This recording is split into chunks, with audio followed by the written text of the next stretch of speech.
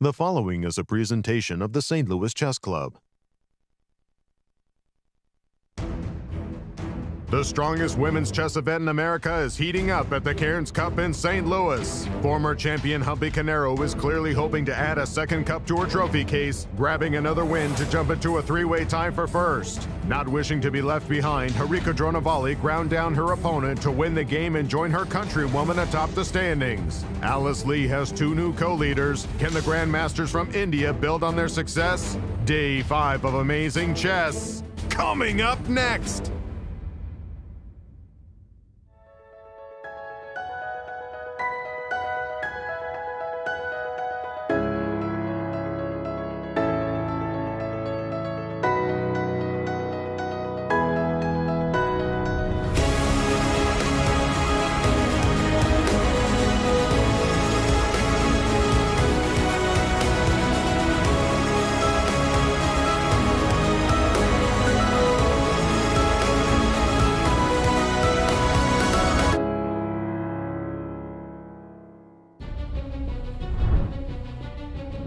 Standing in front of the iconic Chess King, the largest in the world, as we are getting ready for round 5 of the Cairns Cup. Sending it over to studio. There is a three-way tie at the top of the 2025 Cairns Cup. A couple of veterans have joined young superstar Alice Lee in first place. This is the last day before the rest day, so we can expect fighting chess as round 5 starts right now from the St. Louis Chess Club. Hello everyone and welcome to the show. I am Women Grandmaster Katerina Nemcova and I'm joined by International Masters Almira Skripchenko and Nazi Paikidze. Ladies, happy to be here with you. Great to be with you too. Hello Katerina, hello Nazi, what a pleasure to be here. Well, hello chess lovers. The Cairns Cup is here, round 5 as we stand, a thrilling chess race, the best in the land, with 10 clever ladies, all sharp and all keen, the smartest of players you've ever seen. No dull, sleepy moves, that's Alice Lee. What did I say? Each game is a puzzle for you and for me.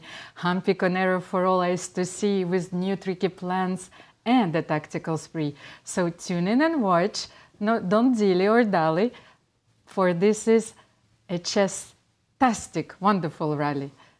Wow, this was beautiful. I don't know how to follow on that. What a nice poem. Thank you, Katerina. It's like nights, sleepless nights. Then when you compose poems. Yes, that's when I compose poems, but standings before everything. Let's take a look. Standings after round 4.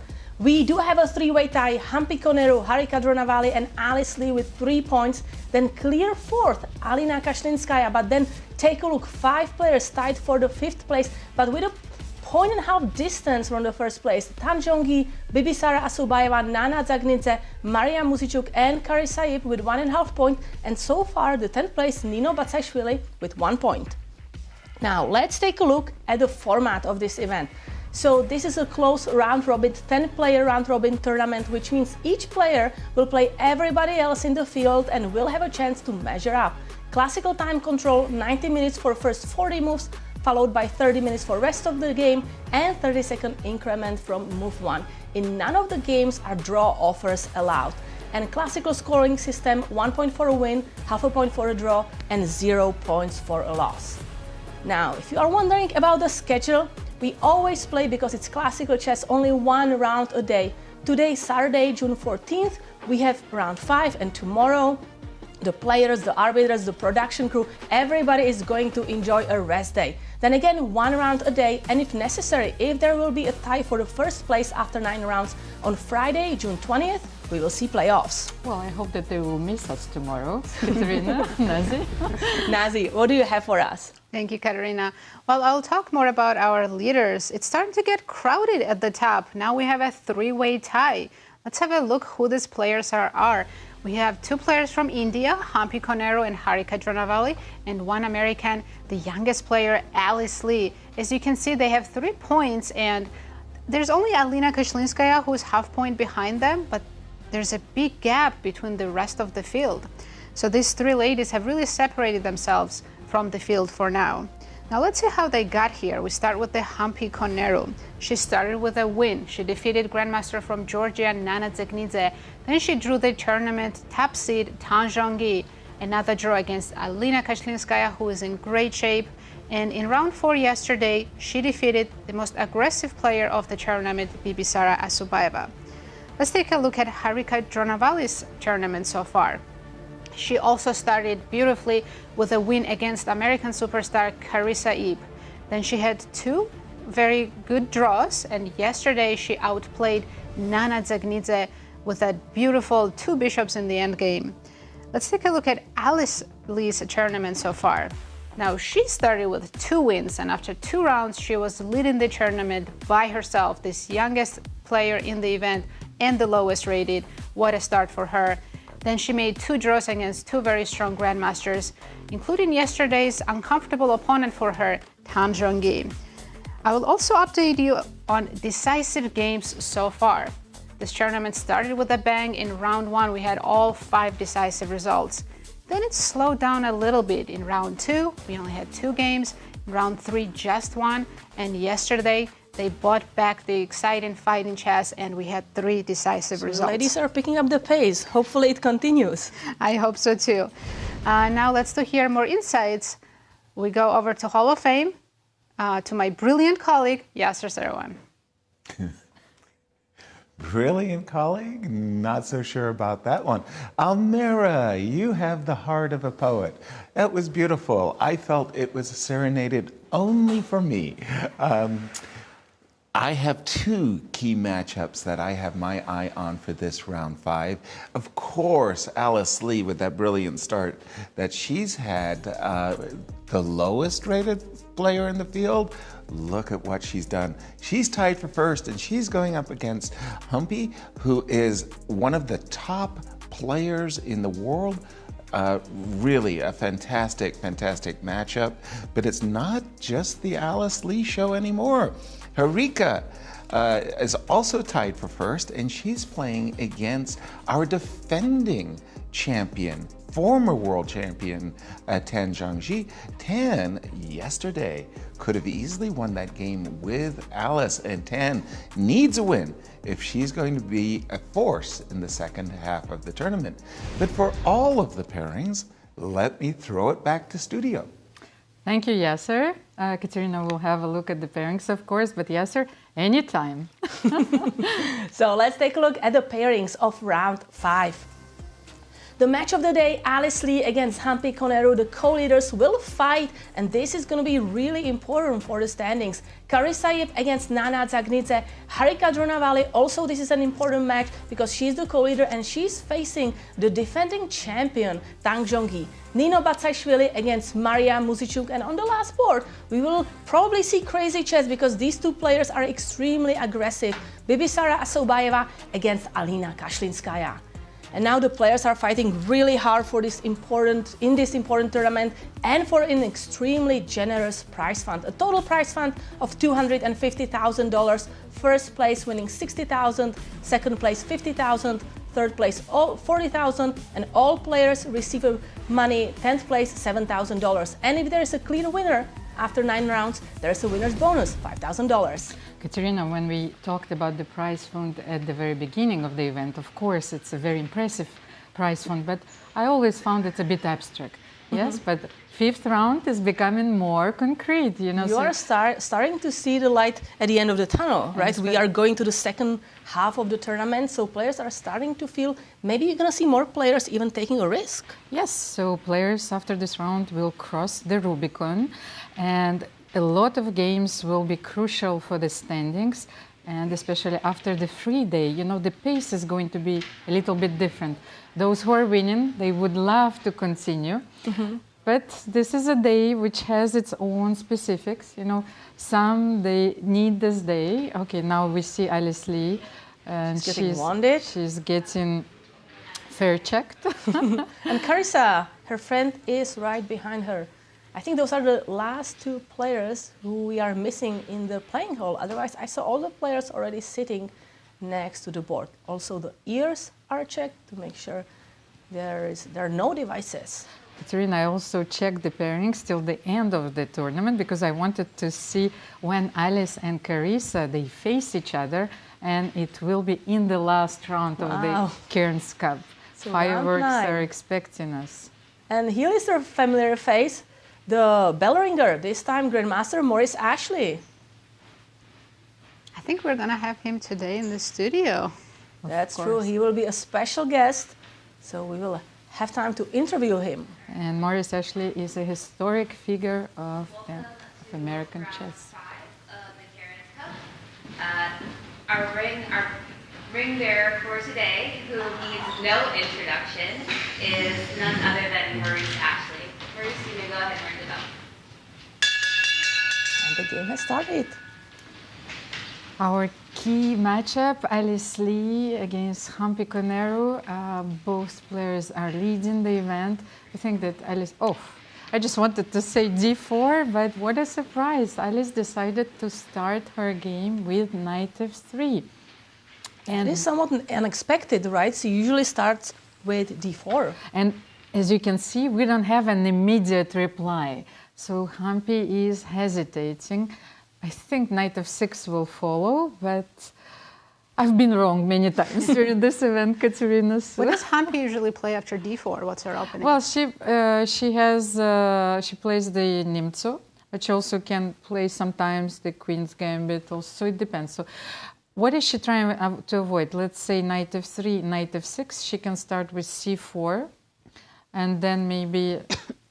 If you're playing e6, knight c3, then bishop b6. Maybe that's what I think Alice would play g3 and play the Catalan. Mm-hmm. Maybe that's what Humpy Koneru is thinking. What is Alice trying to avoid, and where is she trying to guide me? What is her preparation? Actually, this is such a beautiful moment. Okay, knight f6 is of course on the board, but it was important for her to take this time and to be sure about her opening choice, because we know that players, they spend hours and hours preparing for one single game. And this move, knight f3, played by Alice Lee, had thrown Humpy Koneru off a little bit. So knight f6, Alice Lee is coming back to the board. Yes. Probably not surprised that Humpy decided to respond with knight f6. But then g3 or c4.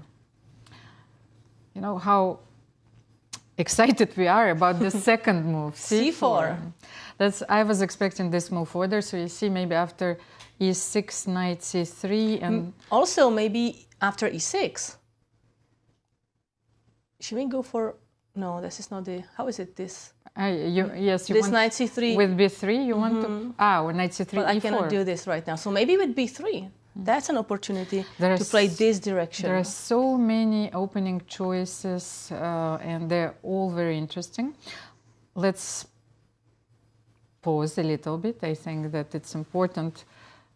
Let's go around the room, check what others are doing. Because I think that knight c3 is going to be Alice's choice. But once again, let's have a look at the game between Carissa and Nana Dzagnidze and look at Nana's second move. So e4, c5, of course this is a Sicilian, but after knight f3, Nana is probably on tilt after yesterday games. She plays a6, but it's a very tricky move. So c3 is considered to be the best move in this position. So normally you are transposing to the Alapin Sicilian, where you claim that a6 sometimes is not useful, but I'm expecting this line. And also to explain this a6 move, the idea is if white continues in the regular fashion of playing just d4, then pawn captures, knight captures, and then there is this e5 move, and white has no longer this knight b5 move, which is usually something you want to do. So that's why Carissa is not continuing in this regular fashion of playing d4 because of this move a6 and trying the c3 move, hoping to show that maybe this move is no longer that necessary. So Harika Dronavalli against Zhongyi. Harika is leading the event, so she went for the King's Indian attack. She started with knight f3, of course. So before it gets to King's Indian attack, because I think she can still play d4 here, but if her opponent plays knight c6, and Harika will choose to play d3, then knight d2 and e4. This will be King's Indian attack, the beloved opening played by Bobby Fischer. I love this opening, and I hope to see like an attack on the board, because she will play e4, e5, rook e1, then throw the knights, sacrifice a lot of pieces. And it's going to be double-edged position. It's definitely not going to be a boring game. Of course, but here, after knight c6, d3, if black doesn't play e6, the another choice is to play e5, and then you're playing King's Indian with the reversed colors. Right. Yes, okay, so it's also a very interesting opening choice. Then Nino Batsiashvili against Mariya Muzychuk. Is it a Grunfeld or a Slav, or a Grunfeld which became a Slav? Well, it was a Slav. No, it's a Slav which became Grunfeld. So after Queen c2, Mariya decided to make this move, g6. It's also one kind of the main lines, guarding of course, this square so the bishop can develop here and attack the queen. And here the opening concept is that after Queen c2, black, well, it's thought that it's very interesting to develop the bishop on g7. So I've played also this line a few times. Nina goes knight c3, bishop g7, c takes d5, and Mariya is hesitating for the moment. It's interesting for me to see. So what is the problem if we'll take c takes d5? Because if knight d5, then you can play e4, I think. But c takes d5. What if bishop f4 here? So basically, do you want to play knight a6 here? No, you can do this, I think. And then e3 maybe. I don't know what's...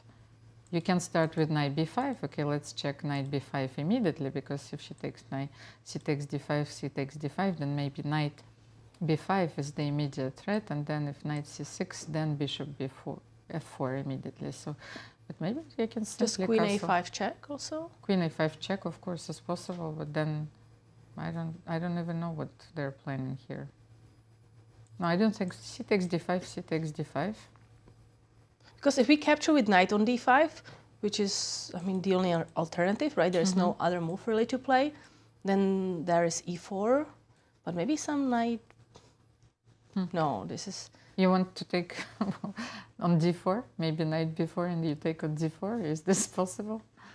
Let's just check. Like, I mean, unless there is something. And now bishop takes d4, yes, some bishop tricks. Takes d4, some trick, but I don't know what will you do after queen b3 in the first line. But this, of course, is when this would work. Pawn. This yes. would be a nice yes. tactics to gain a pawn.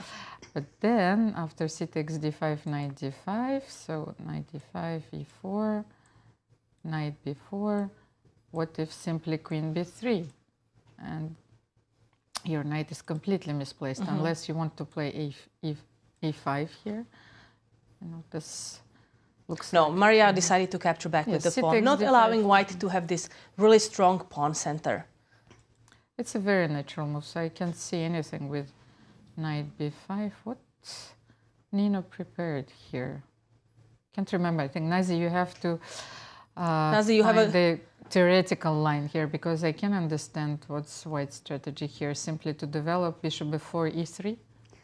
Well, I have another game prepared for you. I can show you that. Yes. I think only game we have left, right? That's the game between Bibisara, Assaubayeva, and Alina Kashlinskaya.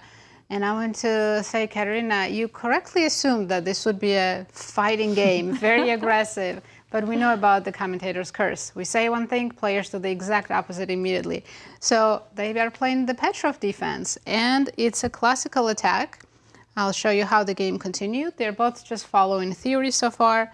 It's a very theoretical line. Bishop g5, queen a5, knight h4. Yes, I was looking at this. Line continues for many more moves, and there's a lot of games still in the database. You'd think here, okay, maybe black's pawn's going to be bad on e6, but no, black's taking the other bishop on g5. Knight f3, queen a5, bishop comes back, knight develops, and it looks like a very equal position, right? We have opposite color bishops. There's no weaknesses on the king side at all for either side. Both bishops are pretty good. What would you say here? Would you how does white even try to play for an advantage?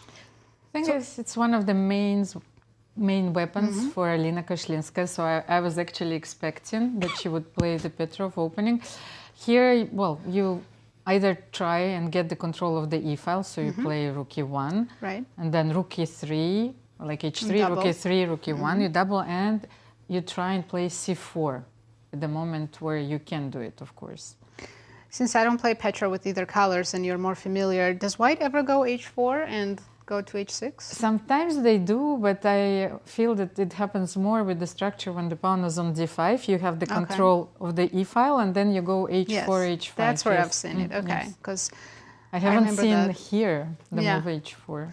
I saw the computer after, let's say, if black plays g6, which is a fine move, then computer suggests h4. I don't think we're playing h5 anytime soon, but it's still a useful move, I guess, for the outpost for the knight on g5. And what if black tries to simply develop? So after rook e1, rook a e8. The other rook, all right.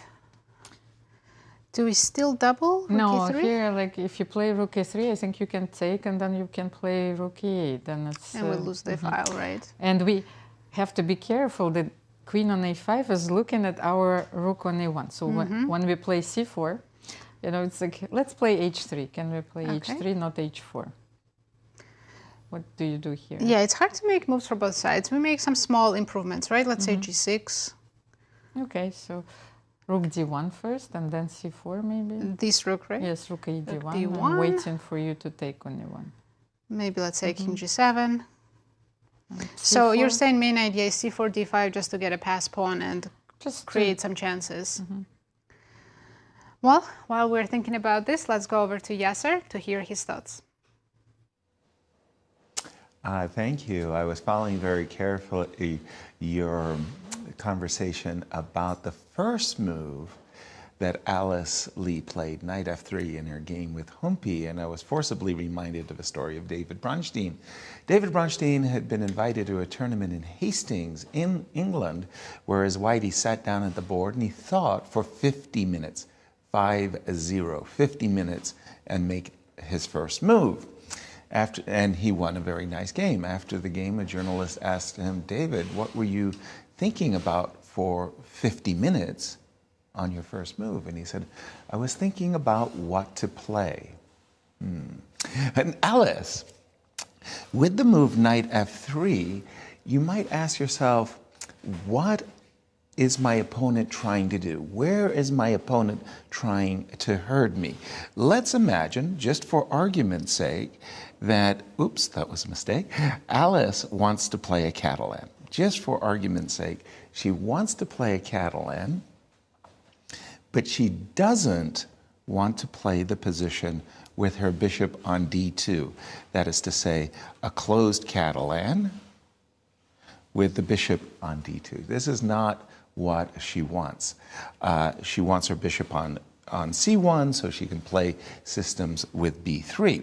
So then you think to yourself, well, how can I get the position I want? Knight f3, knight c6, g3, d5, bishop g2. And now bishop b4 makes no sense. Bishop e7, and check it out. We have a Catalan, but not the Catalan.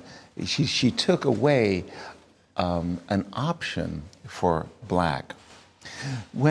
In my heyday, when I was black, I liked to answer the move d4 with the move d7, d6. I was playing against Viktor Korchnoi. Now, Viktor Korchnoi, in those days, was not an e4 player. He didn't want to necessarily play the white side of a perk defense against me. And so if he had stayed true to himself and played a queen's pawn opening, then I have been playing e7, e5 and doing rather well in my career. So in this exact moment, he played the move g2, g3. And he had outfoxed me because we were suddenly in a King's Indian where in this line of the King's Indian, much like Mariya's game, d6, d5 is an option. I already committed my pawn to d6. And before I let you go, I'll just tell you one other story I thought was really rather a fun one. There was a time in his career when Tony Miles was playing b7, b6, and bishop b7 against everything that white could play. c4, English, queen pawn, king pawn, b6, bishop b7, That was Tony's universal answer to everything. I started the game with the move G2, G3. And here we were on a stage, and Tony, in a very loud voice so that everybody could hear, leans across the board and he says, "I love these moral victories." He played E5, I played C4, we were in English, and I was a happy camper. These opening moves 1, 2, 3, pay attention to them carefully because the opponents are striving for something. Actually, one last thought, I do apologize, and that was, the game of Carissa. As everybody knows, A6 is a bad move. Full stop and end of story. A6 is a bad move. Don't play that move. And it's not because of C2, C3, which is an excellent move. C3 is an excellent move. The best is to play D4. Now you have to take on D4, and I don't take with the knight because of the move E5 as you have pointed out. Instead, I play the move C3. This gambit, what is called the Smith-Morra gambit, is very dangerous for black. Having already committed yourself to the move A7, A6, that's a serious transgression.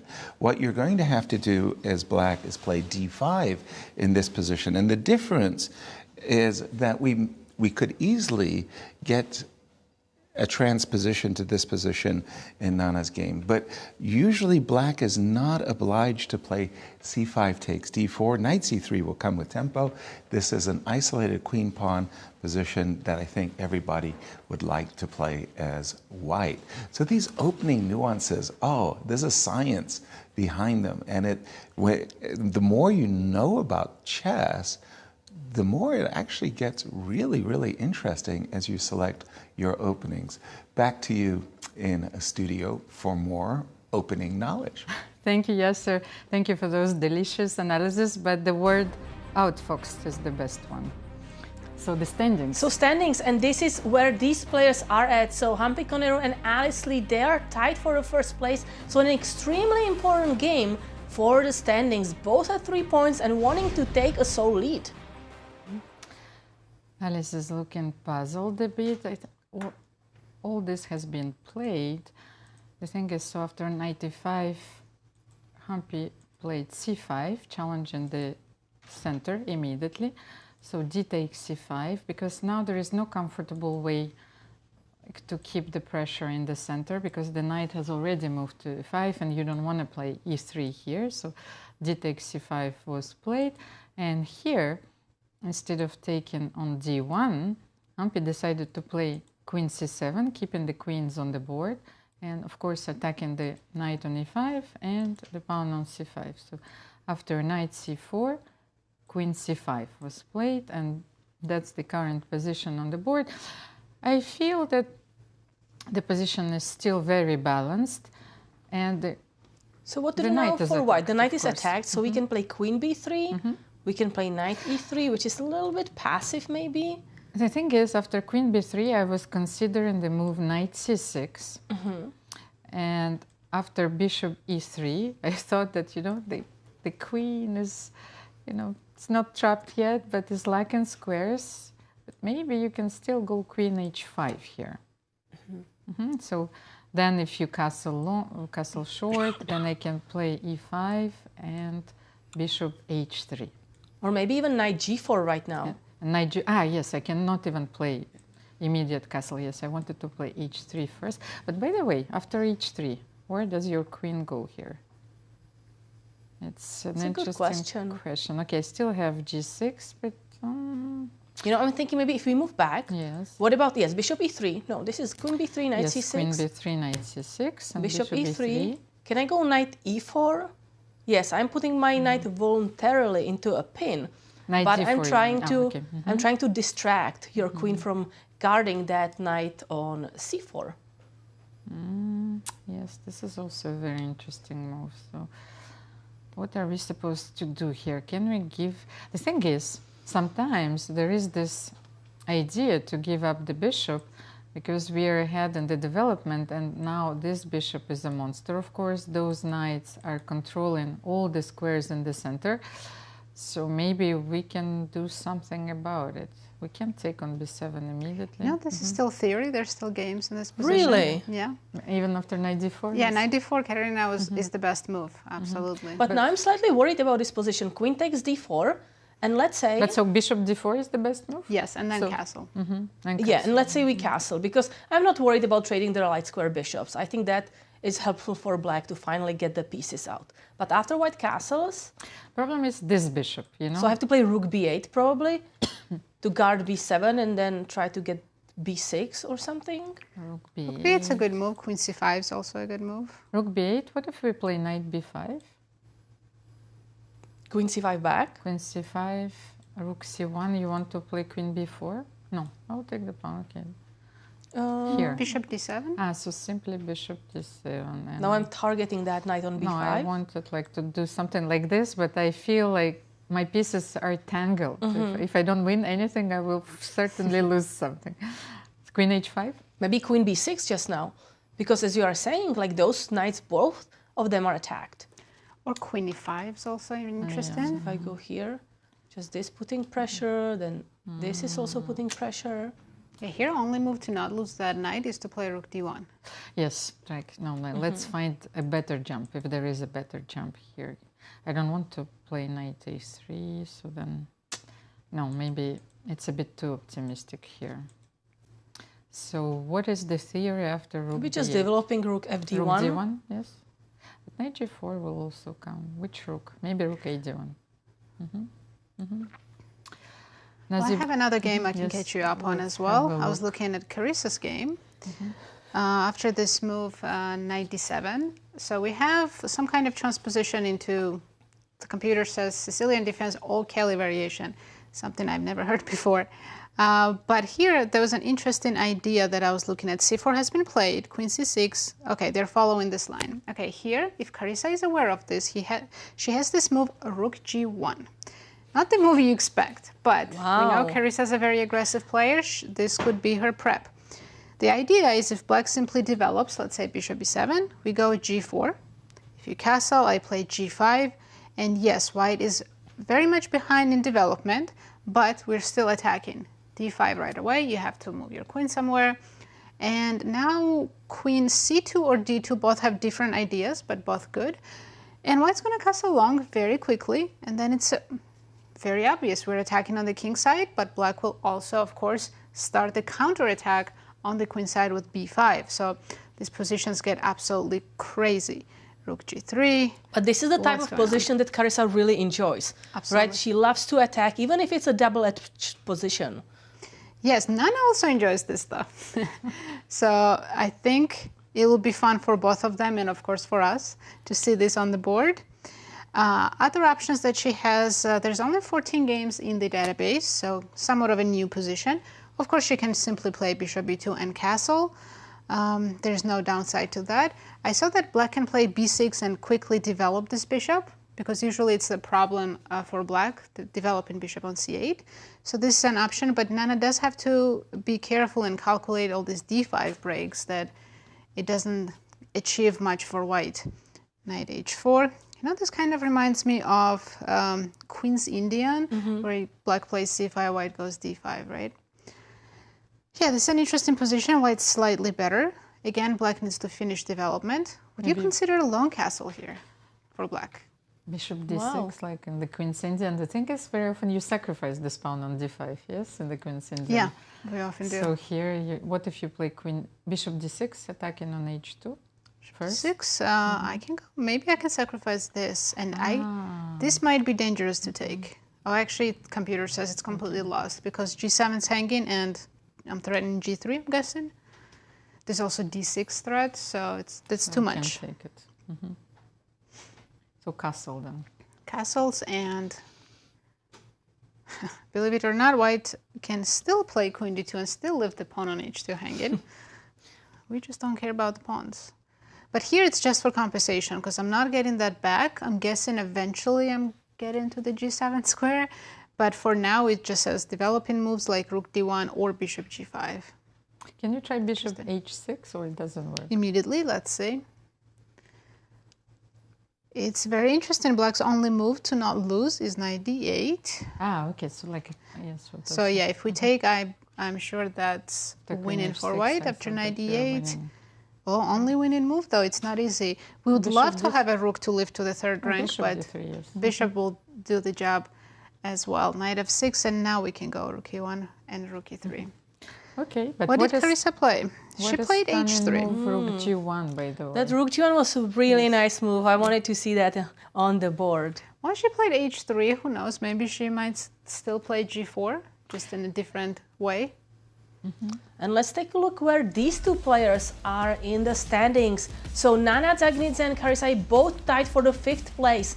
So kind of in the middle of the standings, but you see that they have a gap between the leaders, the Humpy, Koneru, Harika, Dronavalli, and Alice Lee pack.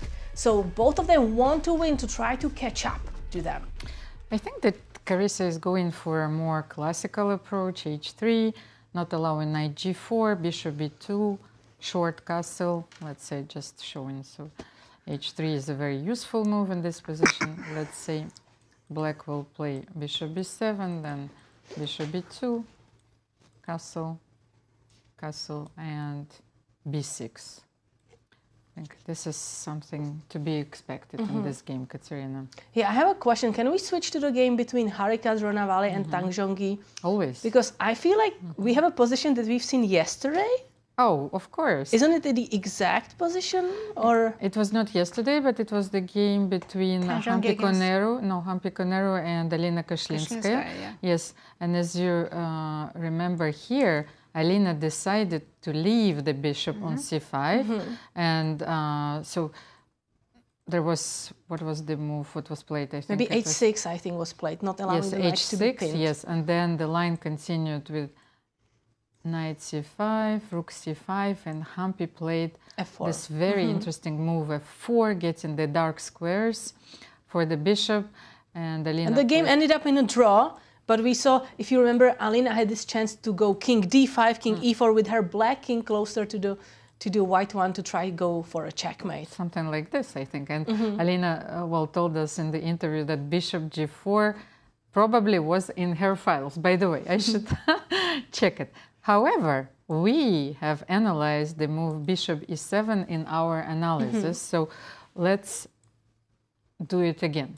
So this move allows bishop g5 to try to capture the knight, because the knight is the defender of this pawn.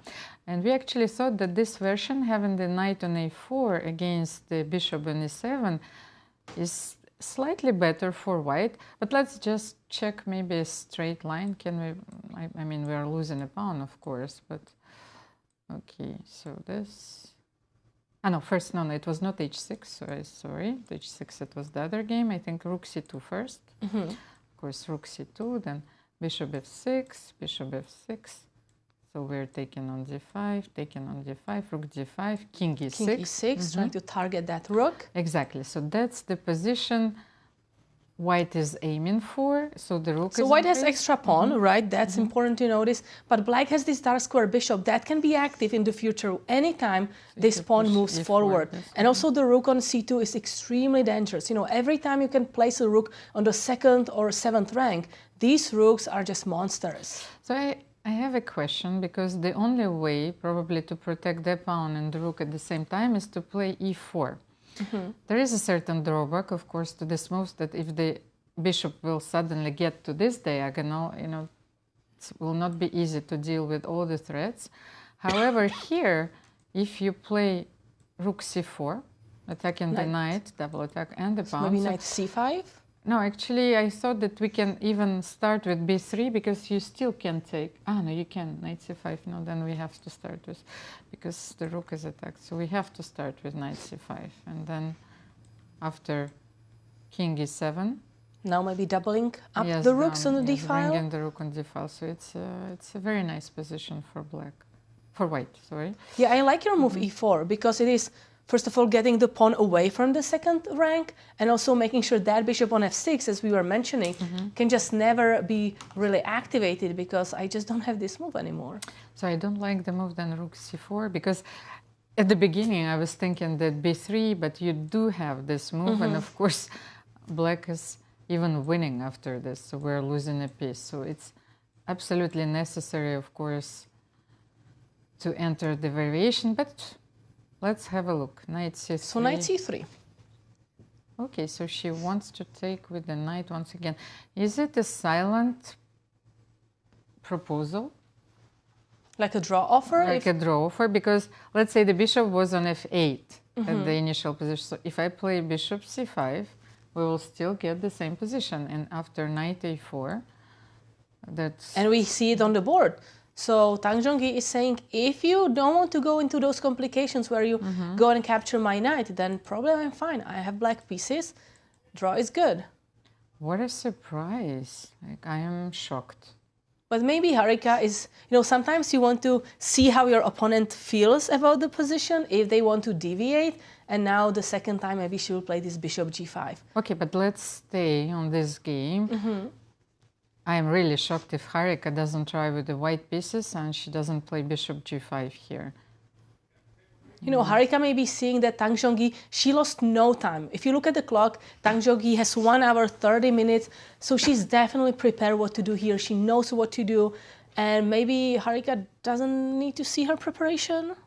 So have they already repeated once or twice? Yes, twice. Yes, that's the only hypothesis that I have is that Harika didn't expect this line.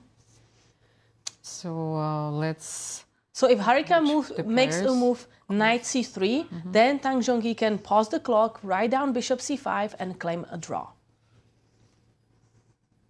Wow, that would be the shortest game in this event.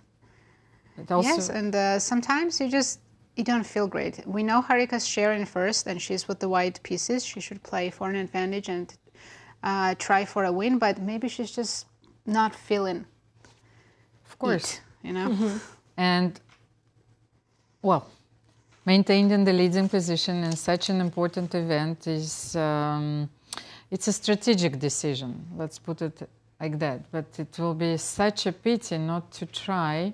We also have to remember yesterday, I just checked, Harika played against Nana Dzagnidze, and that was a crazily complicated game. And also a very long one. She also played a very long game against Carissa. This sustained intellectual effort, long hours, it drains you, of course. She wants to have 2 rest days. Well, we'll see. She might still go just bishop g5. If she wanted to make a draw, if she came into this game with that mindset, then she would have already made it. Clearly, she was surprised in the opening, and now she's making that decision. Let me have a look at just the game between Mariya Muzychuk and But Nino we also know, right, the Batsiashvili. longer you take here, longer you think, more likely you are to accept that draw. Yes. Because either you decide you want to play. So let's stay with this game of Harika, Dronavalli and Zhongyi, because Harika, it feels like she maybe she doesn't want to make a draw, but also she's not very secure in knowing how to proceed to play for a win, because a lot of pieces are going to trade. Queens are already off. If I'm going to play bishop g5, a lot of other pieces are going to go off, and maybe you feel like you're going to have a long struggle for another 1 or 2 hours, and there's not much edge on the board. And Zhongyi looking very confident. She prepared this line. She hasn't spent a minute yet on the clock. Did you see it on a completely different topic that Harika is wearing the Cairns Cup sweatshirt, Tang is wearing the Cairns Cup t-shirt. I was like, clearly this year's swag, that's the word, yes, because I had to learn a new word. Your commentator is wearing something from the Cube Boutique today. You have the Cairns Cup scarf? Cairns Cup scarf, so it's this year those elements are very popular. I actually think that sweatshirt that Harika has on, the same that Alice wears it's from last year. Okay, so, but I think that Harika has played every Cairns Cup. I believe so, almost every. No, I think she's one of the players, because there have been only 2 players. Her and Harika Wait, I think it's Nana Dzagnidze, yes. Right? Harika Yes. and Nana. They've played, this tournament, first of all, has become such a tradition, an important event on the calendar, and it's the 5th edition of the Cairns Cup, and today is the 5th round. So Harika has a lot of swag from this from these events. 5 years worth of swag, yeah. Yeah, she's thinking more, but as Nazi pointed out, the more you think, the more you hesitate. And the more likely you are to just move knight c3. So what is the conversation with yourself that you have during those moments, Nazi? Well, first I think about, maybe I should have played a different opening. You start with the regret. Yes. Eventually, you know, go through the 5 stages, and Yes. then you're like, okay, acceptance, and then you make the draw. Because it's unfortunate, you know you have white pieces. And I think this is Harika's 3rd whites or 4th whites. It's like Third white. 3rd white. So she's going to have a number of blacks. Not that she's not scoring with black pieces, but you like to take advantage of having white pieces, not just to make a quick draw. Right, but against a player like Zhongyi, who has played World Championship match, her opening preparation, probably one of the best in the world. So if you don't get anything out of the opening with white against 10, you kind of have to accept, well, she came well prepared. Mm-hmm. And still, I mean, for Harika, she would have 3.5 out of 5, and that's a great And score. she goes for Here we go, knight knight c3 on the board. 10 is looking around, maybe thinking, where can I catch an arbiter? She's writing down first Harika's move. So no draws are allowed. No draw offers are allowed, by the way. This is a more precise definition in this event, but a 3-fold repetition of the position or of the moves, and the players can claim the draw. So now Tang hesitates, or? Tang can write down bishop c5, and this is going to be the 3rd time. Once the bishop went there from f8, so this position is slightly different, but it matters how it went, that it is on c5 for the 3rd time. It's a strategic decision, of course, because not only you make a draw, okay, so you're leading, you make a draw, but you keep Tang, you know, only at 2 points. This is also very important. She had a disastrous start in this event, and she is dreaming about the comeback, so she cannot bounce back in this game. And there will be only 4 games left. And yesterday she had a big chance against Alice Lee, right? She had an extra pawn, but then she blundered, she missed a short tactics, and then it went to a draw. And I think she's checking the score sheet right now, 10, about to write down her move, pause the clock, and call the arbiter. She's probably checking that because bishop first time went from f8, they would still be a draw, but yes, it is, and she's stopping the clock. And I think we will see now The chief arbiter, Maya Mayers, is checking with the computer, or the deputy arbiter, Anastasia Sorokina. You just need to check it on the electronic monitor. It's very important. So, But in our books, it's correct. it's And the this will be position. a draw. And yes, the arbiter agreed. So we have our first quick draw between Harika Dronavalli and Zhongyi. So the 3-fold repetition of the position. And a game lasting only 17 moves. But That would be the record to beat, right, for the shortest game in this tournament. what an unexpected turn of events for me. I didn't expect this at all.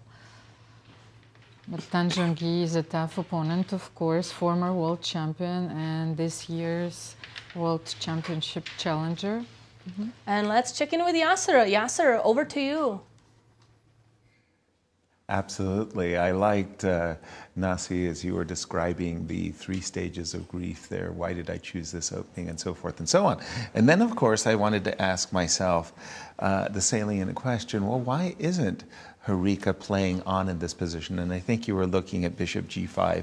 And I was having some fun with the computer. And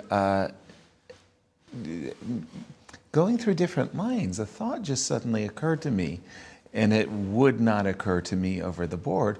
What if I'm black and I just sacrifice a pawn and I say to my opponent, okay, go ahead and do your worst. Imagine I play the move d5, d4 after bishop g5. Well, what's your first impression? Is like, okay, the black king is in the center and I'd like to blow up the position for a moment. But then if you try to blow it up with the move f2, f4, this is bad for a number of reasons, not the least of which is the most simple knight g4 with the idea that you're ready to play knight e3, make a fork on c2, and that's not the way you want to go. So of course against d4 you reach for your e-pawn and you play the move e3. This is the pawn sacrifice I'm talking about. Takes, takes, takes, king e8, takes, takes. White's a pawn up. Black has the two bishops, very, very nice open bishops. You can see that they're streaming. The rook is ready to jump to c2. King can go to e7. Maybe on a good day you have this very strange looking rook lift. Computer says only slightly better for white, and I'm looking, and I'm agreeing with the computer. So the actual position that the players agree to a draw in is basically very balanced. Still an unexpected short draw, a grandmaster draw. Back over to you in studio. Thank you, Yasser. And this was also the line, by the way, that we analyzed 2 days ago. And as I remember, bishop d5 was our conclusion in order to trade the light square bishops and to try and to claim the advantage, of course, but it is not an easy task. Yeah, and as Yasser was saying, maybe slight advantage for white, but I would be worried if I knew my opponent is prepared for this variation. There is this open h file, two bishops on the board.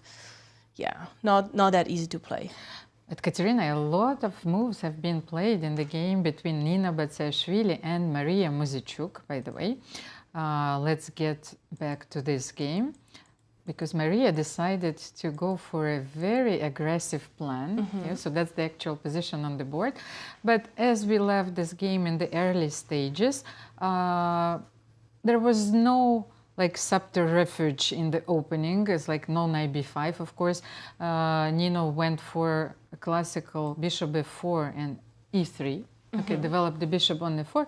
But we all know that the bishop on e4 very often attacked in these lines, and black plays knight h5.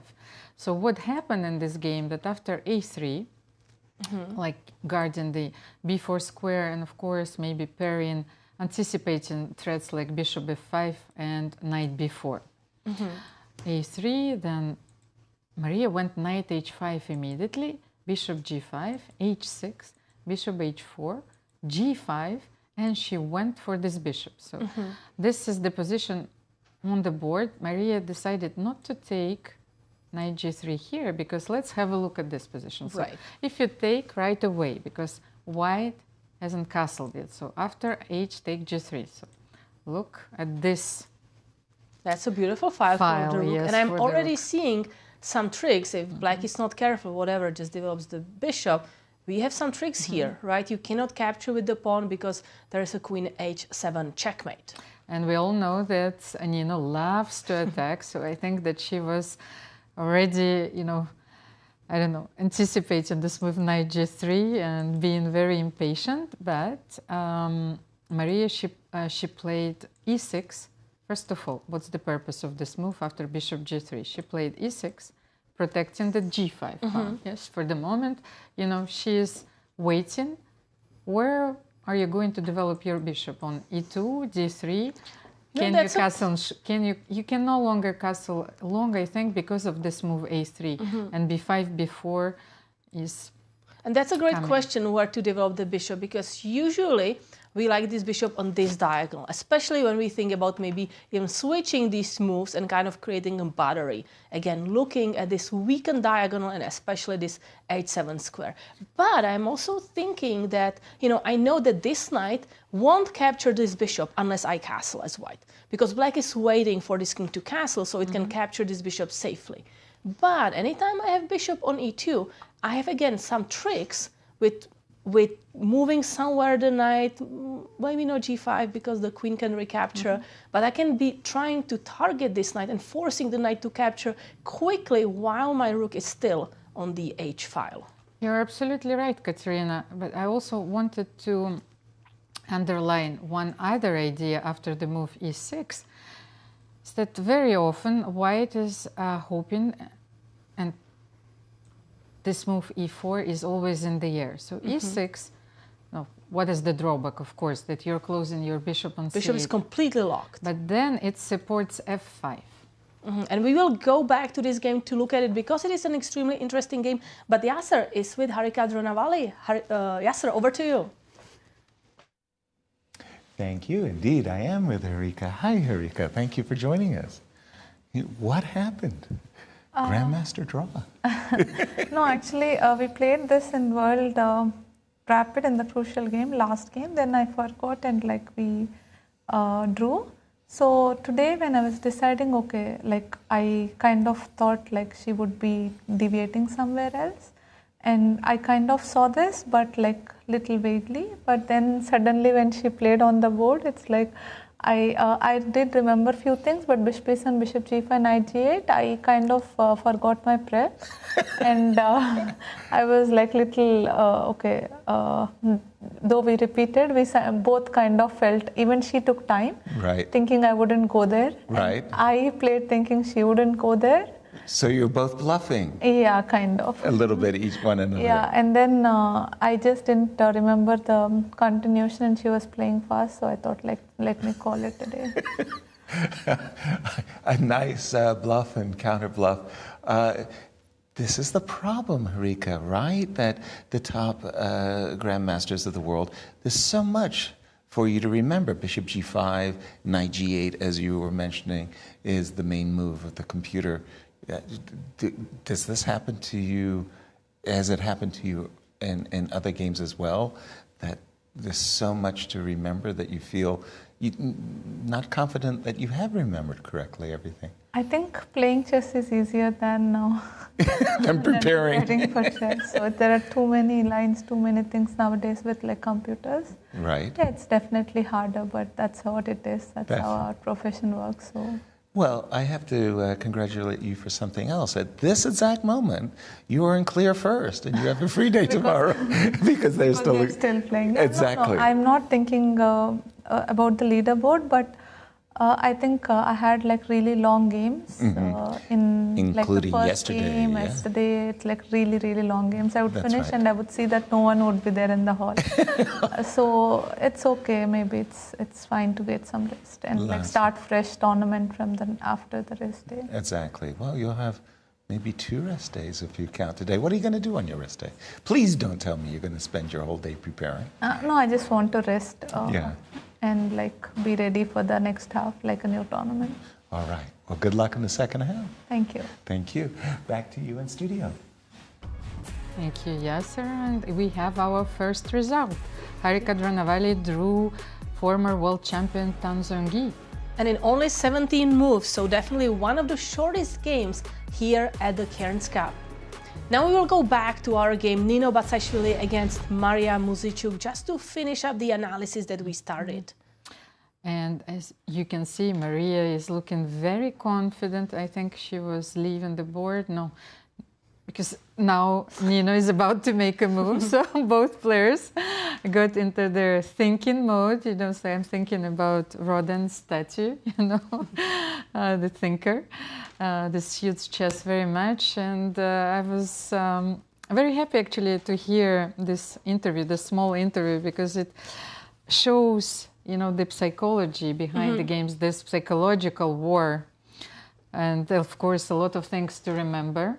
Yeah, as Harika was saying, I thought she's going to deviate probably. Yes. Tan thought that Harika is going to deviate, and at the end, it's a draw. But as Harika mentioned, she did have a lot of really long games, especially yesterday, and those games always favored her as she won her games, but sometimes you just need a break. So bluffing in chess, Katerina. Exciting games ahead of us. Let's just finish the analysis. Nino just played knight e5. Knight e5. So let's put it on the board, in our analysis board. So knight e5. What can you do here? Let's say if you take knight e5, I'm pretty sure she wants to take with the bishop, and she loses the pawn. There is no other way to take it. let's just show Wait, it. so if I take here? Yes, I will take on g3. But this is what I want, right? For me to capture with the h pawn? Yes, but then yes, but here I will not take immediately. So are you going to play f4? I was thinking about playing something. Queen c7, no, right? Yes, queen c7. And then you no longer have this knight to take on g5. Are you going to continue with this strange looking move f4? You might as well. It doesn't look good, I agree, but I need to protect the pawn. But yeah. Okay, and what about your king? Is it staying in the center? Unclear, you know, I may be thinking also, yes, I mean, long castle is the most natural move for sure, but I was thinking maybe I want bishop d3 and maybe even then king f2 and try to double the rooks. Is it too optimistic? Probably too optimistic, but... With modern chess, I think that everything is possible, but I suppose that Nino wants to take, of course, with the bishop on e5 because it's a very natural move and she is exchanging the bishop here. But then can we play f6 here? I don't know. What do you think? I think we have to play something like f6 because if black was to capture this bishop, white is extremely happy that this guard is no longer here, which means this pawn is always weakened. So I take, and then I will be preparing maybe g4, h4. No, this is not the position that you want to have, of course, so maybe f6. But I also had another option in mind. After knight e5, you can still take on g3. So let's say knight c6. Also intermediate move? Yes, the intermediate move, and then h take g6. And to challenge the structure with C5. immediate c5 or rook b8 or queen b6 and c5. Because now that the knight left the king side, I have a feeling that this attack is not so powerful. You need so many moves: bishop d3, castle long, then double your rooks on the h file. But I agree because yes, we are putting pressure on the h file, but this bishop is just doing an amazing job guarding this. So it looks good visually, but in fact, I'm not sure if white has enough power to go through. But Nazi, you have something for us. Which game you want to go over? Well, I just wanted to give you some updates in 3 different games. I'll start with Alice's game against Zhongyi. So we're looking at this position, we're thinking queen b3, which was played, but after knight 6, here Alice decided to offer a queen trade, queen b5. So I know we already had one quick draw, but honestly, this is also heading towards a draw.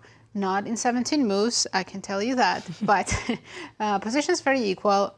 Humpy can either take on b5 or start with knight d5. Doesn't make a difference. Either way, black is completely fine. There is absolutely no issues in her position. So she is equalized and... So how would black continue, like bishop d7 and developing the rooks, or...? Rook d8, knight d5 is the first suggestion. And then, yeah, bishop d7, absolutely fine as well. Nazi, also one remark, important remark for this opening, especially when black plays knight d5. Yes, no matter what, just to put this position. So white should refrain from playing e4, because normally in long term, black can even get better after this move. Absolutely. So I wanted just to point this out. Yes, we don't want to play e4. I think I had a game against Anna Zatonsky where I did that and regretted it soon after that. Yes, so I learned my lesson. When it's tempting to play e4, you have to make sure it's the right move. Otherwise, yes, because of that pawn, I ended up being worse. Another game I want to give you some updates is Bibisara against Alina. So we're looking at this Petrov line. And here I gave you the line with bishop b3, which is the more common move, but Bibisara played bishop h3. I was trying to understand why black cannot take the pawn, and even with the engine, I couldn't really figure it out. I think I need a deeper engine. There's some compensation, of course. You can play rook b1, b6, and it just says simply queen e2, and we are threatening rook c1, but the only compensation is that black knight is not developed, and that's about it. But this bishop on h3 is so awkward. Right? That's what I was thinking. It looked better on b3 I know to me. you're stopping the knight maybe from developing to d7, so the bishop is doing something, but I like the bishops always kind of looking at the black king. Okay, good. Here I understand, because what else can you do? You can play queen a5, then rook c1, and unless you want to develop in any other way, but you don't have any other useful move for me than knight a6, and you have to give up this pawn, no? Yes, or I could wait, make some moves like queen h5, rook d8. So there is some compensation for sure. So Alina decided not to take that pawn, played queen c7, after which Bibi got c4. So now white has a small advantage, right? After knight d7, we just keep developing. And oh, this queen b3 wasn't liked by the engine. It was saying white should play c5, but that's such a commitment to give up the d5 square completely. With the idea that after bishop e7, I think we're going to reroute this bishop to g2, maybe? But why not to get bishop f4? Good question. Why not play more actively? I'm going to follow your technique. If you play g3, I will go bishop a6. Just copy me. Yes, looks fine. White Queen is b3. better here. Yeah, white is slightly better. Space advantage. And the b file. It's mostly the b file. I'm going to play rook b1, and black still hasn't equalized here completely. And you have knight e5 here, where the position is not exactly... it's unbalanced. Yes, it's not exactly similar, because you have the c5 square. The d5 square can always be challenged by the bishop on g2, so you will double on the b file. Yes, it's often considered that these positions are better for white. And even the white knight can go to c4, maybe d6, right? Even improve that way. And still put more pressure on b7. But in the game, Bibisara started with queen b3, and now black has the chance to play c5, allowing d5. But this computer likes better for black because the bishop is a good blockade. And again, we have the white squared bishop, so we're not very happy with this setup, right? This bishop is not going to be any better on g2 anymore. After rook e8, it just says triple zeros. And I think one of the most exciting games we have going on is Carissa's game against Nana Dzagnidze. When I left it, it was here. So we have b6. I first wanted to see, after around here, we lost the database. h3 was the novelty. Yes, we're talking about h3. That was a novelty. Takes, queen c7, bishop b2, and this is the position we have right now. Unfortunately, we didn't see rook g1 and g4, but this is still Sicilian, so I think we're going to see some kind of attack. Maybe white's going to play castle, queen e2, and b3, and then prepare the attack, right? Bishop e7. Do we take on b7 or just leave this tension on? I feel that Nana played very precisely. She delayed playing bishop b7, and she first played b6, bishop b7. So it's very important, yes, to... This is an interesting move also. I'm offering now to trade different pairs of bishops, right? Create some imbalance. You have to play rook a7 to not lose the pawn. g3, tempo move. If queen c7, bishop g2, and you have to watch out for knight c6. That can be very unpleasant. You have to play knight b8, and we don't want to make that move, of course. I like this move bishop f4. Yeah, I just noticed it's creating some complications. And if black plays e5, like I just want to punish you. Knight f5. Ooh, knight but you're going to punish me for... Okay, I take your bishop. Going to be brave. I take here, and then maybe rook e1. Knight castle. Yes, you can. You get out of the pin, but my rook gets on the 7th rank, and wow, it says plus 2.5. But how it's so strong? I mean, material is equal. So I think I want some... So queen c7, queen c6, pardon. c6, queen d4. Oh, there's g7. I'm going to take on f4 and come to g5, yes, and that's going to be just game over. So let's say you make some move, queen f4, and this looks terrifying. Yeah, bishop f4 is a very interesting move, for sure. Wow. And let's take a look at pie charts, because we have our statistician in-house, Ben Underwood, who always prepares for us to see who has the highest chances to win the tournament. So this is pre-tournament. You can see Humpy Koneru, the highest chances 22.2%, Tang Zhongyi 18.9%, and Bibisara Assaubayeva 12%. And one more thing I want to show you is Alice Lee. Now you see she's going forward after round 1 because she made a win. And she has 4.7% chance to win after round 1. But things changed after the second round because she kept winning. Humpy Koneru still keeping the lead, but Alice Lee went to the second place with 18.6% chances to win the tournament. Now let's see how it went after round 3. So after round 3, Humpy Koneru is still a clear favorite to win this event, 29.6%. But look at Alice Lee, 21.5%. And Harika Dronavalli has the third chance to win this event. And after round 4, what happened? Koneru is still our favorite. She's my pick, so 46.3%. That is a huge chances, 46.3%, wow. And That Harika is almost Dronavalli, unexpected for me. And Harika Dronavalli, she has the same amount of points as Alice Lee, but somehow, according to the statistics, maybe she's a more experienced player, so she jumped over and she's in the second place, and Alice Lee in the third place with 15.8%. let's check in with Yasser. Ladies, yesterday you were talking about executing one another. Now punishing one another? Very good. Improvements are being made. I want to turn your attention to the game of Alice Lee and Humpy, two of our tournament co-leaders going head-to-head in this big fifth-round clash. I'm a pawn grabber, and this last move by Humpy has got me all excited. Knight to d5. At first, I wasn't so enthusiastic about, grabbing the pawns. Usually when my opponent, is sacrificing them, then I'm fearful. When they're blundering them, then I'm eager. The move knight d5, well, obviously the bishop, obviously the knight. We have to start like queen takes c5, bishop takes c5.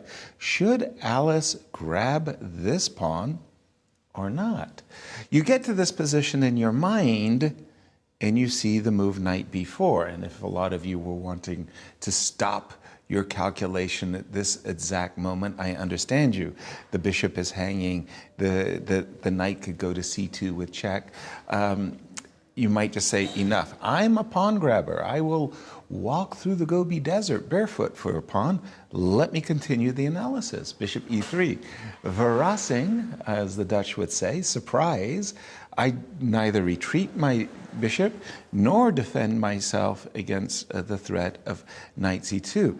The computer likes bishop e7.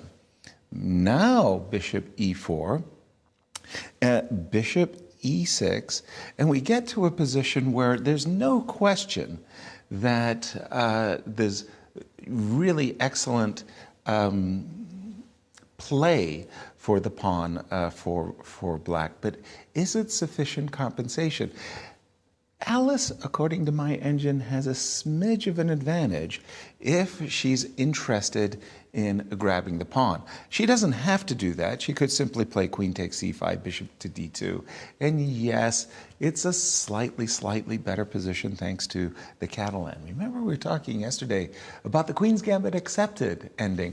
4 versus 4, 4 versus 4, 2 versus 2, and the player who has the better development oftentimes wins. I'm with you 100%, Nasi. In these positions, be very, very reluctant to play the move e2, e4. The bishop on g2 would start crying in that case. Back to you in a studio as we look forward to this key matchup between our two tournament leaders. Thank you, Yasser. And I think that Nazi have some updates. A big one. Carissa just made a bad move. We're talking about this move bishop f4, but she played it one move too early, and now that's got a question mark here. Let's take a look what the difference is. What did she miss?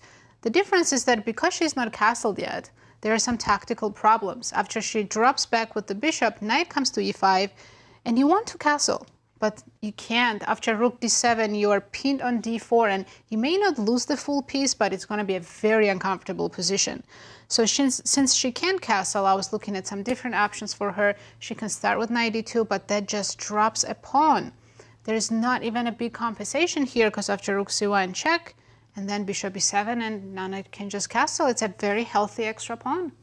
Huge mistake with bishop f4, and she did rush. We know Carissa likes to play a little bit faster, and I wonder what she missed. What do you think? I mean, the idea is good, right, Naz? You are showing that if I don't play bishop f4, right, but I start with the castle, there are a lot of complications. Bishop e7, very natural move, and then bishop f4, and that's great for Carissa. So maybe she just missed her lines or forgot. So the right idea, but the wrong execution. Yes, we often calculate the right moves and then we start with the wrong move first, right? The move order confusion as well.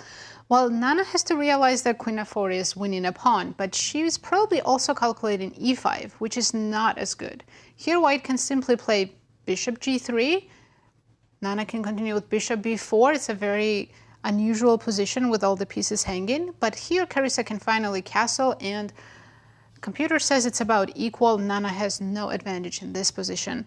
So she will take her time to calculate and compare between e5 and bishop takes f4, but if, queen takes f4, but if she figures this out, that after rook a7, she's at least winning a pawn, she's definitely gonna go for it. What a chance for Nana. Yes, thank you, Nazi. And it's the time in the show when we can check in with our friends at Q Boutique.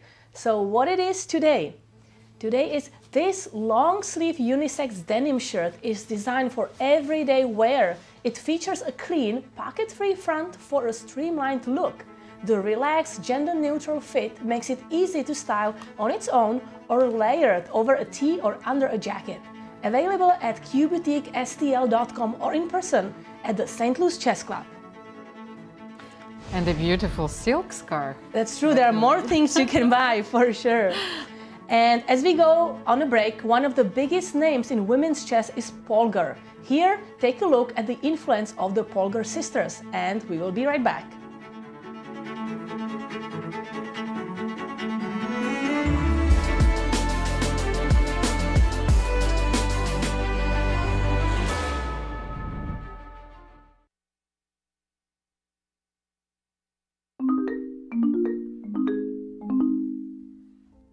When you think of chess, you might picture grandmasters like Garry Kasparov or Bobby Fischer. But three sisters from Hungary forever changed the game: Susan, Sofia, and Judith Polgar. Raised under a revolutionary educational philosophy, they shattered barriers, rewrote records, and redefined what was possible for women in chess. Born in Budapest, Hungary, to Laszlo and Klara Polgar, the three sisters were part of an experiment in nurturing genius. Laszlo believed that exceptional talent could be developed with the right environment, and instead of traditional schooling, the sisters were homeschooled with chess as a central focus. His philosophy was simple: geniuses are made, not born. The Polgar sisters proved him right. The eldest, Susan Polgar, born in 1969, was the first to make waves in the chess world. A child prodigy, she dominated competitions from a young age and became the first woman to earn the title of International Grandmaster through tournament play in 1991. She also held the Women's World Chess Championship from 1996 to 1999 and was undefeated in women's chess Olympiads, playing 56 games without a defeat and leading Hungary to victory in 1988 and 1990. After moving to the United States, Susan helped the American team achieve its best ever finish in the 2004 Chess Olympiad. She later transitioned to coaching, establishing the Texas Tech Knight Raiders, and later building a championship dynasty with the Webster University Gorloks. Through the Susan Polgar Foundation, she has introduced thousands of children to chess, emphasizing its role in education and personal development. Recognized for her impact, Susan has been inducted into both the World and US Chess Halls of Fame. Sofia Polgar, born in 1974, was known as the artist of the family for her imaginative and dynamic style of play. While she did not pursue chess professionally to the same extent as her sisters, her brilliance on the board was undeniable. At the age of 14, she stunned the chess world with an extraordinary performance at a tournament in Rome, scoring 8.5 out of 9 against a field of grandmasters. This feat, known as the Sack of Rome, cemented her reputation as a prodigy. Sofia was also part of Hungary's gold medal-winning Olympiad teams in 1988 and 1990. Though she later focused more on coaching and teaching, her contributions to chess remain profound. Her artistic nature extends beyond the game, as she has a deep appreciation for visual arts and creative expression, complementing her inventive approach to chess. The youngest, Judith Polgar, born in 1976, was the most dominant of the three. She holds the record for being the youngest to be ranked in the FIDE Top 100 players. Judith achieved this on the January 1989 rating list, when at the age of 12, she was tied for number 55 in the world. No player before or since has cracked the top 100 in the world at such a young age. Then at 15, Judith became the youngest grandmaster in the history at the time, breaking Bobby Fischer's record. Unlike most female players, Judith refused to compete in women-only tournaments, believing chess should be about skill, not gender. She played and triumphed against the very best, defeating multiple world champions, including Anatoly Karpov and Vishwanathan Anand.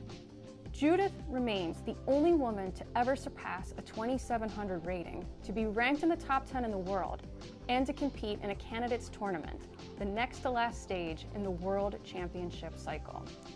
She was also the first woman to seriously contend for the Open World Chess Championship, participating in the 2005 tournament for FIDE's version of the crown.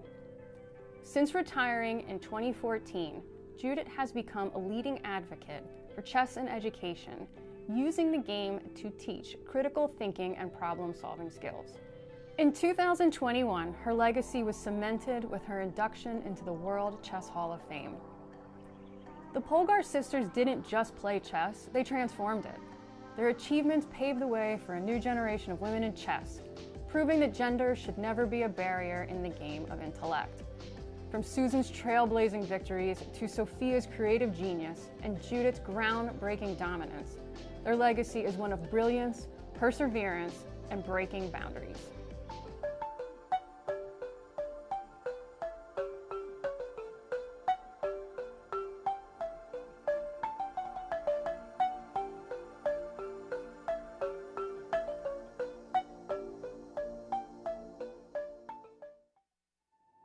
"10 years, one legacy." The Grand Chess Tour marks a decade of mastery where only the strongest chess minds carve their names into history. Each piece has its role, like soldiers in a grand army, with commanders to lead them into the tour's 10th year and a prize fund of $1.6 million. The Grand Chess Tour starts in Warsaw with the Superbet Rapid and Blitz Poland, immediately followed by the Superbet Chess Classic Romania in Bucharest.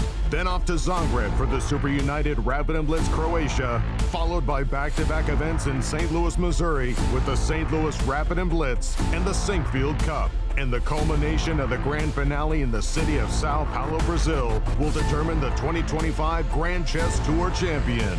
Fight with every ounce of strength for victory. This isn't just a moment.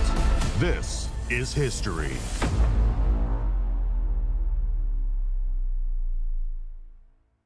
National titles are up for grabs as rising stars and chess legends converge in the chess capital of America, St. Louis, Missouri, for the 2025 U.S. Senior, Junior, and Girls Championships. Beginning July 15th, 30 elite players across 3 fields will compete for a total prize fund of $225,000. 2024 U.S. Senior Champion Vladimir Akopian returns to defend his title, while returning junior players, International Master Justin Wang and Grandmaster Brewington Hardaway and Abhimanyu Mishra will be fighting for first place. In the Junior Girls Championship, top seed Zoe Tang chases her first national title in what promises to be a wide-open field. Young stars and seasoned vets are ready to leave it all on the board. Catch all the action on the St. Louis Chess Club YouTube and Twitch channels.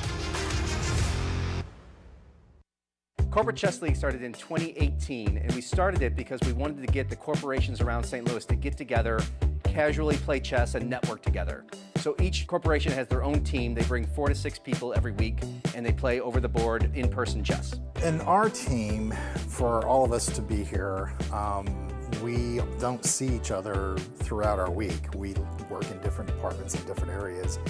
So yeah, I think it's a good thing to hang out with your other peers at the club. So what myself and my coworkers get out of playing in the Corporate Chess League is camaraderie, getting to hang out with people from work, from different departments, getting to meet people from other companies, learn what they do, and obviously just enjoy the game of chess that we all love. We have about 10 teams right now. We average 10 to 12 teams every year. So if your corporation is interested, or if you work for a corporation and you're trying to get a team, all you need to do is go to our website, stlouischessclub.org, and all the information is there.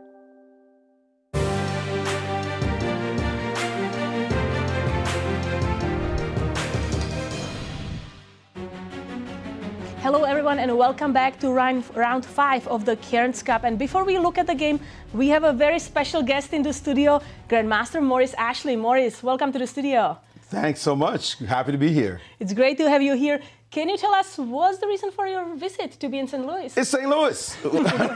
St. Louis, it was my home basically. I didn't live here, but came to so many tournaments. We're part of so much of the commentary team, and it's always fun to visit, see my friends, see special events like this one. I don't really need a reason to come to St. Louis, but yeah, I'm here on some business with the top brass. Okay, good to know. Maurice, bonjour. Bonjour, ma chérie. You are back. So good to see you. Well, so are you. You know, this is what I have to do to see you. You know, I have to come to St. Louis. You know, this is for the first time ever, by the way, during this event, an all-women commentary. I don't know how Yasser managed to squeeze his way in. He's very happy, by the way. He's bragging about that.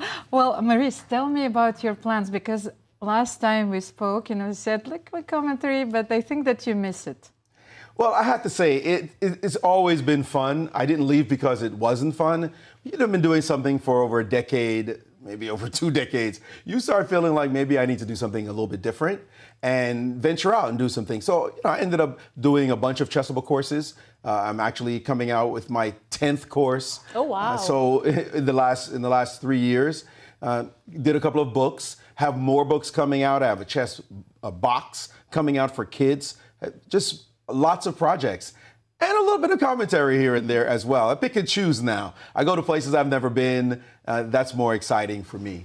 So here, this is the chessable course, right? Chess geometry, the secrets of chess geometry. And now you said the next course is coming up soon with chess geometry. Part 2, yes. Part 2 is coming out in 2 days even. So maybe I came just to promote the course. No, I hadn't, but coincidentally, they told me they were moving up the publication date. The course was just a labor of love. Secrets of Chess Geometry won awards. It's been my most successful course. It was my first and most successful course. So people have really enjoyed the material. So I had more material to deliver. So I came out with a part 2, which will expand on what was in part 1 and really drill deeper into the pieces.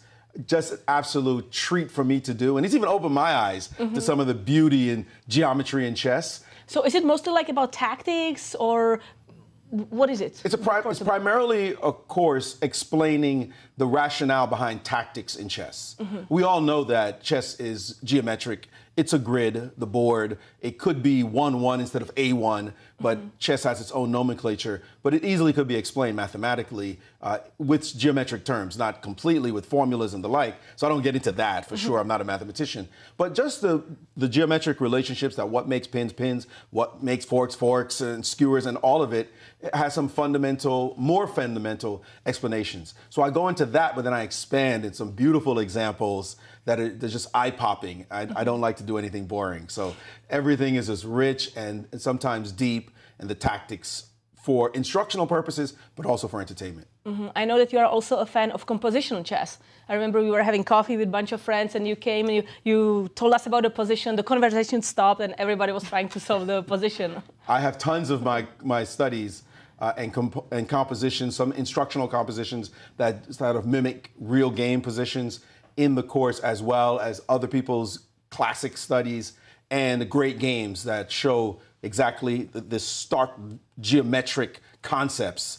It shows them in stark relief so that you can say, oh, I get it. And I mean, it is what it is. Chess is geometry in motion. There's no doubt about it. But to actually learn that initially is not something that happens. Most of the time we're taught all these other principles, which I think are like the super principles on top of the basics. I try to show that there's something more fundamental operating on the chessboard. And last year you published a book, also a chess book, right? Move by move, but it's not really about like how the pieces move or what is the tactics. Can you tell us more about it? Actually, last year I published 2 books on the same day. One on for the same kids, day. right? One was a kid's book, right? The life-changing magic of chess. That one actually is super exciting because it goes into my life as a youngster and the things I learned from chess. And then we did a chess box. That's coming out in the fall. That shows people who enjoyed that book, the kids can now learn some principles about chess from this box of 25 cards. And I show and explain a lot of the basic principles that we all know. But Move by Move is the adult version. I'm not going to have a box of cards for the adults. But it's the adult version that shows how chess is related to life. And so that book has been great. It's been translated into Chinese, which I'm very proud of, that I'm getting translated into different languages. Secrets of Chess Geometry, by the way, was translated into both German and Spanish. So Okay, wow. happy to be a multilingual author. And so those projects are near and dear to my heart. And I'm also writing another book on the Kasparov versus Deep Blue match. Wow, you keep yourself really busy on all fronts. You know, that's what you say. Why isn't he doing commentary? I've been working, so it's not. But you did sitting around. commentary this year for Poland. When are you coming back to be here next to the screen? I did do Poland. Joy Bray just got the whip out and said, "Come on, come back." I like to do things I haven't done before. I've never been to Poland, so I'm doing that. I did that. I'm going to Sao Paulo for the GCT finals, so that's exciting because I've never been to Brazil. And then back here at the board, sorry Nazi, you'll be playing in the U.S. Championship. And that I will be back. That's my favorite event that we do every year. And I said, okay, they give me a chance to tick off the ones I wanted to do, and I look forward to it. I will be doing commentary as well, I think with Yasser and you, and I don't know who's going to be the fourth member. There it is. Well, I'll be here in the studio with you. Maurice, you're such a prolific author, of course, and you're my friend. So after all these years, I want to ask you this question. So did chess, like music for everyone, finally made you happy? Absolutely. Absolutely. I am beyond blessed to have found this game. I mean, I started very late at 14, and I didn't have a trainer until I was 21 years old. Grew up in Brooklyn and playing chess on the streets, in the parks, and with my friends. And to think that I would end up having this life because of chess, and I still do it every single day. And as you can tell, I'm sort of still in love with the thing. I can't explain it. It's just the most beautiful game in the world. And it has indeed made me happy. As Tarish said, you know, definitely a game that has fulfilled me deeply as much as I could have dreamt. Thank you, Maurice. Let's celebrate this gift of chess, which actually brought us all together. And before we dive in our games and let's analyze them together, what do you think about the performance of Alice Lee? Rah, rah, rah. I'm rooting for Alice, the lowest rated player in the competition. Okay, we've seen that happen before. Obviously, Anna Zatonsky did it. But also 15 years old in this field, leading, or at the moment a co-leader. We all want to see Alice succeed. I don't care who you are. Maybe her opponents don't want her to. And maybe they're the only people who don't want her to, them and maybe their parents. But Alice is just a star in the making. The GM title will be hers in a couple of years for sure, if not sooner. And she's just a rocket ship and a bright light in U.S. chess. You've got to all root for Alice. We missed you, Maurice. I was the funny one until you arrived, in the studio. So, but we are not going to let you go. So let's take a look at the games. Maybe let's start with the game of Alice Lee and Humpy Koneru. I think this is the current position on the board. Maurice, let's have a look at the last move. So Alice just played knight a5. Maybe here. let's go back where we finished it off, a few moves back. A few moves. So how did the game develop? She traded the queens on We saw c5. it after queen b5. So queen b5, queen c5, bishop c5. Then bishop d2 was played by Alice. She wanted to take the bishop on c3. Then knight d5 and knight a5. This is the current position on the board. Alice wants to trade another knight or to take on c6 and to play with a different structure. So there is this isolated pawn, and usually black wants to attack, right, when there is an isolated pawn. So one reason Alice plays this move knight a5 is also to trade pieces, because the less pieces you have, the less chances of you to attack. Maurice, how do you feel about this position? You know, if I were doing this commentary, this would be one of those we'd say, let's move on to the next game. I mean, frankly, it is not exactly the most exciting position. This is how GMs play against each other. If you're going to make a draw, be solid. There's only one weakness in black's position. It's the d5 pawn, which can easily be defended by bishop e6 at some point. White is maybe, so to speak, slightly for choice in the long term. Clearly, Humpy doesn't want just to see rooks on the d file pummeling away and trying to make something of it. But this is maybe how Karpov would play, or maybe a Magnus Carlsen, to try to grind down the opponent in this sort of position. So I'm not worried. The one good news is we're not worried for Alice in this position. one last question before we move to another game. I like this move, knight a5. First of all, of course, you can not play bishop b6 immediately because I will take knight b7. So if you let me, I will transpose, let's say, to this. Just let me make a move. So if I can transpose to a different structure, maybe this one. What do you think about this one? Can she squeeze something out of this position? Well, Yasser Seirawan said he paid for his house with this kind of structure. Like, this is how he made his living. You know, Yasser, he wants to keep it nice and solid and straightforward. He'll mate you if you're not paying attention. But this is the kind of position that top GMs with great technique will try to make something of. But the reality is it should be equal, or, you know, white for choice, if anybody, because white has no weaknesses anywhere. White just has no weaknesses and black has no dynamic play. You talked about the attack in this position. What attack? It's just not there. Black has to be slightly careful. White has really no big worries. If black can dissolve the D pawn in some kind of way with push, and you just get rid of it, then black will be happy and there'll be nothing for us to talk about. Okay, so let's move on. I just tried knight a5, bishop a5. Because we are expecting black to take. I mean, I understand it's a very small advantage, but sometimes, you know, it's uncomfortable. And if you don't play accurately, again, this knight is attacking this pawn. Like, this is probably not helping because we then have some bishop f4. Like, maybe this is a time to pause and probably capture. But actually, what I'm intrigued by in this setting is, didn't she just play knight a5? Isn't that the last move? Yes. Yes. So where is Humpy? Like, we've been sitting here watching. I see only one person on the board, and it's Alice. That's a great question. I Right? don't know. Where is she? Shouldn't you be sitting at the board? It's your move. Minutes are being lost. What is? Wait, what? What are we looking at right now? Am I confused? We are confused. I didn't see her at the board a second ago. It's got a magic But trick. here she is. Like, well, how Maurice. did she just appear on camera? What's going on? Are we confused? No, I think that our table camera was frozen. You know, we were traveling in time, you know, and then that would have been amazing. She just appeared out of nowhere. All right, that's a better explanation for the situation. But She it's is good. actually at the board. It would be surprising if she good hadn't that we been. have someone, you know, who actually sees what's happening so far, because with my glasses. Okay, let's have a look. So you see, like, she appeared and Alice disappeared. That was funny. Okay, so now we're up to date. No, on she's camera. been there the whole time, apparently, you know. So That would have been a better story, but anyway, let's go to another position. So let's go to the game of Carissa against Nana Dzagnidze, because Carissa made an inaccuracy there, a mistake. She went with bishop f4 too early, and as Nazi was pointing out, it was a mistake. There was this orange bubble question mark, but I think Nana Dzagnidze did not take advantage the way Nazi suggested. yes, let me remind you of the variation.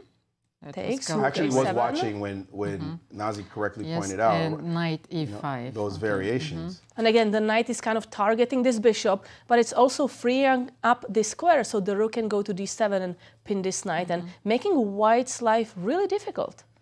However, Nana played queen c8 here, protecting the bishop, and she wants to take with the queen on b7. So for me, it's quite a reasonable choice if you consider that queen f4 is a risky one. And bishop c5 was played, knight b3. Very often you use this maneuver in the Sicilian. You're targeting this bishop. And one thing, are you going bishop b7 back, or are you leaving the bishop on c5? Well, to me, first of all, she missed a big chance in not taking on f4. And chess is risk. You can't just live without risk on the board. It's how we're successful. You got to take some chances. I think Carissa is the type of person who doesn't mind risk. Although we tell our students, castle early is like a basic rule in chess. And then she's like, nah, forget that. I'm just going to attack. That was a real mistake on her part. And maybe she noticed the challenges afterwards, but she definitely made what is a basic error in playing bishop f4 too soon. I'm shocked that the mutual error was exchanged by Nana, that she didn't go challenge her. She decided, now let me just stay away from that position and play more solidly. Maybe she was afraid of preparation. I don't know. But that's a big moment in the game to have missed. And Carissa can breathe a sigh of relief that she even has the option that she has sitting in front of her. That said, I would not want to give back this give this bishop away because the dark squares are so weak that this bodacious bishop on f4 might land on d6 one day. It doesn't exactly have major targets, but it's also just a strong piece. So I personally would like to keep it if we have the time. If you can play bishop e7, the exchange of the bishop on e7 for the knight on b3 is generally quite nice. So if I could play bishop e7 and you're not hurting my feelings, then I'd play it. I'm looking at this line and bishop d6. Are you in time to castle? Now this one is definitely slightly annoying, although I'm curious about the move rook d8 here. Oh, rook d8, so Karpov style, king e7 and Harika. Yes, yes. The other rook comes, okay, she has played bishop e7 in the game. The other rook comes to e8 quite easily. And what is wrong with Black's game? I don't see easy targets. I don't see how you get to d6 and cause any trouble. The knight will spring from d7 to some square quite quickly. It's not threatening anything yet. I'd like to play rook e8 and get my king out of there. Or just play rook e8 first, just to make sure I'm more coordinated. But I don't see this as a... Okay, so let's go rook e1 for white. And now you do have the threat of knight d5. Maybe on a good day, as Yasser says, you know. Yes, yes, doing it's possible. And knight c5 moves. doesn't do anything here because you might just trade and move Yes, your... if you go knight c5 right, wait, I'm going to capture it. Targeting your queen and probably... To be honest, this is nice, but this is not bad for Black at all, because that's what I meant. These pawns are very powerful, especially when you have the d4 square. And But what about queen b3? What about queen b3 instead? I'm curious about.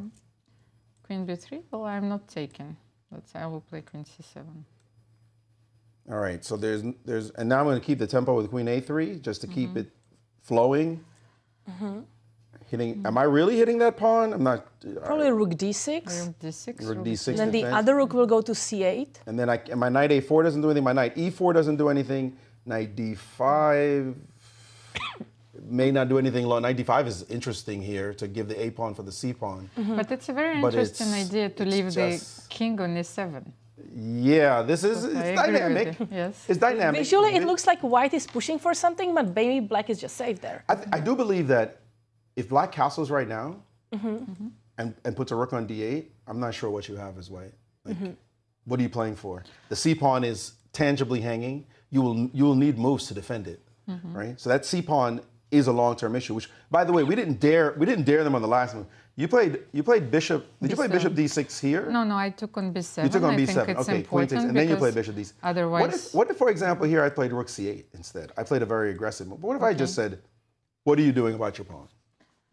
Well, it's a nice thing. I will take on e7. That's what I wanted to do. Right. And so the pawn on c4 is hanging. We do have to be a little careful about that because you want to take it. I'm sure. I don't want queen d3 allows knight e5, so probably I have to play queen e2. But now play the other rook to d8. Exactly. Now play the other rook over to d8, and then my king is ready to go. And you're defending your c pawn, and I don't think I'm that worried. And then this knight, the knight on b3 is completely misplaced. Exactly. In this position. That's what I meant by the exchange of the bishop for the knight. I'm not feeling. I think white has to do something like giddy up. But what is that? What is that? Castles is coming, and I think this is probably what Nana saw. That's why you look at her right now. She's like. She's relaxed. Yeah, I'm going to hide the king. What do you have as white? What do you have? Your c pawn is under pressure. So I don't think it's, you can see she's carefree right now. And I can tell you it's churning in that youngster's brain. Carissa is such an aggressive player. She wants to sack something. She wants to play like c5 right now. Just put the board on fire somehow. She doesn't see how to do it. And so that's probably why Nana said, let me get out of the complicated blah, blah, blah, and just stay in safe land. This is, maybe she could have had more, but this is thoroughly safe for her with long-term chances to equalize and maybe even trick the youngster. Maurice, maybe one more game we want your opinion on. Let's take a look at the game of Nino Batsiashvili and Mariya Muzychuk. And we were sort of right, yes, when we were analyzing this game. When Mariya played d6, I said that this idea of playing f5 is in the air, even though white is going to castle long, and this is exactly the position that we have. We were kind of happy about this rook having an open file, but we were saying that it's kind of hard to even break through here, right? This h6 pawn is defended. We don't have a dark square bishop to try to trade for this bishop.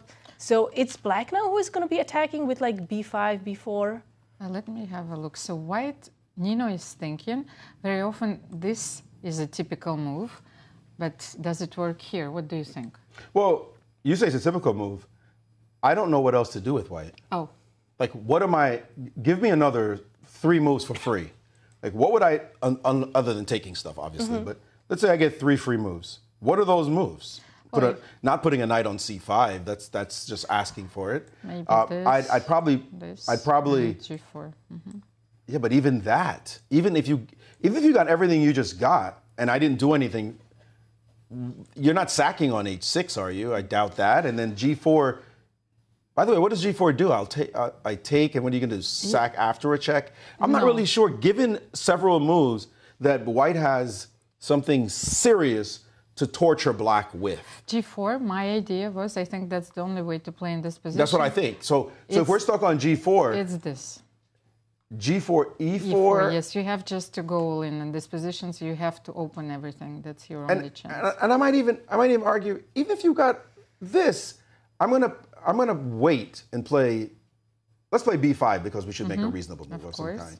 And sometimes. Yeah, sometimes we'll just do some sensible move. Okay. And now you get this pawn, right? And if we take back... Wait a second. Yes, I was thinking about e5 and then bishop h7, but maybe it's too much. Okay, let's say I have both options, but b5, let's first take on d5. Right, and so now I'm not really sure why I did give you the pawn except to open lines, because I'm not taking on d4 easily. But it does feel like there's something here for black that would be counterplay. Because I think I can take actually on d5 back. It's a very messy position. And create a mess. That's what I'm after. It's just to create a complete mess.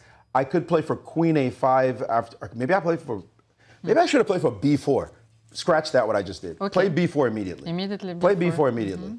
And this position. And now it's likely you're taking this pawn. I will take on and then after rook takes, your d pawn is hanging. If you take pawn takes, I play bishop takes. I get the diagonal, my queen shows up. My rook is already open on a file. You created g4 and gave the rook a file. This is crazy. This is a little bit nuts. Yes. Right? I'm afraid of making those moves. Who's attacking? What is happening here? Queen a5, take on c3. Well, Maurice, thank you so much for coming to the studio, helping us analyze these crazy games. Creating a mess. You just got fun. That's the only way you can get out of this position. And we can remind our viewers that your Chessable course is coming up in 2 days. Yes, go to chessable.com and you can see the course. We'll have great deals, by the way. The best time to get is the first 10 days because that's when they virtually give it away. And we can't wait to see you here in the studio doing commentary for the U.S. Championships. It's been fun. It always is. Thank you. Chess made you happy, and your presence is always making us and our audience happy. Thank you, Maurice. Thank you, ladies. Appreciate it. And we will go to Yasser because he has some thoughts on the games. First of all, welcome, Maurice. It does my heart good to see you in studio doing commentary once more. Yes, well, I'll look forward to the U.S. Championships as well as the Grand Chess Tour Finals, where you'll be in Sao Paulo, Brazil. I'll be in St. Louis following all the action. For those of you who don't know, Maurice Ashley was the first African-American Grandmaster, but I like to tease him, and I tease him incessantly, that, well, he's not very accomplished where his family is concerned. Both his brother and sister became world champions in their sport. So that family during Thanksgiving, that's tough. Take a look at the position I have in front of me. It's completely crazy random position. And it's absolutely from the game that you were just looking at, and I was having a little fun with it. I mean, if you look at the position, you have to ask yourselves all kinds of questions. How did white's rook get on g6? How did the black's rook end up on f2? And it's a very funny setup. But from the start, Nino had played these moves, knight e5, and she did it with a very clear purpose of opening up the H file for a rook, the half open H file. It's very important that we say the word half. The H file is not open, and this pawn on H6 is actually very, very crucial in terms of defending the H7 square.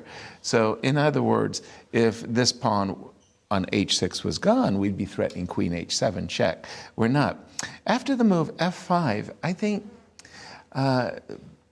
White was so focused on her attack on the king side that she kind of lost objectivity. After the move bishop d7, but for sure the engine really likes the move rook c1, and you can understand why. I mean, the open c file, let's go rook c1, let's go castles, let's go queen b3, and maybe White has a little something something. Second move, king e2. Much like the game of Nana, leave the king in the center, play, I don't know, maybe g4. But the computer definitely did not like this move, castles long for White. And why? We're castled on opposite sides of the board, and as we're taught, when castled on opposite sides of the board, attack on the flank of your opponent's king. In this case, Black's play is very clear. Rook b8 was an excellent move by Mariya. She is prepping b5, b4, and before you know it, that White king is coming up under a very serious attack. You guys have been looking at the moves with g4 and trying to get some play. Let me tell you right away, they're not working. You know what the best move for the engine is? King d2. King d2, and let's sprint towards the center. Let's just take a look at what could go wrong. After the move g4, I was looking at takes, and you guys were looking at the move e4. And I'm a pawn grabber, let me confess. Why not grab a pawn? You left it on pre, I'll take it. I left my h6 pawn on pre.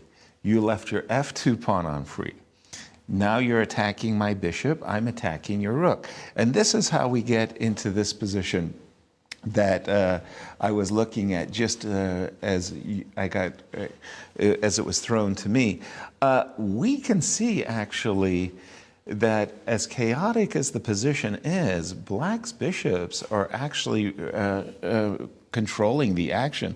Queen f4 check is on Black's agenda. Sometimes, for example, let me just play a bad move. You know, you even have ideas of bishop e8 and bishop f7.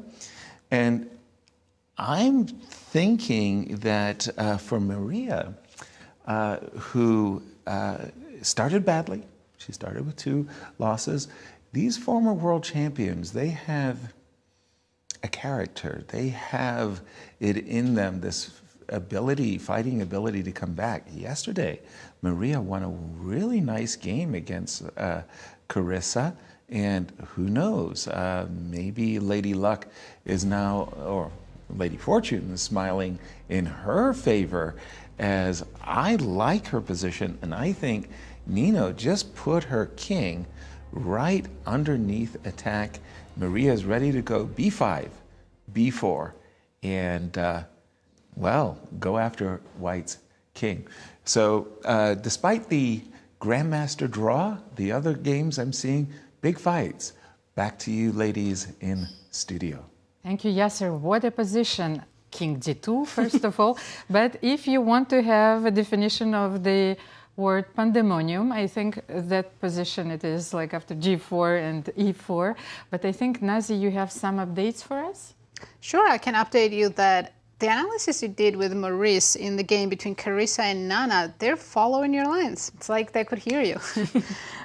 Yes, Black played rook c7, allowed bishop e7, and now after queen e2, I'm guessing she's going to play rook d8 very quickly and, you know, the fake castling. I was trying to make knight d5 work, but in all the lines, it's just giving up the c pawn for the a pawn, which is not the best trade because now Black has centralized pieces. Yes, you have 2 versus 1, but unless you go to some pawn endgame, that's really not an advantage here. So Carissa doesn't have any advantage, but like we were talking about here earlier, she's lucky that she even has that position, right? Because if Nana, I think Nana just trusted Carissa's calculating skills, right? She just, we know when these youngsters, when I play against Alice or Carissa, sometimes I just trust that they know what they're doing when it's this sharp.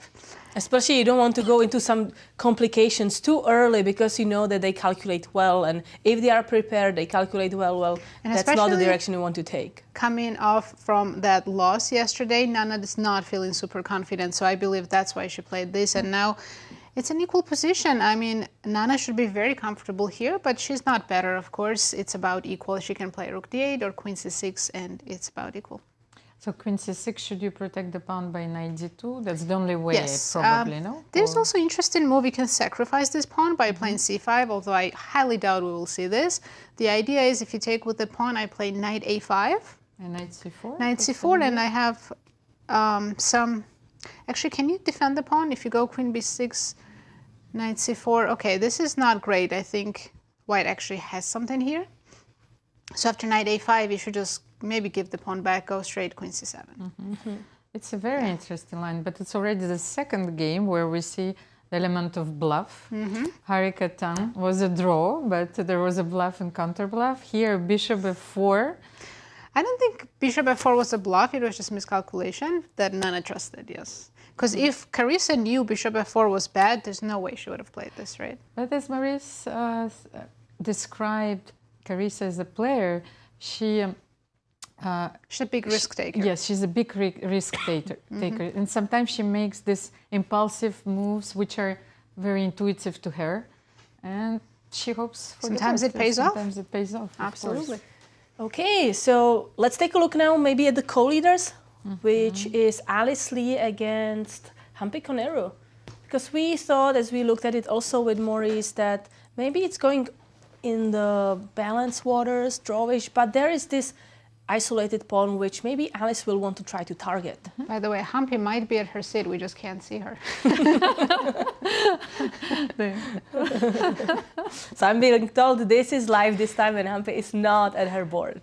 By the way, knight a5 is, I suppose, this probably the best move in this position because you cannot allow the structure to be altered after knight c6, of course. So, and you can develop the bishop. So after knight a5 was played, bishop a5. My question was, should black play b6? But at the same time, I think it's the only move, you know, because otherwise this pawn is on prise. So b6, bishop c3. Now you can't play d4 because, of course, the bishop is going to take the rook on a8. So it's time to complete the development with bishop e6. Rook d1, very well Still played. no d4 allowed because that rook on a8 will be targeted by the bishop. And rook d7, by the way, I thought that what is going to happen after rook d8 because I think that Alice's idea is maybe to play bishop d4. But then what happens after rook d7? Alice is still thinking. So what are the options? I think at some moment white can try to play maybe e3, but then yes, a lot of weakened light squares, but that e3 pawn is not allowing black maybe to immediately push for d4. But what? What about castle? Castle, and then I think, rook d8, I think. No? And then now, because d4 is a huge threat, and I think that after e3 you can still push it. And still trade. So that's why I thought that Alice's next move is going to be bishop d4. You have to stop this pawn push and to play e3 then and double your rooks, maybe rook d2, rook d1. How about this plan? Especially now that Humpy played rook d7, it's quite obvious that she's going to double, you know, on the d file. So castle. An alternative, what if I play rook c8 now? But why didn't she start with rook c8? And that was my question. What do you think, Katerina? Because now I am threatening to, or black is threatening to play d4, which, okay, it first, of course, attacks this bishop, but it also targets this pawn. We want to be looking also at the bishop on e6 kind of being suddenly developed. And now you cannot play. Maybe you can, by the way, maybe you can play, but then it's... Okay, so takes. Let's have a look at this position. Maybe first check. No, I don't want to check, then you will play king d2. Oh, you won't block with the rook. Okay. Yes, let's show it, just because after king d2, okay, I'm covering the square, and okay. And you're happy for the yes, trade. The of rook course. was anyway doing nothing in the corner. All your pieces are very active, while all those pieces are defenders. So I thought that here, I apologize, after rook c8, bishop d4, then bishop d4, my idea was to play rook c2 immediately, and if you play rook d2, okay, now it's a draw, so like I equalize with black. What do you think? Is it a draw? I'm thinking if I can go for more, like not for more in the case that I think I'm winning. But you want to go for more with black. Suddenly I'm starting to feel maybe a little hopeful. King d2. Well, let's see what Ben Underwood, our statistician, thinks about the chances in this round for round 5. So as you can see, Alice Lee winning chances are only 16.8%, while Koneru is 44.3% with black. Wow, that's a huge percentage. Then the biggest percentage is always for a draw. Maybe Assaubayeva, Bibisara, 31.5% chances to win against Alina Kashlinskaya. Well, it's surprising to me that Koneru's winning chances are much bigger than the drawing chances in this game, especially given the opening. Alice is not taking a lot of risks today. She's playing a very solid opening, pressuring Humpy, by the way. It's not the scenario Humpy was hoping for before this game. I think we should update statistics after we see the openings, right? Be very different. Alice is sitting at the board, a completely different behavior, like other players are circling around the board, circling around the playing hole while waiting for their opponent to move. But I agree with you, Almira, by the way. Rook d7 is somewhat surprising move for me. I would be expecting Humpy to move the rook to the c file instead of doubling on d file when we can easily block it with the bishop. But so let's continue. I think rook d7, I think clearly indicates that she wants to play rook d8, or maybe first h6 or rook d8. So bishop d4. d4 is now a threat. If e3, I think that we can exchange everything here, and black has no problems at all, just to illustrate it on the board. So bishop d4 is the move here. And I'm hearing that Yasser has some thoughts. Yasser, over to you. Absolutely. I'm looking at two games have captured my eye. Of course, our game of Alice Lee and Humpy, two of our tournament co-leaders coming into today's round facing off. That is an absolutely vital key matchup. To my eyes, actually, I don't like the way Humpy has played her last few moves. The engine says equal, slightly better for Alice, but I actually, I haven't furnished a home. I haven't paid off a home. But yeah, I have had a very nice career playing these positions as white against the isolated pawn. I like them. For example, after rook d8, bishop d4, I really don't care who I'm playing against. I see it as a kind of a two-result game. Maurice said, Yasser just doubles his rooks on the d file, takes your pawn on d5. Anatoly Karpov did that to a lot of players as well. The other game that I'm expecting a draw, don't get me wrong, but I do see Alice as having a very good feeling about her position. Like, she's coming into this round nervous. She's just played the two highest rated players in the field yesterday, a big test against Tan, the number 1 rated player in the event. She passed the test, not without some tribulations, but she passed the test today. She's playing the second highest rated player in the field, and she has a slightly better position. So I think she's feeling very good about her chances. I'm still coming back to this game of Nino versus Mariya, because again, the chess engine that I have is saying after this move b7, b5 by Mariya, which is absolutely, trumpets are blaring, the angels are shouting, I'm playing b5, b4, and you're busted. You're dead. you're dead. All of these ideas with f4 and g4 are just simply way too slow. Black is breaking through. You never really want to take on g5 either, because after queen takes g5, not only you're getting attacked on the king side, but you're actually, pardon me, attacked on the queen side, you're actually worse on the king side as well. You know the number one top move for my chess engine? b4. And after a5, number one, king d2, get on your running shoes. You are not surviving the attack on the queen side. You're not.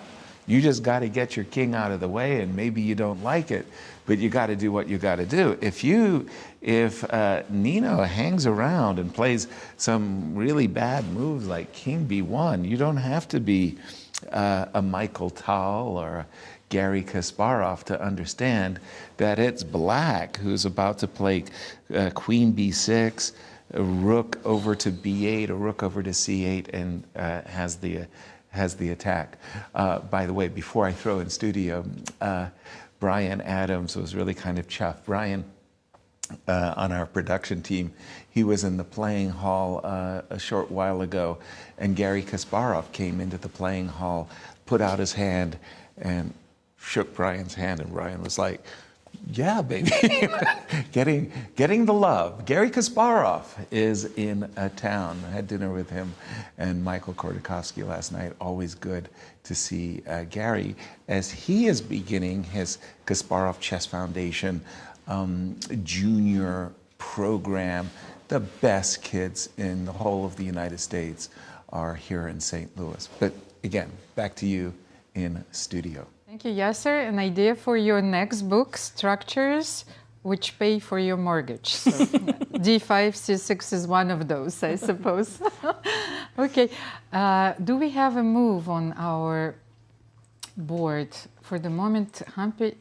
Okay, so Humpy Koneru did play rook c8, which kind of even puts more questions on the move rook d7 if we really wanted it, but rook c8 makes sense because we like this rook being on the c file.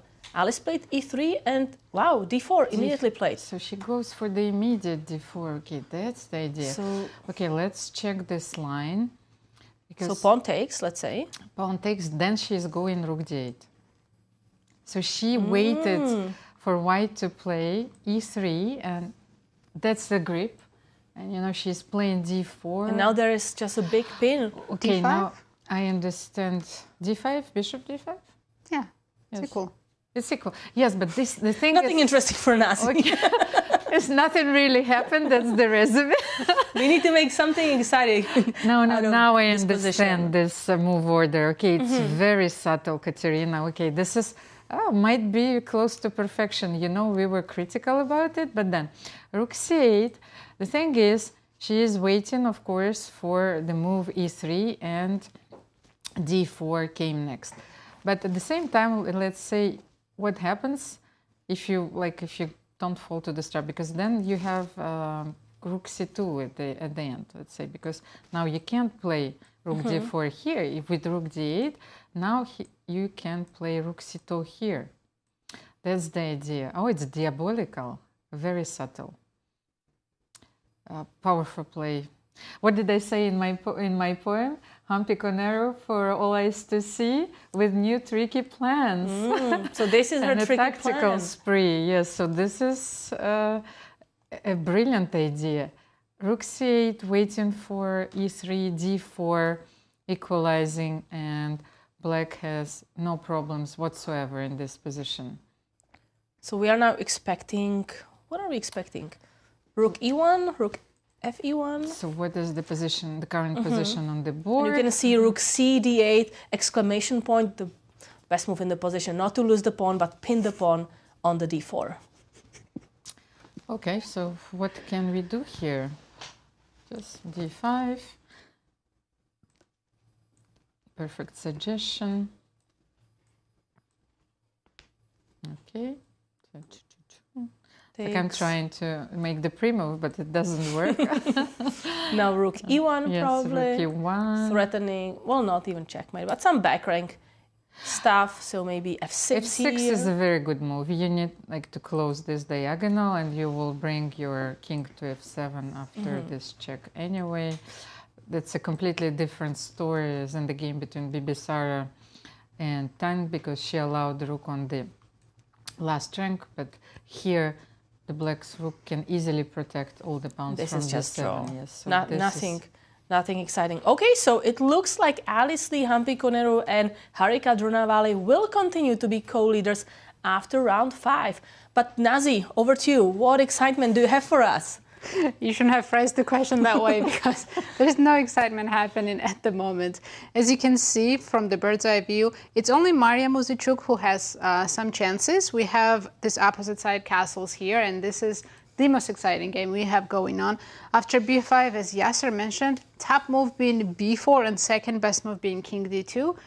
What do you think are chances of Nino actually making either of those moves? b4, I see the idea. You're blocking the pawn on b5, but as white, castling long side and then going king d2, king e2, I don't see that happening. That's an admission of I messed up, right?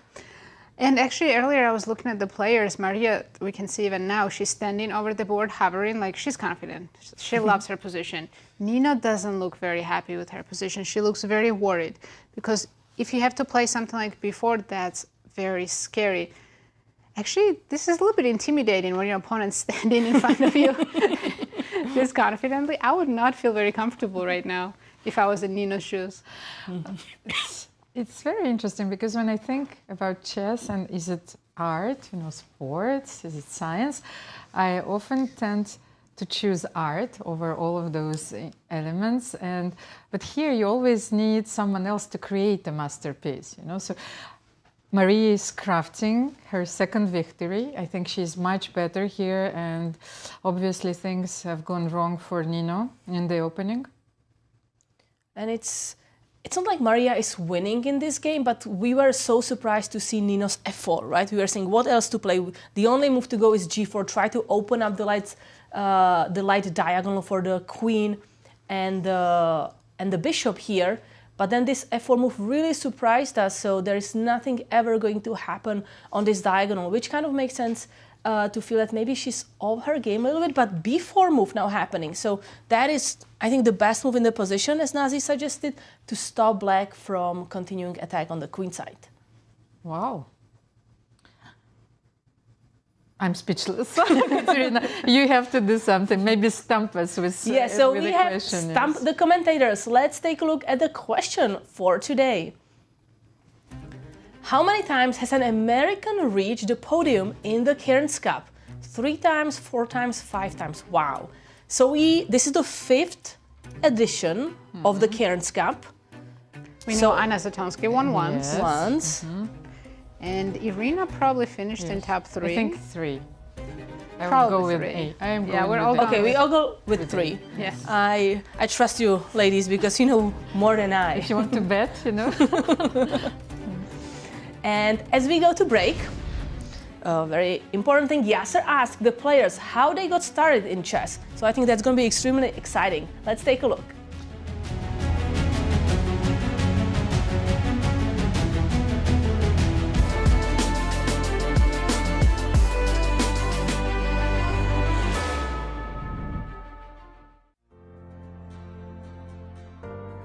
How did you get interested in chess?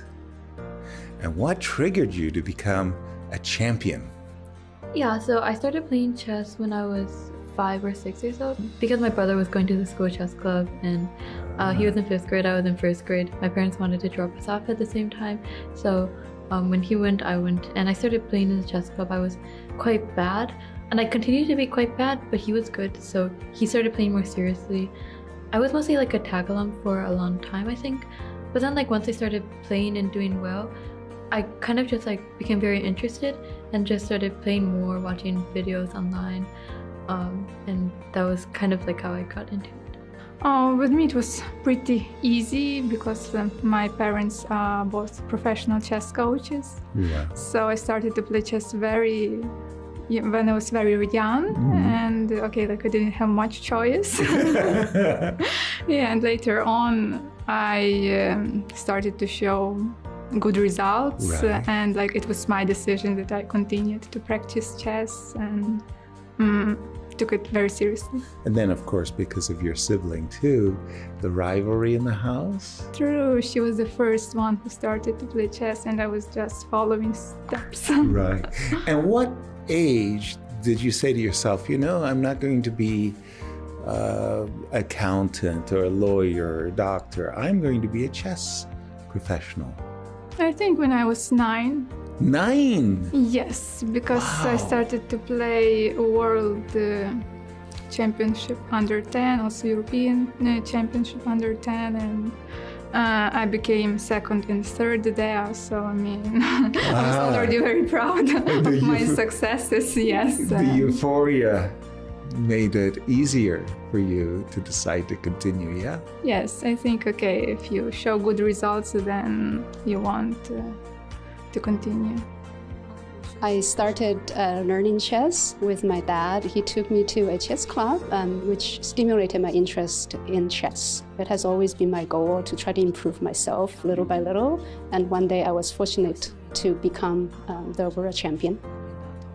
Yeah, I first started playing chess through my elementary school chess club in first grade. And yeah, my dad taught me how the pieces move and stuff. He actually didn't know how to play chess himself, so he taught himself first, and then me. And I was just playing him all the time. I was playing at school all the time. And then one day, my dad got sick of playing me, I guess, and so he took me to an actual tournament. You know, of course, I've always thought about playing chess professionally since I was a kid. But I think it was just, growing up a little bit and trying to figure out what I want from the world and what the world can give me, that sort of stuff. And so here I am now. Well, I started playing chess when I was almost 7 years old, and at that point, of course, it was not very professional, but then successes came, and I felt that I get a lot of satisfaction from playing chess, from winning the games, naturally, and yeah, that's how it started, and then the results came, so I wanted to improve, and here I am still improving. How old were you when you decided to make chess a profession? I think the clue decision was when I was graduating school, and there was a choice if I should go to some serious educational university or continue playing chess. So I decided to do both, but focus on chess anyway. And I graduated psychology university, but still chess was my main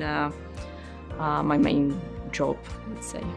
I started when I was 6 years old. It's all because of my father. He's also a chess player with a rating of around 2250. And I used to see chess games from the informator at home. Right. So that's how I got attracted to the game, just want to know how the pieces move and all because of the shapes and color. Right. And I sat before him and started learning. Basically, when I started the sport, it was just for fun. But when I won the initial tournament, between the young girls, under 7 in my city, that's when I felt winning just gave me that kick. Right. And I wanted to be a good professional player and the world champion. And the motto was also my father being a sports person, he always wanted to see me as a champion, but he was not sure whether it's chess or some other sport. He was just waiting for me to grow up a little bit so that he can introduce me to tennis. But in the meantime, I got attracted to the sport, and my name also was kept from the word champion. Initially, it was H-A-M-P-I, Humpy, from the spelling of champion. So later on, when I took up chess, he just changed my spelling to H-U-M-P-Y because chess is being dominated by Russians. So he just want to give that U and Y so that I can get that confidence to compete with them.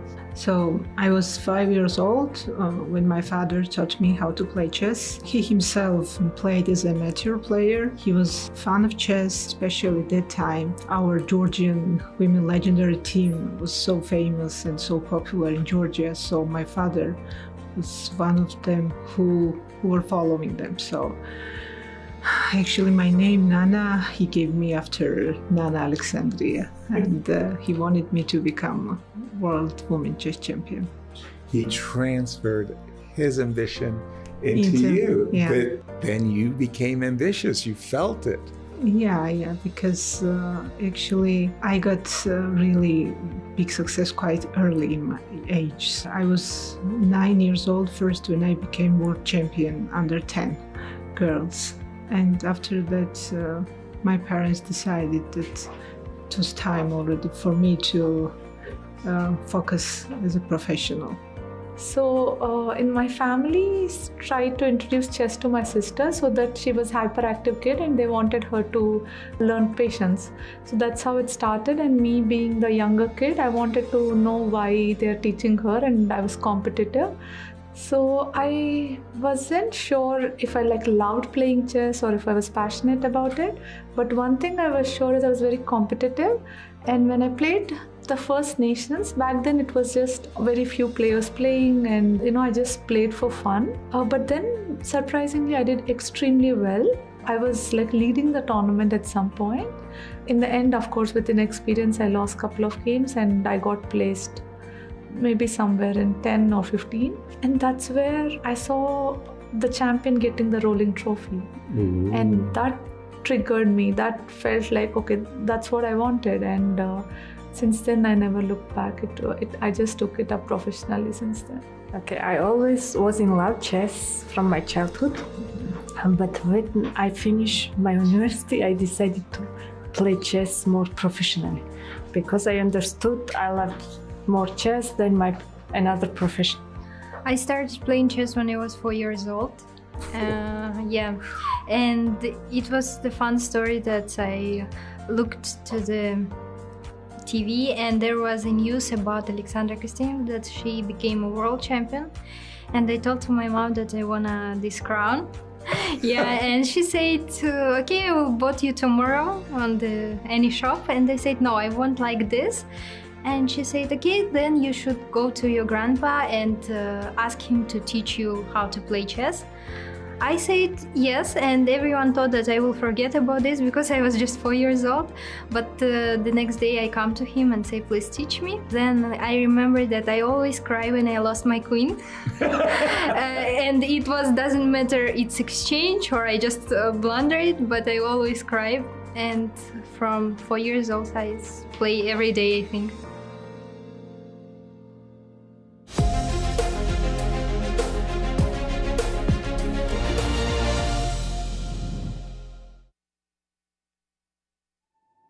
"10 years, one legacy." The Grand Chess Tour marks a decade of mastery where only the strongest chess minds carve their names into history. Each piece has its role, like soldiers in a grand army, with commanders to lead them into the tour's 10th year and a prize fund of $1.6 million. The Grand Chess Tour starts in Warsaw with the Superbet Rapid and Blitz Poland, immediately followed by the Superbet Chess Classic Romania in Bucharest, then off to Zagreb for the Super United Rapid and Blitz Croatia, followed by back-to-back events in St. Louis, Missouri with the St. Louis Rapid and Blitz and the Sinkfield Cup. And the culmination of the grand finale in the city of Sao Paulo, Brazil, will determine the 2025 Grand Chess Tour champion. Fight with every ounce of strength for victory. This isn't just a moment. This is history.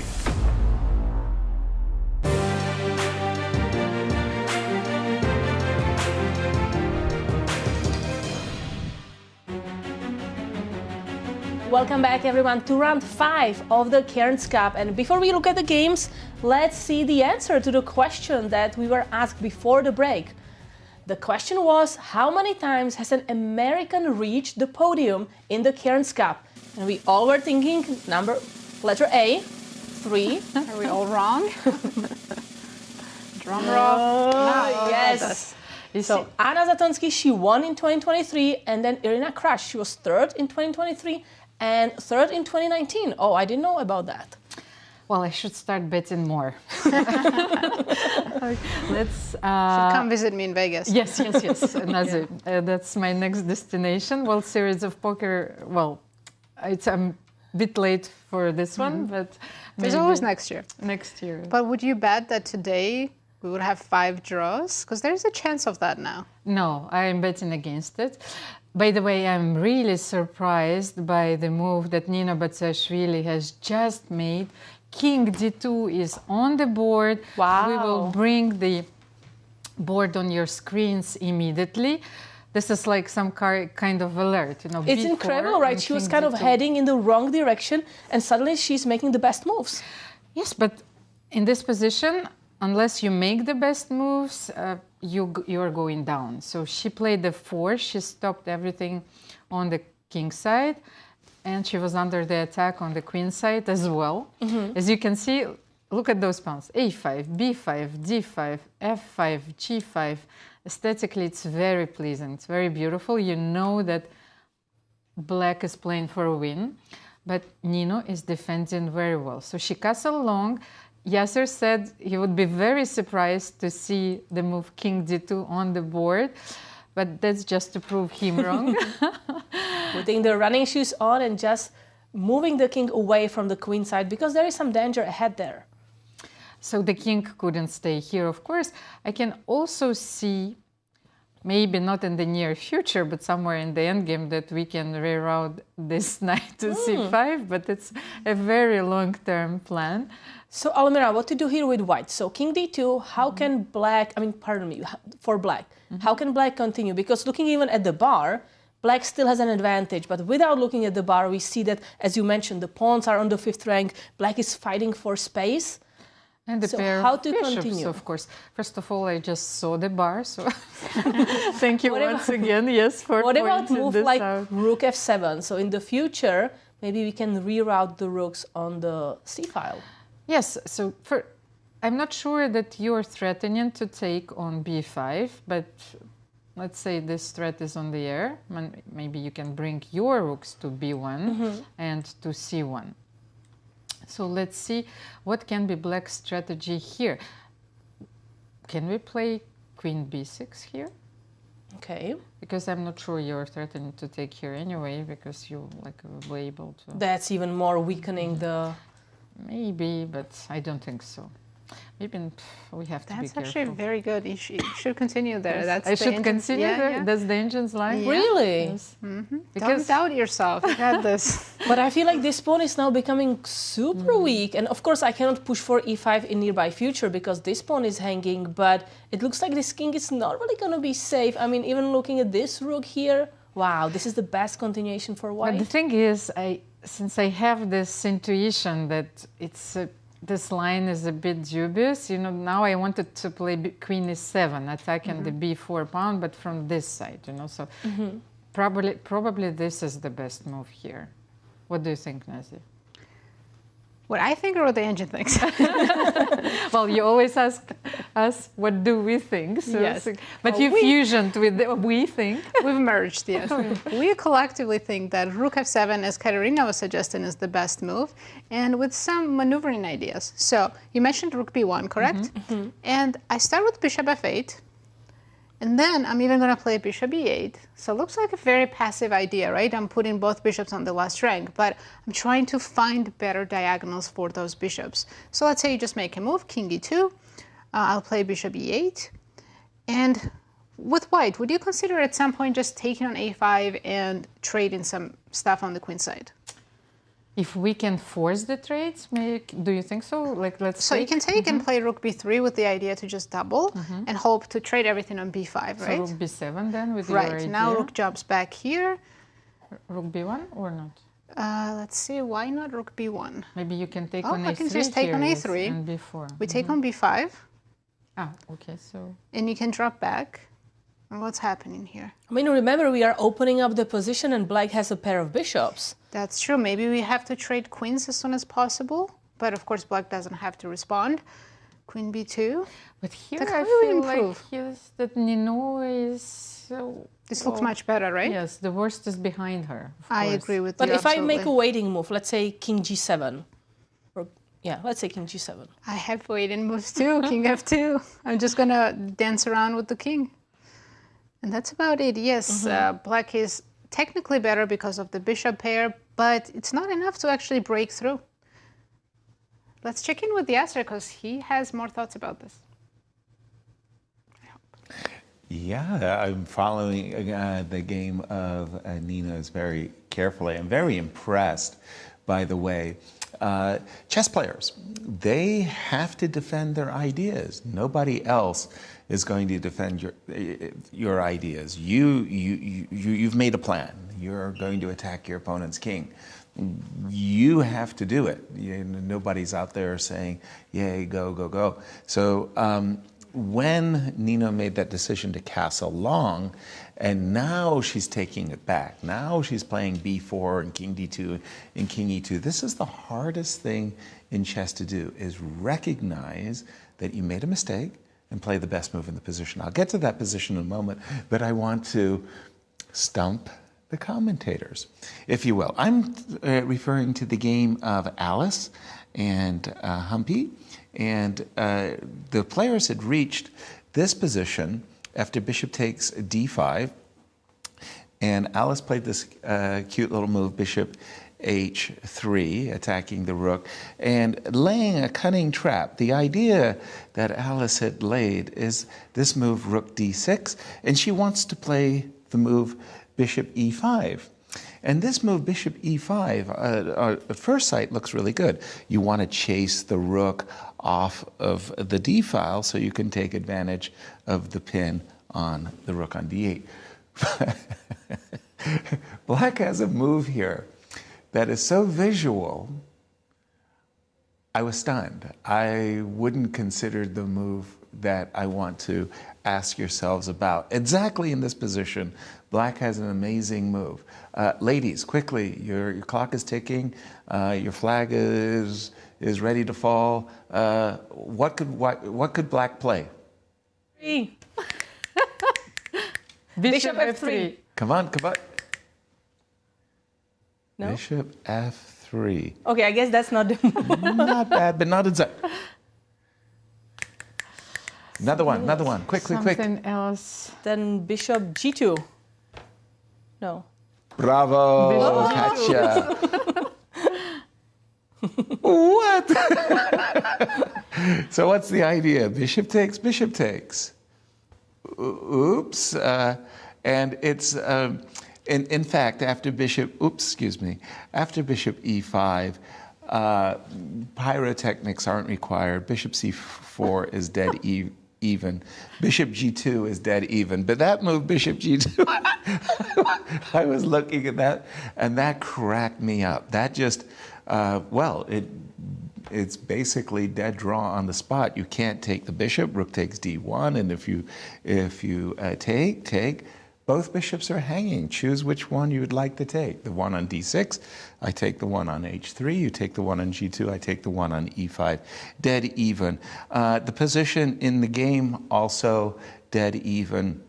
I think we're going to see 3 players still tied for first. I don't think Alina is going to win that position either, so I'm expecting a draw. However, the game with Nino is very, very interesting moment, and I wanted to go back to this exact moment because for me, you're all just scratching the surface really, really well.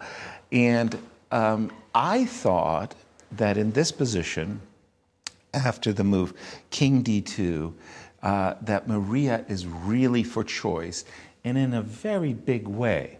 Of course, the position is blocked. Our advantage is the 2 bishops. No, that's not completely our only advantage as Black. I thought Mariya was doing really, really well. There are 2 really good advantages that Mariya has. The first is king's position. I'm sorry, trust me, this king on d2, it's not in a good shape. The next thing is there are double pawns on the g file. You don't really ever want to capture on g5, and that was why I thought the move bishop e8 was a really, really good move. Okay, what is the idea behind the move bishop e8?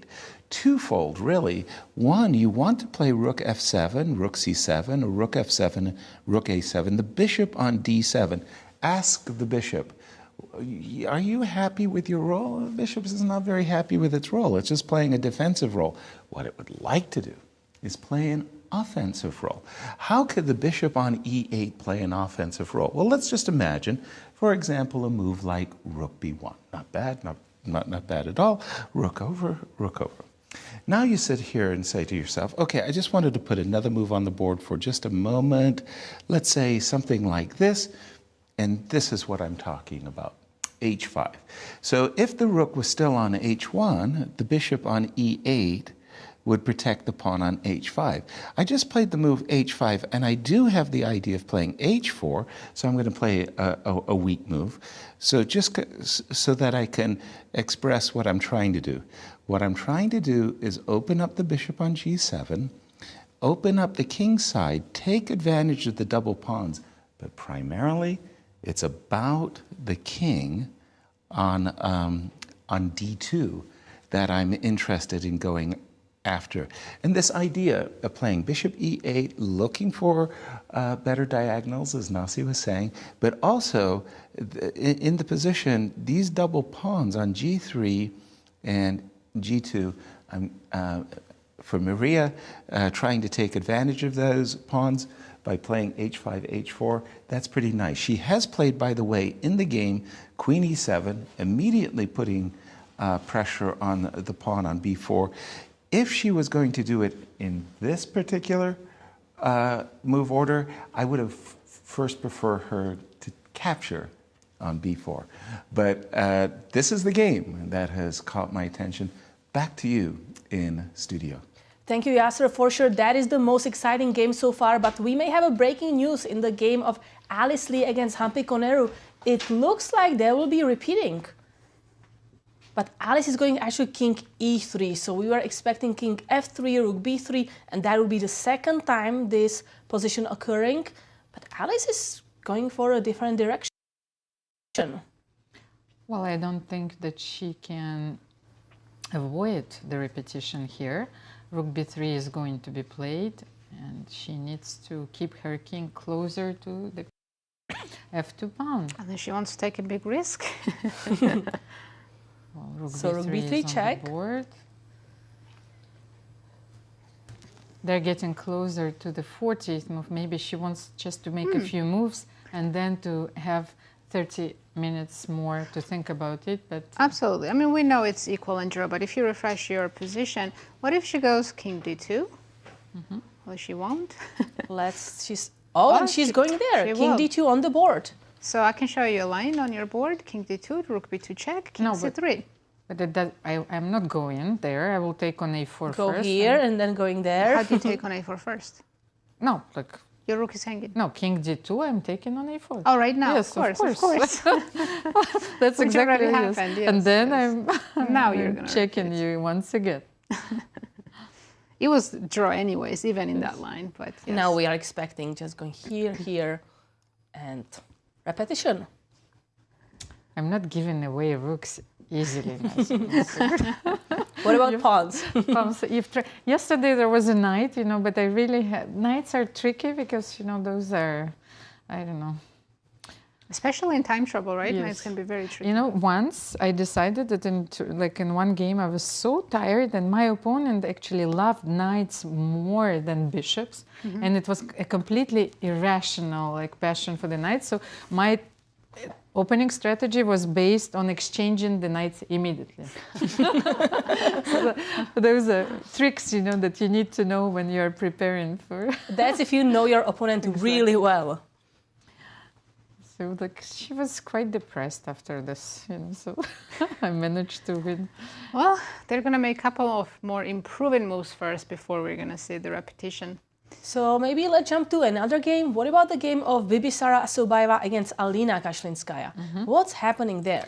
This is the current position on the board. What was the last move? Rook a4 was played. I thought that this game was rather balanced for a while. So what do you think? Attacking on d4. So that's the isolated pawn. But just let's check one line, because this pawn, after rook e1, was on praise, of course, but Alina Kashlinskaya didn't want, first of all, maybe to allow bishop c6.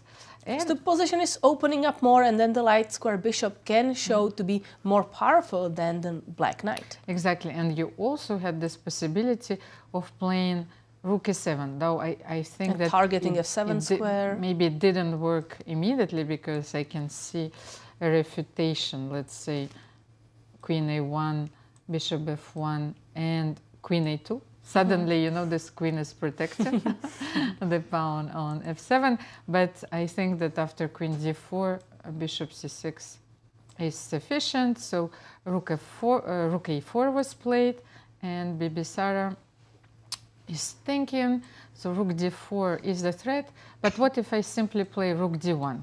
I protect this pawn, so let's say rook d4, could be dangerous, but bishop c6 and b4, that's the line. Well, also I have knight g4 instead of b4. You want to play knight g4 immediately? What if I protect? So I want to target this pawn. So I can play queen c2. You will have to play okay, b4 then let's play eventually. b4. Can we try knight e5? Oh, just for fun. Keeping the pressure. Knight e5. Because we are inviting you, right? Take the pawn, knight f3. Now be careful, you cannot go there. Knight e1, a royal fork. Going for cheap tricks, Nadia, you know. That's all I have left. Fifth round, you know, is the most difficult one because everyone is looking forward to the free day, the players as well, but the commentators. But by the way, here, like, you don't, do you have king h1? I was looking at knight e1 here. Knight e1 first, because I thought that maybe here we had this move back, so you're not winning immediately, yes? So, let's see, but then what we are looking at, knight e1 here. So that is kind of a cool move, preparing this double attack, but also checkmate on g2. Oh, what options do we have here? You know, the queen is on praise as well, so I can so give probably a check yes, on c8. King g7. Okay, but now this pawn is also hanging. Maybe this chip trick isn't so cheap. You know, it's because you were talking about the fusion of you and the computer. I thought that if the state of technical, you know, singularity is bringing us your face, you know, I will accept it. Yes, I'm accepting you and your personality. So this is it. This is becoming really dangerous, right? I mean, queen and knight, we know they are more powerful in attack than queen and a bishop, and exactly for those reasons, because queen and knight can be extremely creative in creating kind of checkmates, but also some cheap tricks. Yes, it was, but okay, let's check it once again. So rook d1, queen 4, bishop c6, and that's the line we've been analyzing. But maybe we can play something like let me try c2? Yeah, well, queen c2 was the move that I played. Oh, that was the move, you're right. And here maybe we shouldn't take the pawn on b5, just leave it at that and make a normal move, something like king g2. Okay.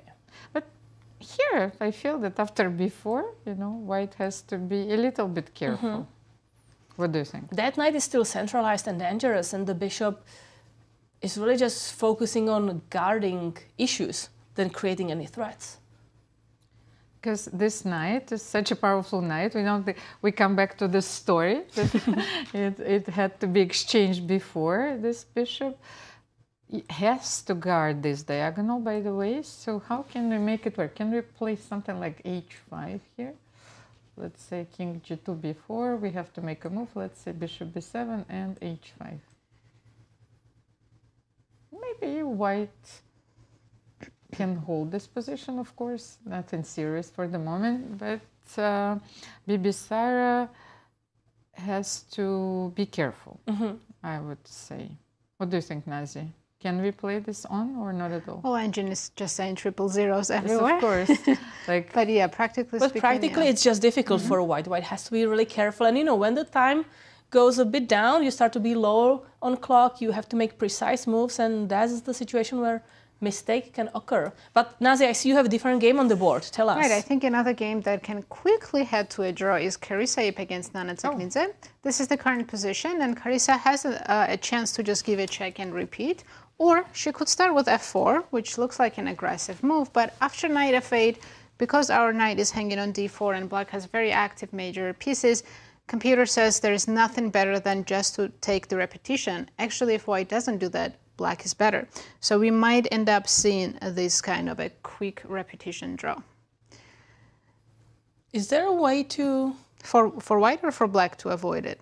For black. You mean like knight g6 maybe? I was looking at knight g6, it's absolutely fine, it's not losing. We can play f5, and here the only reason it's not losing is h5. So this is getting sharp again. If we take, of course, just rook d4, and that's a better position for black, but white can play queen f3. Now you take on d4, and I take on g6. But let's go to Alice, because I think they're finally repeating and about to be a draw. So what are the last moves? Rook a8, king f7, and this is, I believe, the second time. So first time rook a7, second time, and now, yes, so Alice is stopping the clock. This is going to be the third time rook a7 check. She wrote the move down. And the chief arbiter, Maya Meyers, is going to check with the computer, and yes, so we have a draw between Alice Lee and Humpy Koneru, and they continue to be the co-leader of this event. You see, they almost forgot to shake hands. An impressive result. Alice Lee, she held her own today against one of the strongest grandmasters in the world, Humpy Koneru. But what is even more impressive is her overall score. So she's leading this event with Harika Dronavalli and Humpy Koneru with 3.5 out of 5, and she is undefeated. Yeah, that's an incredible accomplishment that really shows that she can measure up with the best women in the world while being only 15 years old. Kalina, it's a new it's a new version of Alina Kashlinskaya, but the thing is, Alina is the only player who was trailing the leaders by half a point. So if she wins this game, we know that the position is balanced, but if she wins this game, she can catch the leaders. But we had the numbers, provided by Ben Underwood, so the draw was a very likely result in this game. So, and they are going with the direction that we were analyzing. So rook d1 on the board. Now we are expecting Alina to simply capture the pawn on d4 with the rook, and then going into that endgame, queen and knight, slightly better than queen and the bishop. I think that Alina is trying to find another version where she could take a pawn and transpose it maybe to a rook endgame where her rook is going to be a bit more active. So I was thinking about knight d5, but... But I feel like anytime you allow me to trade the knight for the bishop, that's a relief for me. Yes, I can't make this work because knight d5, it's just a draw, because here like queen d5, and that's it. Rook b1. Rook b1, or rook d2, that's what I was thinking, maybe, but still, that's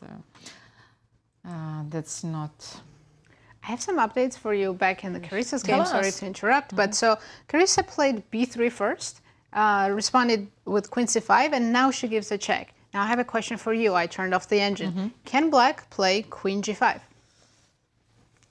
Audience members can also think without the engine.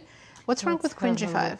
Oh, because queen g5 is a mistake. Okay. Yes. Can I take on... Oh, wait. It's not that easy, but white has something. Can I take on e6? And what's the line? Knight e6, pawn takes. Queen e6. And what's black's best response? Oh, okay, I have to find the... Yes, I'm making it very difficult for you. So queen e6, my idea is to double, of course, and so queen e7 is... so queen e... So probably... Also, intuitively, what do you think the evaluation is there? After queen e6? Yeah. I have an idea that there may be something like queen b5, but then the other rook will join the king side, and maybe it's even like +4 or something. I think that White might win this position because it looks very dangerous. You're absolutely right. 96 is winning. It's +2.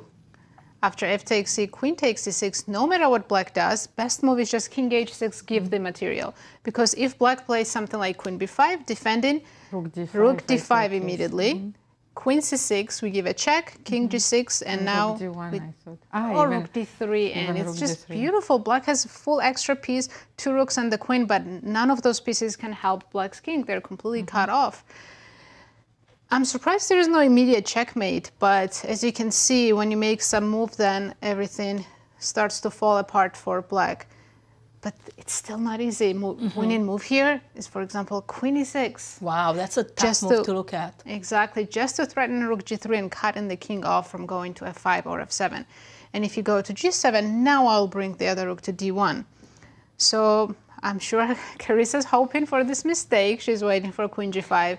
But Nana can play something like even king h6 and she's completely fine. That is too brave. Let's just go king h8. Of course it is, yes. We're going to see king h8 and here, so we don't have repetition anymore. Because queen g5. Yes. Exactly. So now, if you play queen h4, queen g5, we might see this endgame and I think Nana will keep playing for a while because black has tiniest advantage here.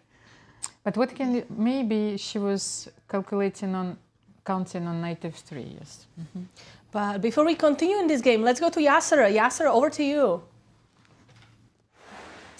Thank you. I'm with Alice, and we've been analyzing that, and we're just looking at knight takes e6 ourselves. Hello, Alice. How are you doing? Good. Good. Yeah, I'm good. You just had 2 of the biggest tests that you could have in the tournament, Tan and Humpy. How are you feeling? I guess I'm glad, especially because yesterday's game, I felt like I could have lost that game easily. And I think today, I don't feel like I had any chances. So I think to hold in these 2 games and to remain in the lead going into the rest day is quite good. Yes, absolutely. And in fact, you're doing phenomenally well. You're the lowest rated player in the field, but these 2 wins, being in the situation you're in, it's giving you the confidence to believe in yourself that you can play with the best in the world. Yeah, definitely. I think especially because like I started out with 2 wins, and they were pretty clean. Yep. It gave me like a lot more confidence that, okay, if I play well, I probably won't lose at least. Right. So one thing, if you don't mind a compliment, you've had a couple of rook endings here, including the first game where you won a very nice rook ending. And it feels to me, as I've looked at, followed your games over your career, that you've really improved a lot in your endgame. Have you focused? Have you been training yourself to be a better endgame player? Oh yeah, thank you. I think in general, I found like I like endgames, especially now. I feel like previously I was getting outplayed by stronger opponents. Precisely. I think even last year I had a couple of games where I was really struggling against some of these stronger opponents. But I think, I've definitely spent time on endgames. And I think also as I play more and I get more experience, like eventually I will hopefully be improving in these type of positions, especially because they're like very common. I mean, rook endgames. Exactly. Well, good news for you is you do get better in time with the endgames. You got a free day tomorrow. What you gonna do? I think the Kasparov Chess Foundation is actually having a camp. So, yes. Did you see Gary? Yeah, I saw Gary and Michael came in and visited today. Right. So I think I'll be taking part of that. Like tomorrow, my rest day. And, it'll be fun. Of course. Well, I remember they were interviewing you at women's championships, and they would ask you what you're going to do on your free day, and you'd say things like, "I've got to do my homework. I've got to catch up on this and that." So you're going to be a part of the Gary Kasparov camp. Well, enjoy your rest day. Yeah, thank you. Absolutely. And back to you in studio. Thank you, Yasser. I wouldn't call that a rest day, though. But let's go back to the results of round 5, where we have a draw between Alice Lee and Humpy Koneru, and then the first draw, which I just forgot who was it? It was Harika. Harika, Dronavalli. Yeah. But guys, I have a big update. Go Blunder for it. alert. Blunder alert. First time today, Queen G5 played by Nana. She's missing this tactic, and as I'm saying this, Carissa just took on E6. She must be so excited. She's completely winning here. We're looking at some lines after Queen takes E6. There's no way for Black to survive this. You have to give up pawns or allow White to checkmate. Let's see what Nana...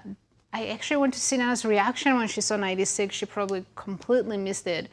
This is the type of position that Carissa loves, right? She loves to sacrifice for an attack, and she has the attack here. And the moves are easy, happy moves. She has so many happy moves coming here. According to the engine, best move is king h6, which is... we're not going to see this move. And even if we do, after takes, queen d7, rook c1. And best chance for Black is to go to the queen endgame, being down a pawn, where there's some hope. But also weak king for Black, so it's... Exactly. Pawn down, weak king. And White king is completely covered. And, I mean, Nana will have some hopes for perpetual, but this is a lost endgame, according to the engine. But she still needs to find this. This is the best option for her. Carissa is off the board. She's too happy. Well, we passed the test, I have to say, you know. So, like, we would play king h8, Katerina. I wanted to praise our commentators, of course, but this is such a blunder and such an incredible chance for Carissa. Yeah, so here we see that Carissa sacrificed a knight to attack Nana Dzagnidze, and computer agrees. The engine says White is much better in this position and most likely to win. So let's take a look here on the board. I mean, I don't want to give up the knight. I feel if I give up the knight, I'm saying my king is weak, I'm pawn down, so I want to defend it. So can I go... Oh, and this game is about to be over.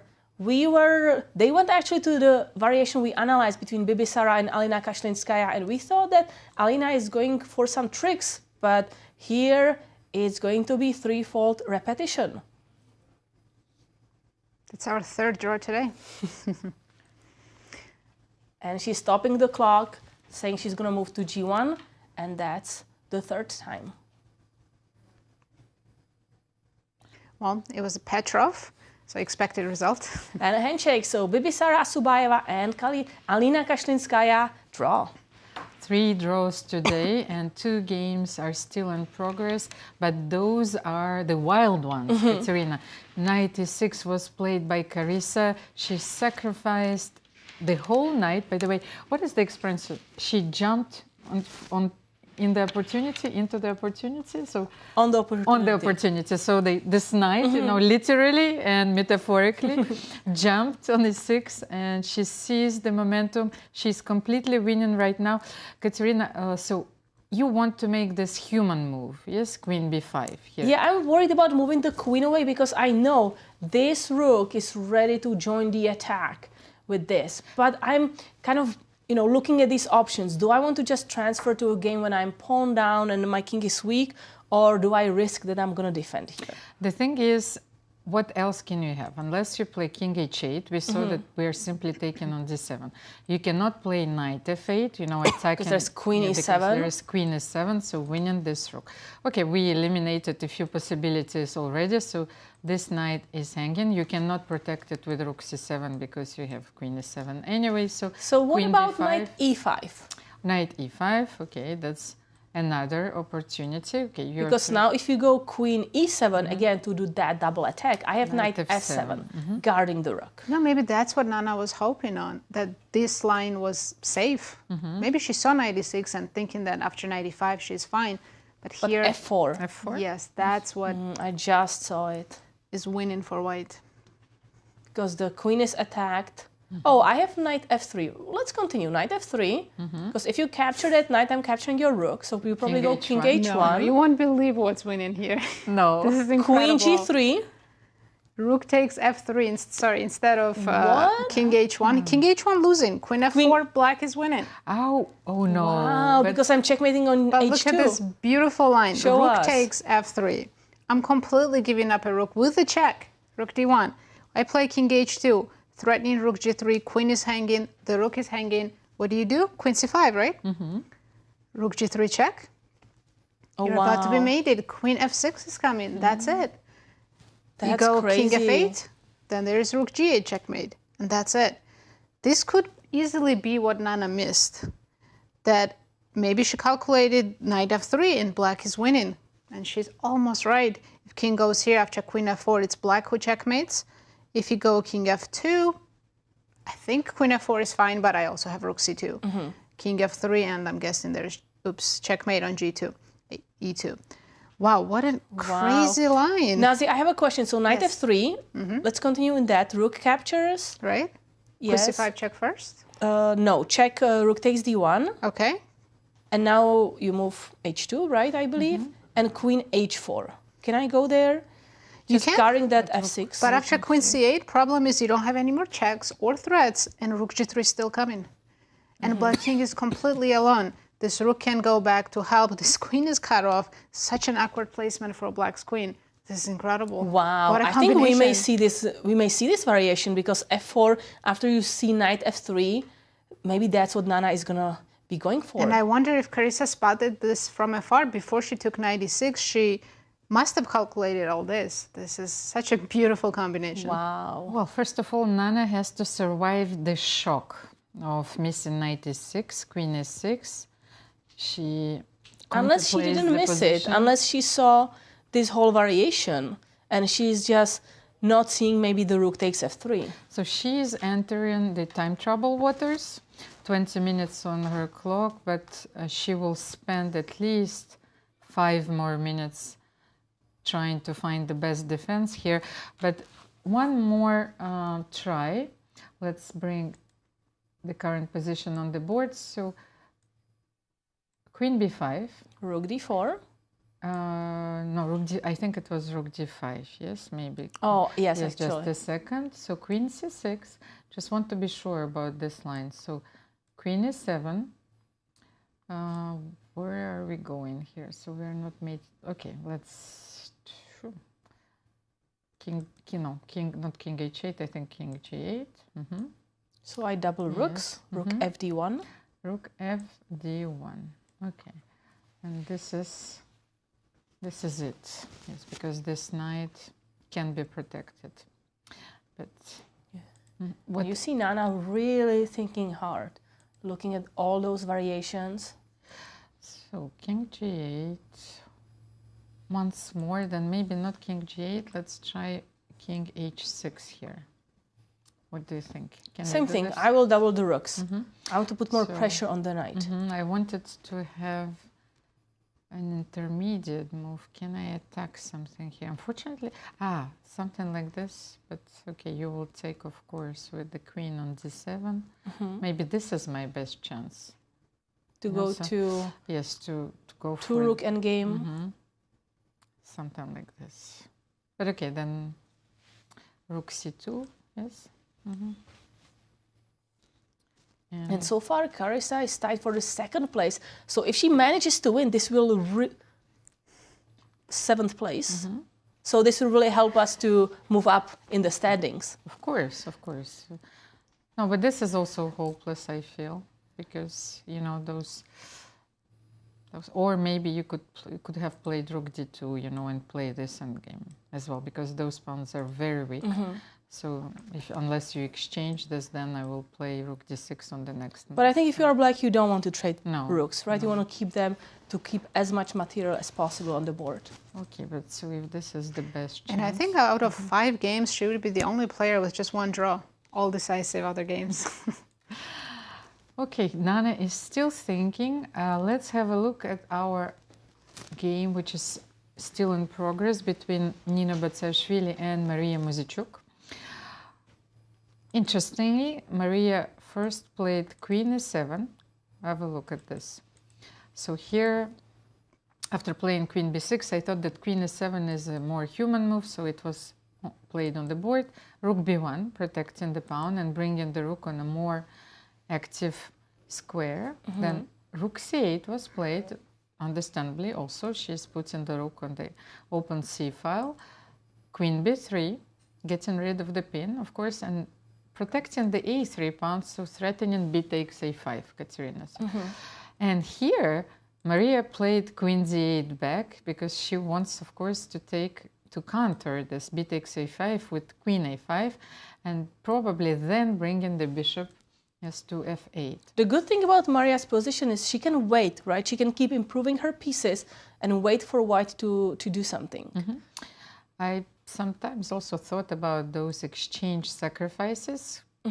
Sometimes you can play rook c4, but you really need to be prepared. For the moment, there is absolutely no grounds for such a sacrifice, and bishop f8 first of all. So, like, then if black plays bishop e8, look at all these pieces on the eighth rank. Yes, it's very beautiful as well. So now white is still thinking.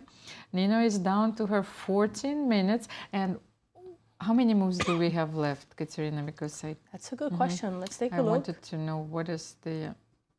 They have 24 moves, so still 16 more moves to make before they reach the time control. Okay, bishop f8. It's not easy to make a useful move here. So do we take? Let's try. Can we take? Okay, queen captures. Queen captures. For the moment, of course, we cannot take on b5 because this king, you know... There's a pin. Is pinned. The knight is pinned, yes. But then maybe king e2. Let's try king e2 first. We are preparing to take on a5. Can we take... No, if we take on b4, I feel that, you know, things are maybe a bit easier. Yeah, I'm not sure how to continue here, but let's go to Yasser. He has a player to interview there. Yasser, over to you. Thank you, and I'm here with Bibi. Bibi, long time no see. Yeah, unfortunately, I didn't win my game. Yeah, the first game was very, very nice, but it hasn't been so good since. What happened today? Yeah, I didn't expect Russian opening much, but I'm looking because Tan play against me also this variation. Right. And I don't want to play against same endgame, so I prepare something, but it's not much, and she found normal moves. And I think it was equal game. Maybe at some moment I have small chances, but I didn't saw it. I calculate bishop d7 instead of knight c4, but black have bishop take e5, bishop take e5, bishop d7, bishop e5, bishop e8, bishop d4, rook a d1, and bishop c5. I can play rook d7, knight d7, queen f7, king h8, bishop d7, and just queen d6, for example. I have a pawn, but it's for sure easy draw. Right. The Russian defense is really annoying. It's a very stable. What are you going to do on your free day? I don't know. I just want to walk in the city and looking for something interesting. Okay. I'll let you get to it. Yeah, thank you. Thank you. Back to you in studio. Thank you, Yasser, for that interview. And maybe we're going to take a look now at the game of Nino Batsiashvili with Mariya Muzychuk. I'm so sorry to interrupt, but before we do that, crazy things happening in this game, so we have to get back to it. So knight e5 happened, and Carissa didn't play f4. She started with rook d8 immediately. That's a mistake. She's not as winning anymore. Let's find out what's the difference. Now I've just simply queen g3. Oh, now she has to just play the endgame with an extra pawn, which is not that clear. Wait, there is no extra pawn anymore? Well, we take on b6. Oh, here. Yeah, but here white king is not as safe as it was before. I'm thinking that she thought that this was winning for black. She didn't calculate that after rook d1, king h2, white is completely winning. It's kind of difficult to see here that black just like moves away with the queen and white has a lot of threats. Absolutely. I mean, you're down a full rook. But at the same time, if you do look at it, just one move farther, you know you're winning. So what a missed opportunity after rook d8 and f4. Now Nana must have... Again, we don't know if Nana saw it either, right? It's very difficult. Did she play queen g3 yet? Yes, she did. We're following f takes e, queen e5, and okay, I think the worst is over for Nana. She still has to defend this endgame, of course. Queen b6 is an extra pawn. But Queen b6 is on the board, I think. Compared to what could have happened, where she would have to resign in 3 moves, this is still going to be a long game. She can play rook d6 here. don't give up any more pawns. And how does white improve without risking perpetual checks and weakening the white king? So after queen b7, where do you go? h6, g6, G6. G6 simply? Yes, because king is close to the black's queen and rook, it feels safe, and white would love to include this rook in the attack, but you can't. You can't leave white king alone. This is, I would call this a practical draw. Engine, of course, will say +1, but... If I was white, I would still enjoy this to be just like, you know, grinding and just queen f3 moving around, but I understand that white's king is not that safe anymore. Yes, and maybe she will try at some point, the right moment, to trade queens and play the rook endgame, because, again, she has to have the right endgame, right? Otherwise, up one pawn, it will still be a draw. Wow. Again, she rushed. If she, where was this? Here. I think she immediately, after 95, immediately took on d8. Wow. If she spent maybe all her time on it, so she had 20 minutes, because if you find that, you don't need any more time. Again, it's about Carissa like seeing the best moves, right? It was in the opening. The bishop f4 is a good move, but maybe not immediately. Here, f4 is a good move, but actually immediately. That's what's brutal about chess. It's not just about finding the idea, but also playing it on time. And precisely, of course. So what is our plan? Should we go back to the game between Nino and Batsiashvili? Sure, yes, let's do that. Maybe you can summarize it for us a little bit? Yes, so this game started as a Slav defense, the modern variation, kind of very peaceful, until maybe we can go to the move long castle, which was extremely questionable, where Nino decided she wants to hide her king queenside, but maybe not the best way to do this, because queen on this queen side, I mean, there is a lot of danger. And as we can see, Mariya just tried to go after the king. And now f4, that is another kind of surprising move for all of us. We were thinking that maybe some g4, trying to open this diagonal. So kind of awkward moves we did not really understand.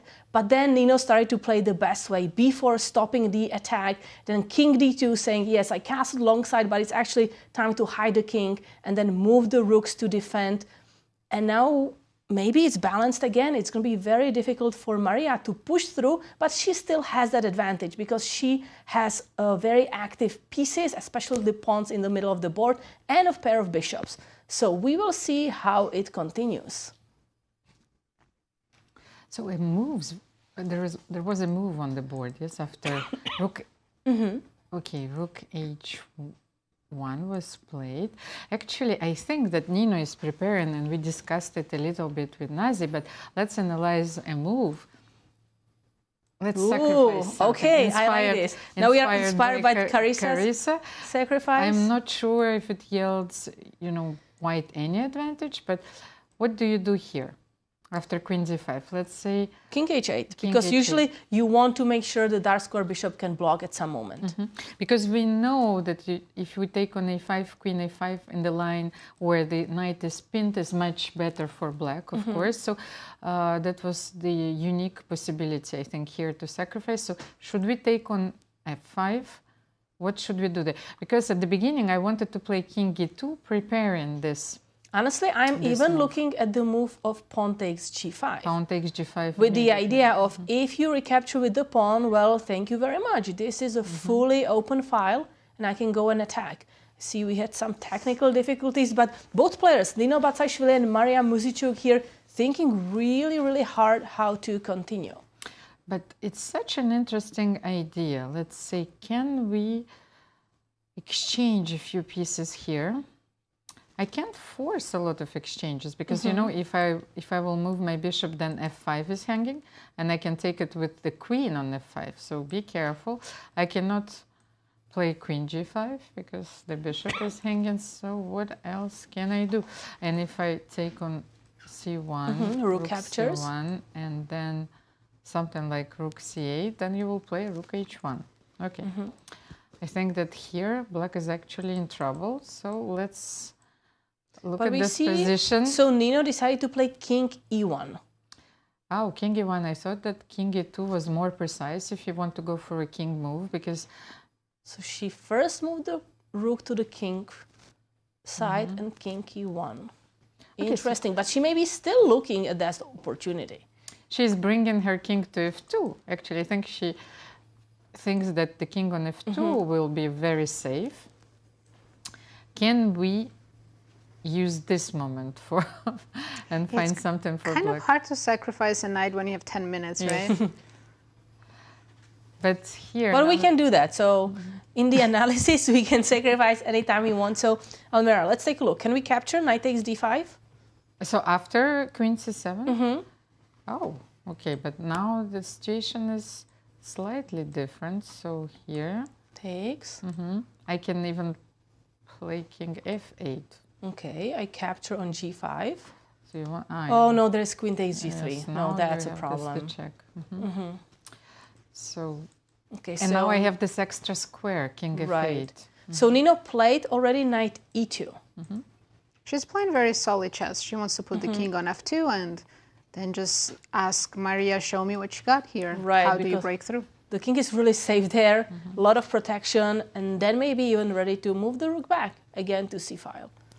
Meanwhile, if we go back to Carissa's game, they're following our analysis and Nana found all the best moves. They are playing quite fast, even though they're not in time trouble. I should bring it on your screen. So that's the actual position on the board. Queen c8 was played. The exact same line as we were looking at.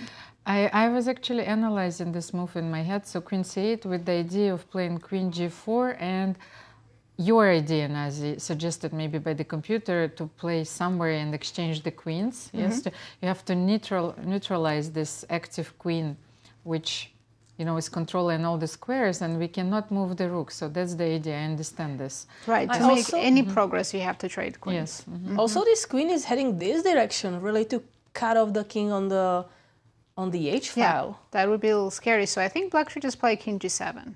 And if you give me check via g4, I can go to f7. So king g7, queen g4, king f7, and then so queen f4. Yes?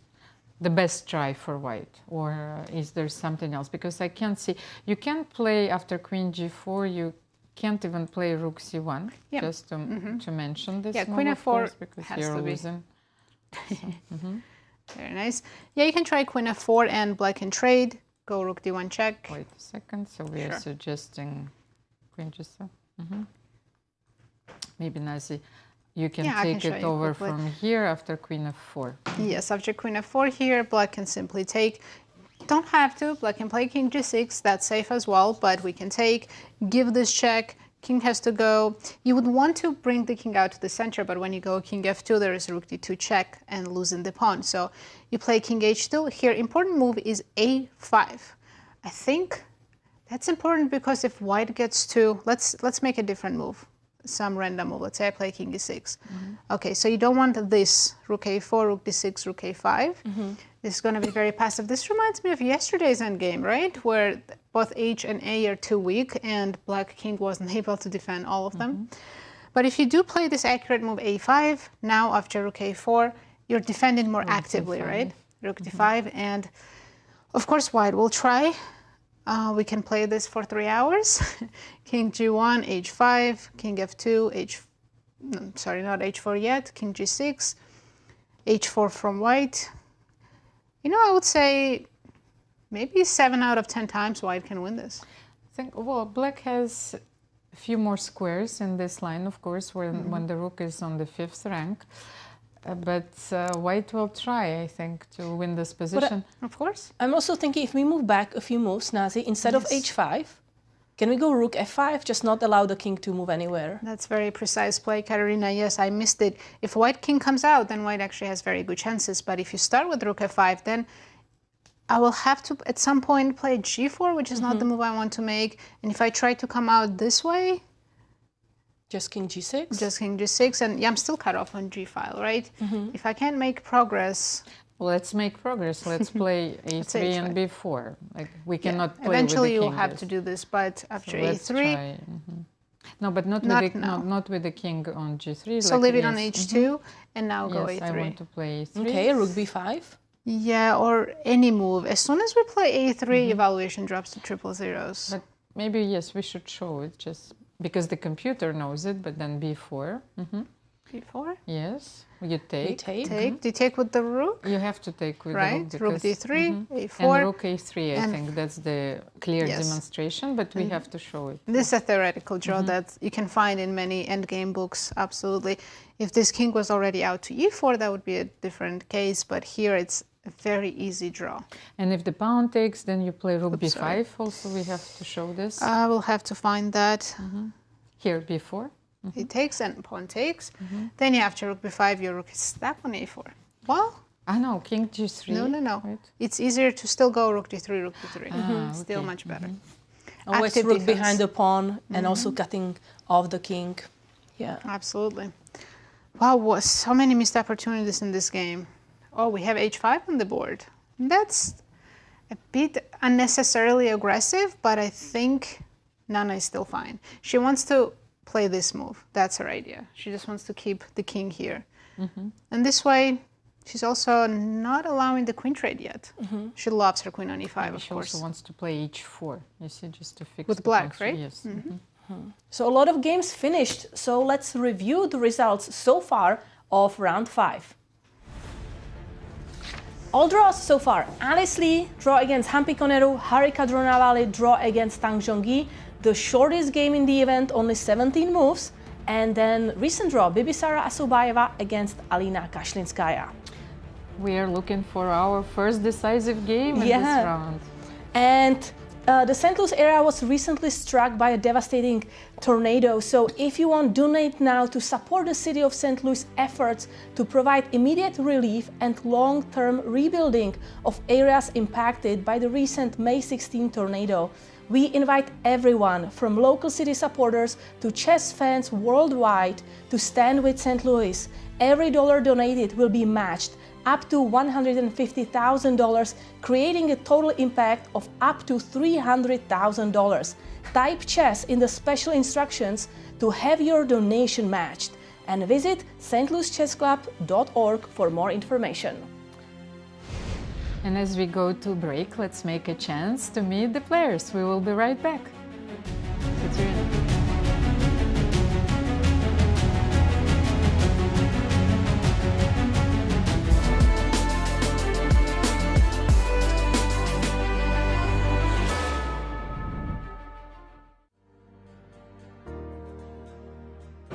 There is a lot of new faces at this year's Cairns Cup. Let's meet the players.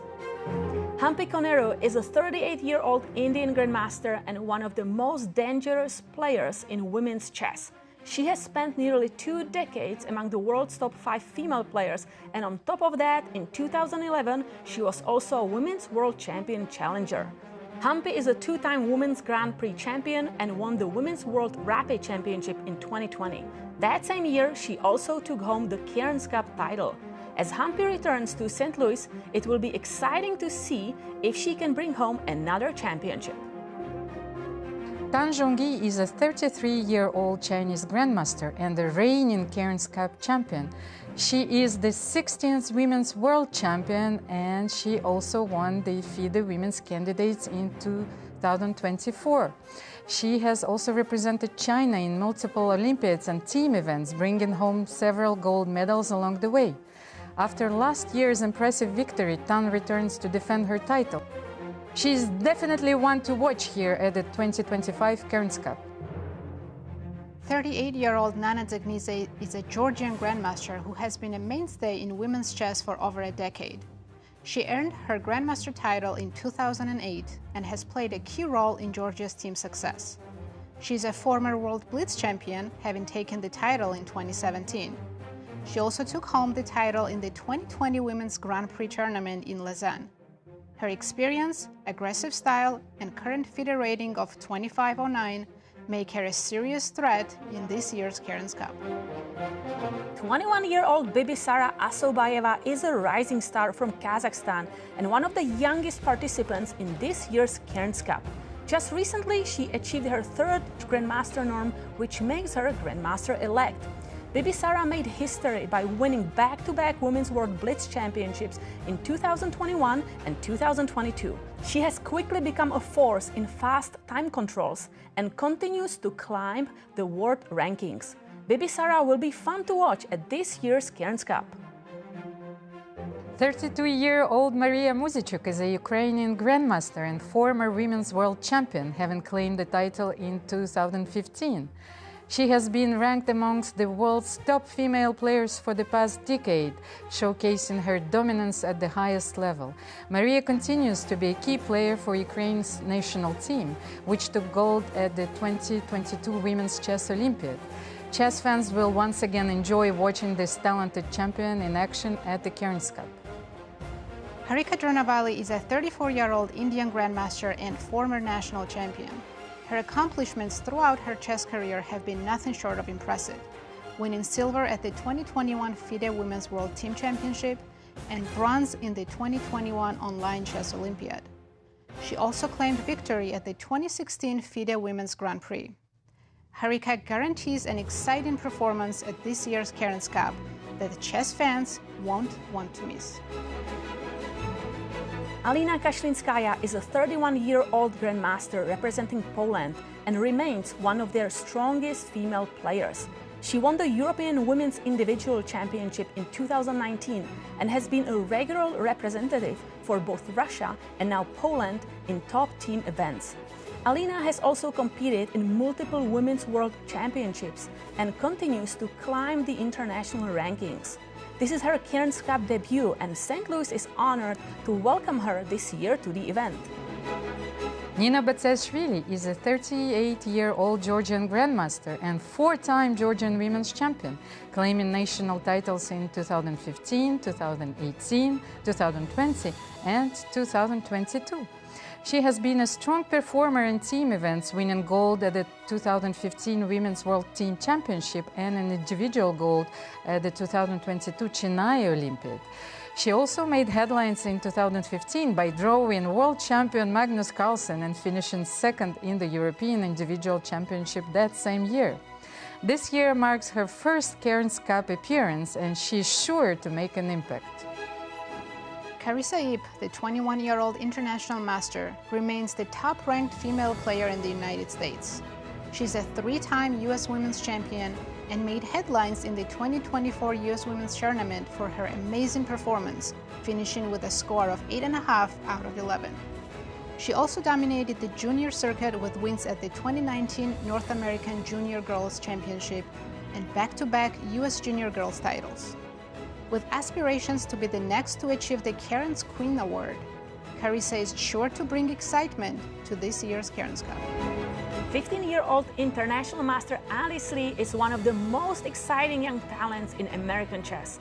She earned the international master title in 2023, becoming the youngest American female ever to do so. She is a three-time gold medalist at the World Youth Championships and has back-to-back wins in the 2023 and 2024 U.S. Girls Junior Championship. Alice has also won back-to-back American Cup titles in 2024 and 2025, both in Blitz playoffs. This year will be her second Cairns Cup appearance, and she will be looking for a win. So, with all these swimming stars, this year's Cairns Cup is one of the strongest women's chess tournaments in the world.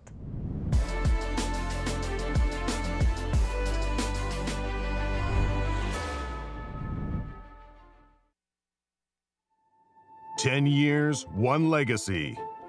The Grand Chess Tour marks a decade of mastery where only the strongest chess minds carve their names into history. Each piece has its role, like soldiers in a grand army, with commanders to lead them into the tour's 10th year and a prize fund of $1.6 million. The Grand Chess Tour starts in Warsaw with the Superbet Rapid and Blitz Poland, immediately followed by the Superbet Chess Classic Romania in Bucharest, then off to Zagreb for the Super United Rapid and Blitz Croatia, followed by back-to-back events in St. Louis, Missouri with the St. Louis Rapid and Blitz and the Sinkfield Cup. And the culmination of the grand finale in the city of Sao Paulo, Brazil, will determine the 2025 Grand Chess Tour champion. Fight with every ounce of strength for victory. This isn't just a moment. This is history.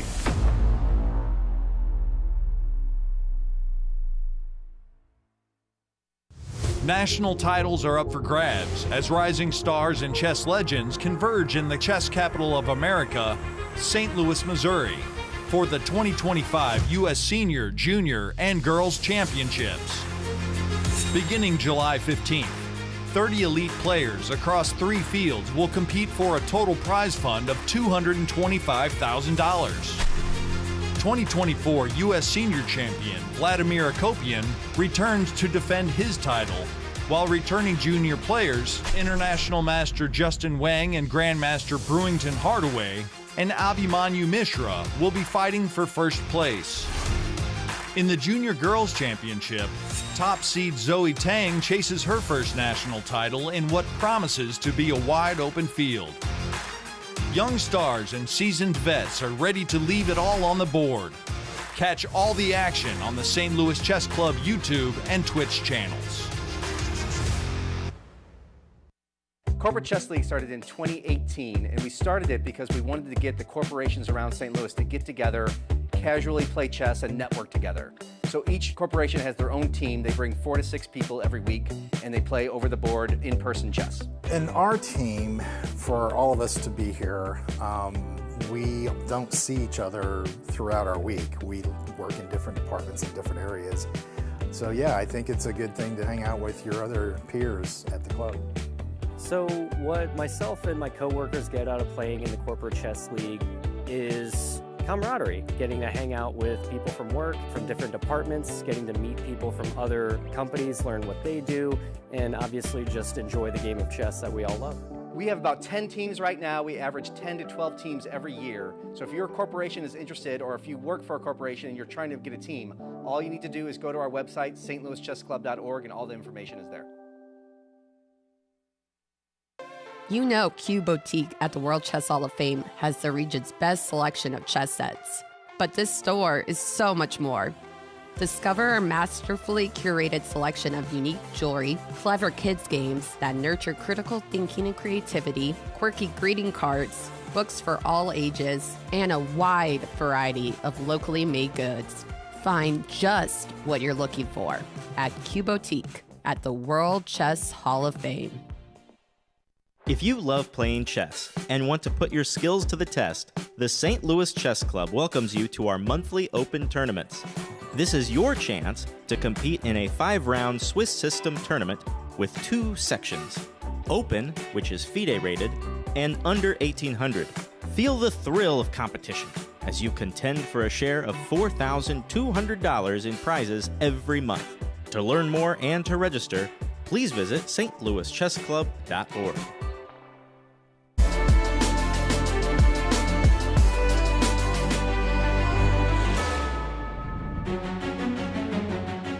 Welcome back, everybody, to round 5 of the Cairns Cup. And before we start analyzing, we want to remind you about the schedule.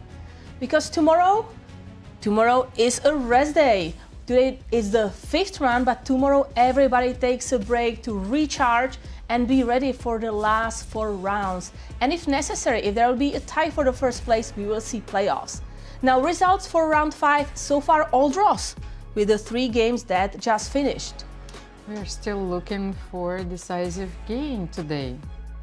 And Carissa is the player who's the closest to it. And she had a chance earlier. Oh my God, that combination, it would definitely end up in chess magazines and articles, right? Knight takes e6, very beautiful. Oh, it's gorgeous. But now she's trying to win in this endgame, major piece endgame, extra pawn. How would you assess her chances of winning this? First of all, I think the psychological state of your opponent can contribute, you know, sure. Because I think that Nana, first of all, you know, yesterday she lost a very difficult game with the white pieces against Harika Dronavalli. Actually, she came in today, we saw that the opening she played c5, a6 was a clear indication that she wanted a fight. And she didn't want to make a draw. It was a complicated game, but she keeps on blundering. Actually, it was sort of a comedy of mistakes, but then Carissa found this beautiful sacrifice, and we all thought that the game is going to be over in a few moves. But chess has a lot of defensive resources.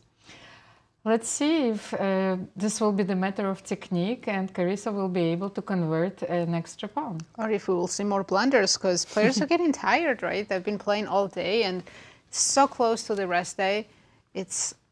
You almost want to already end the game and go relax. And also Nana Dzagnidze, she is lower and lower on her time. And I feel that Carissa doesn't want to trade queens. Nazi, you said that this was her best chance, but right now, okay, let me bring this position on your board so we can analyze it. Her last move and I see b4. That's the best move by the engine, actually almost +2 advantage here for white. And if you are wondering what's the idea of playing b4, it's simply to advance the pawns. So you want to play a4 and b5, yes? 40 seconds. 40 seconds for Nana to make 2 moves. 40 seconds. Okay, the players are still reaching the time control. 30 seconds. And now Nana also has to be careful because the rook and the queen are attacking this pawn, so you cannot just go something like rook d2, try to attack the g2. You have to be guarding this f6 pawn. And I like this idea, but why king h6? What did Nana play? Queen e6 on the board. So Nana... And we see the computer did not like it. The bar went really up for white. So maybe Carissa has a big chance here. So let's consider what are the moves. Queen f8 is a move I would consider for sure. Just giving a check. So let's say king g6. So you are... Maybe keeping your king closer. Rook f3. Can I just be brutal? Oh wow, actually now I see that it's +4 here.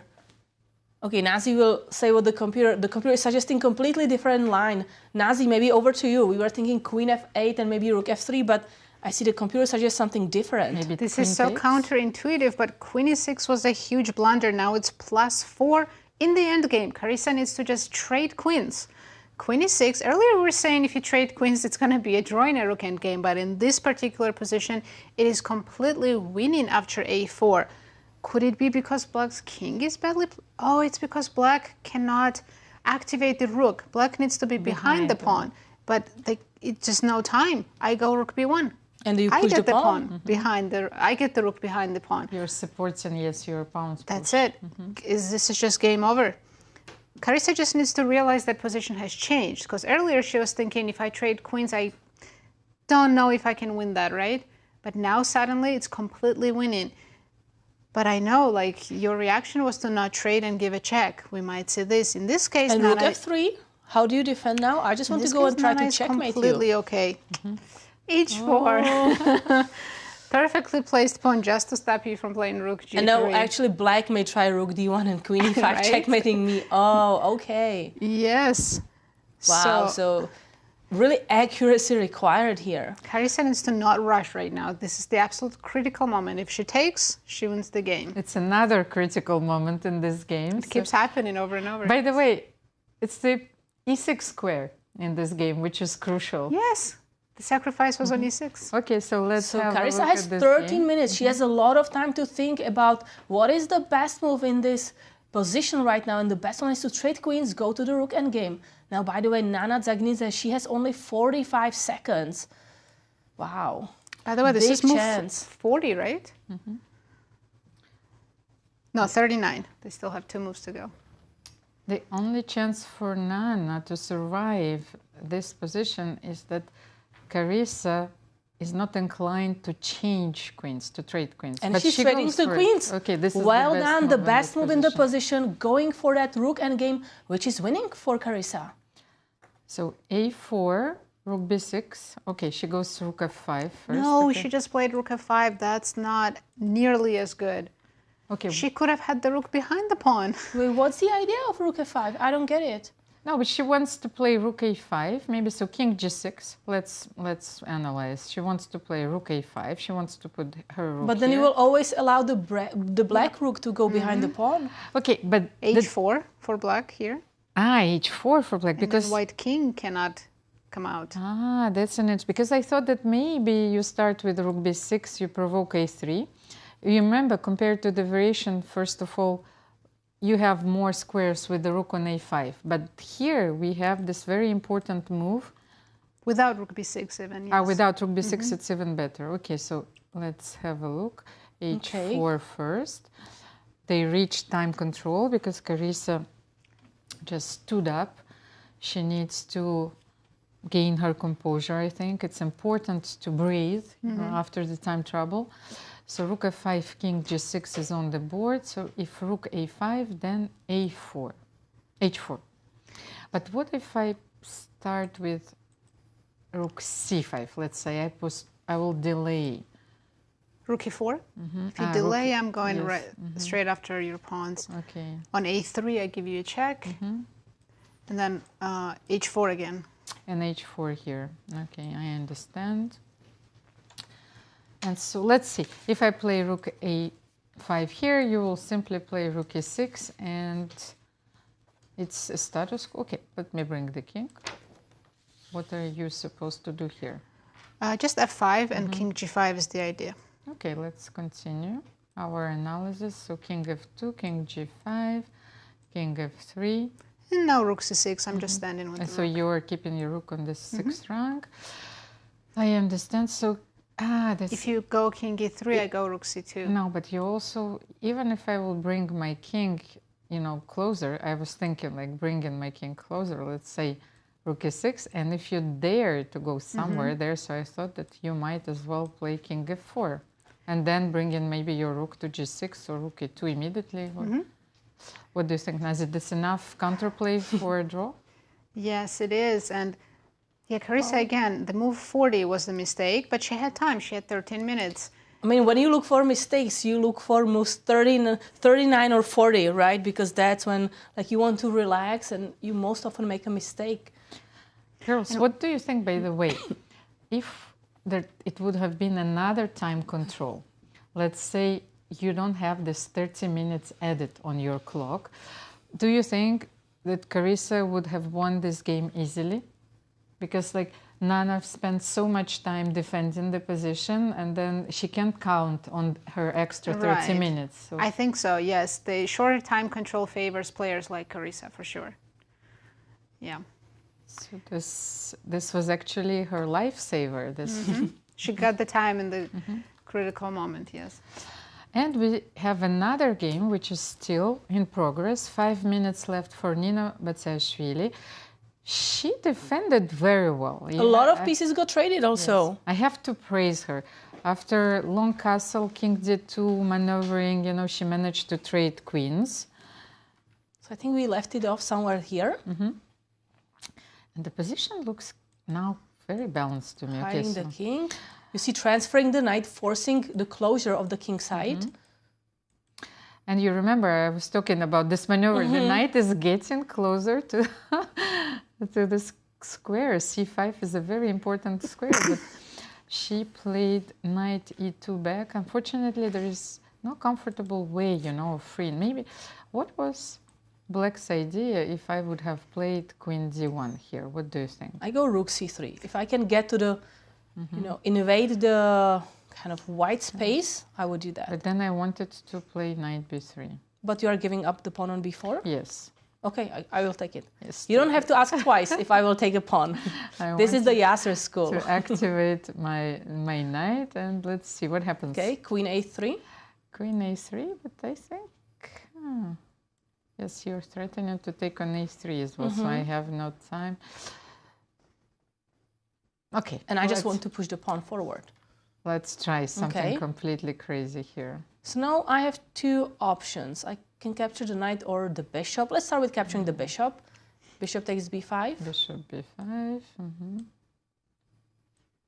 b5. I mean, now I can take the knight and go to an endgame with extra pawn. Yes, but I'm worried that you have rook c1 and queen a1 also. That's probably...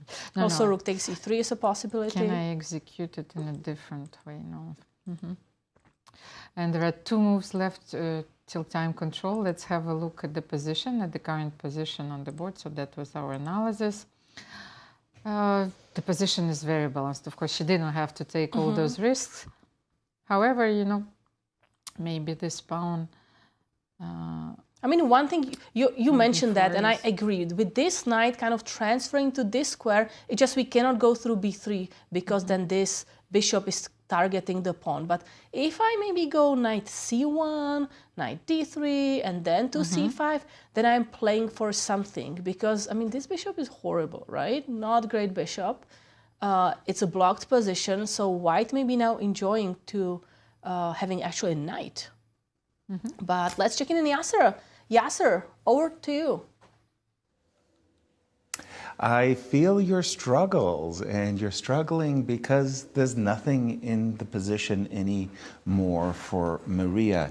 I had a very nice conversation with Bibi as we were waiting to interview her. Bibi and I were looking at the position that Mariya has, and I was explaining to Bibi Mariya's strengths, what the trumps were for her. So I said that she had 3 trumps, and Bibi said, well, what are they? And I asked her the same question, and she said, well, 2 bishops are 1, and I said yes, and that's where she kind of stopped. And I said the 2 other advantages are the double pawns, G3 and G2, and the insecure king. So what Mariya needed to do was, after this move knight G1, is to keep pieces on the board. In fact, that's the whole point. The advantage is that white's king can be vulnerable. You start taking off pieces like what has occurred in the game, the advantage that black has disappears. So the idea of rook E8 is clear as a bell. We want to double. Oh, I think I'm supposed to double up on the A file. You go like this and like this. The next thing you want to do is very importantly, you don't want to play the move G5, G4. You want to give your bishop this option of coming to H5. You also want to give yourself the option of H5, H4. As we flash to the current position, what we see instead is there's no disadvantage of the king. The white's king is perfectly safe. In fact, the king is going to be playing a positive role with king on B3. If anything, Mariya has got to be a little concerned. The pawn on B5 is attackable, is that right? King B3, rook A1, and suddenly H5, H4, no threats going on the king side. And I feel not only is the advantage slipped away, but Mariya has to be careful. In the game of Carissa, I can just hear Paul Benko. Paul Benko is crying because when I had been in New York City, I was at the Manhattan Chess Club, and Paul Benko was holding court. And all of these junior players were around, and he was teaching his studies, and his endgame studies were just absolutely remarkable. And he drilled it to us. I mean, example after example, rooks belong behind passed pawns. And he would have been playing the move rook B1 in an instant, followed by A4, followed by B5, and he made it look so simple that rooks belong behind passed pawns. You just go B4, B5. Carissa would have been winning. Instead, you get at the board and you're seduced by this idea of like, let's activate the rook. Let's put the rook on A5. No, the rooks belong behind passed pawns. Had Carissa played that move, rook B1, I have no doubts whatsoever she would have won the game easily, like just easily. Now, well, good chances that black might hold this. Back to you in studio. Thank you, Yasser. I hope that not only that you feel our struggles, but you also share them. We are in this together. And Carissa was on your screens. She seemed concerned. Actually, I think now she understands that this endgame is not easy to win and might be drawn. H4 was played, by the way, by Nana Dzagnidze, a very important move. So maybe let's look at the game, because H4, let's refresh. Yeah, this is the first time Nana doesn't look very worried. Yeah. Right, because her position was, especially after 96, she looked stressed, and now she's like, okay, I can hold this. Because this pawn is really blocking this G3 square, and then it's going to be difficult for the white king to get away anywhere. Yes, we were trying to analyze this game, but a very important setup, of course, after King G1, has been demonstrated on the board. King f2, then king g5. That's how you are holding this endgame.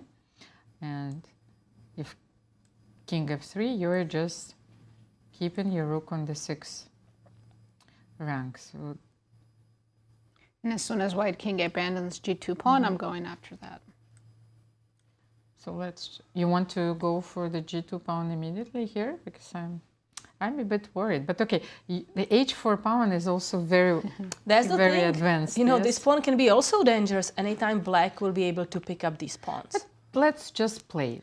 You know? So it's the Let's f go pawn, for it. right? After Yes. I take g2, I can start pushing the f pawn. Yes, let's go for it and let's calculate something. So b5, it's a race. Check, f4. Ah, you want to go for f4? Okay, immediately. Then king f3. Check, rook g3. King f2. Are we being too greedy? Or should No, we take? not greedy enough. Let's take. capture another pawn. Not greedy enough. Ooh, okay, b6. Okay, check, rook h2. Quickly getting the rook behind the pawn. Yes, we're... Could also have, yeah, that's good. Maybe And rook queen. b2 next. There was also king g4 Black maybe. might win this. Okay, let me do, because it was king f1, rook b2. I want to play. Okay. I mean, my pawns are faster. King aren't they? g4, let's go. Maybe What's wrong with h3. h3? Okay. No, h3. I think Let's maybe go. you missed my. Maybe not. Maybe it's. I don't. g4. I have no idea how can I calculate anything H2. here. H2. Yes, H2, I win. and you're winning, of course. So There's going to be a skew ready and for the rook, and that's a win. 2 against 1. You know, I don't agree here. Okay, so let's calculate this once again. So f5, king f2, king g5, king f3, Rook c6. rook c6. So maybe a4, right? But a4, then you're checking me. You know, so I thought that after Right. a4, that's why I wanted to go for it. What am I doing here? I don't know. And you didn't even take the pawn yet, so on 6. So this. And we are very close. And Maybe then- here you have an extra tempo, but it should still not be enough to win for white. No, because at the variation, I first took on a6 and you took on g2. Here I took on g2, so I'm not sure it's an extra tempo. Well, pawn's on a4. Yes. No, but you moved, so let's say f4. What are you doing? Because I moved b5 at that time. So, okay, once again. b5. Rook h2. Rook h2. Well, actually, maybe just rook rook b3. Yes, I like the move rook b3. Okay. Yeah, those pawns, even though they're connected for white, they don't move that fast.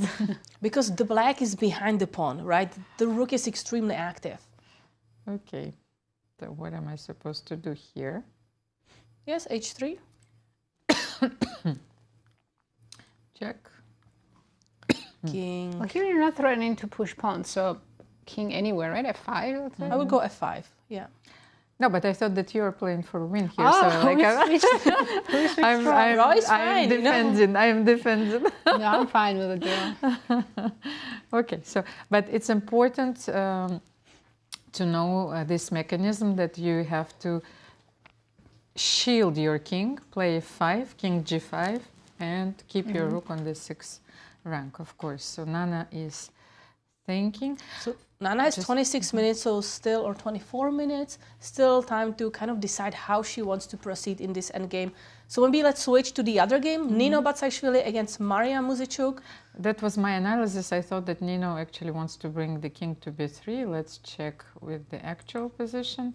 King e7, and she did play king b3, and rook a7. I like this so move. that allows to capture this pawn. I don't know if you want to do that, but it is a possibility. Well, I want to do that. No, if you take with the bishop, I think she wants to play rook b7 back. I capture on e7. Okay, e8, pardon me. Then, okay, rook b4. King c2. King c2. I think that maybe this is what she wants. It's to, of course, to get rid of this horrible, or knight or king. Okay, let's say Doesn't knight matter. of this horrible bishop. And since, well, this is a draw anyway. Because I'm sure that if you're trying something here, My bishop is going after those Yeah, I have to be pawns, careful yes. because I do have 4 pawns on the dark square. So okay, so maybe it's too risky. So if you take knight b5, the same thing. So bishop b5, bishop b5, rook b7. I think it's King a4, and then you're forcing a draw by perpetual. Yes, so it's a draw here, unless you can play bishop d3, rook b4, king c2. Okay, trades and. But that's still opposite colored bishops, equal material. This is draw as well. So it looks like Nino Batsiashvili and Mariya Muzychuk, they are heading into a draw.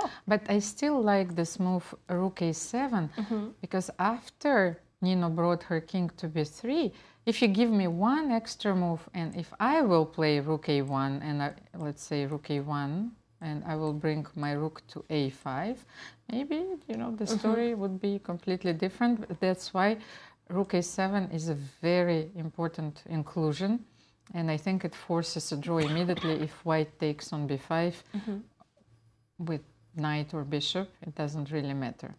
So amazing defense in this game by Nino, right? Because she was worse from the pretty much very beginning.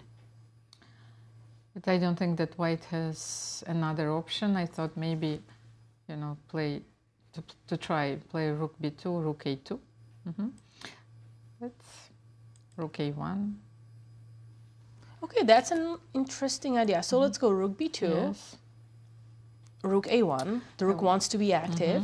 You still want to play rook a2, I suppose. Yes. Rook a2, trying to activate the rooks. I have to go for this pawn. I think rook e1. Because if you trade the rooks, just if we can take a look at it, maybe that is probably better for white because then I can be putting more pressure on the b5 pawn. So I capture with the knight. Yes. And then at some moment, or actually the next move, I'm going to come back with the knight and attack the pawn on b5.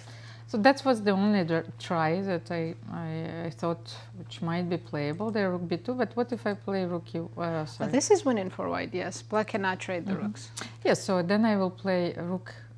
So rook b2, rook a1, and rook a2. I think that you have to play rook e1 here. It's Now, see, are we accurate with our assessments?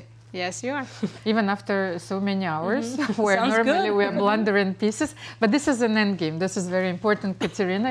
We're so what after? Because if my rook will get to the I go third rook round, e2. I block it.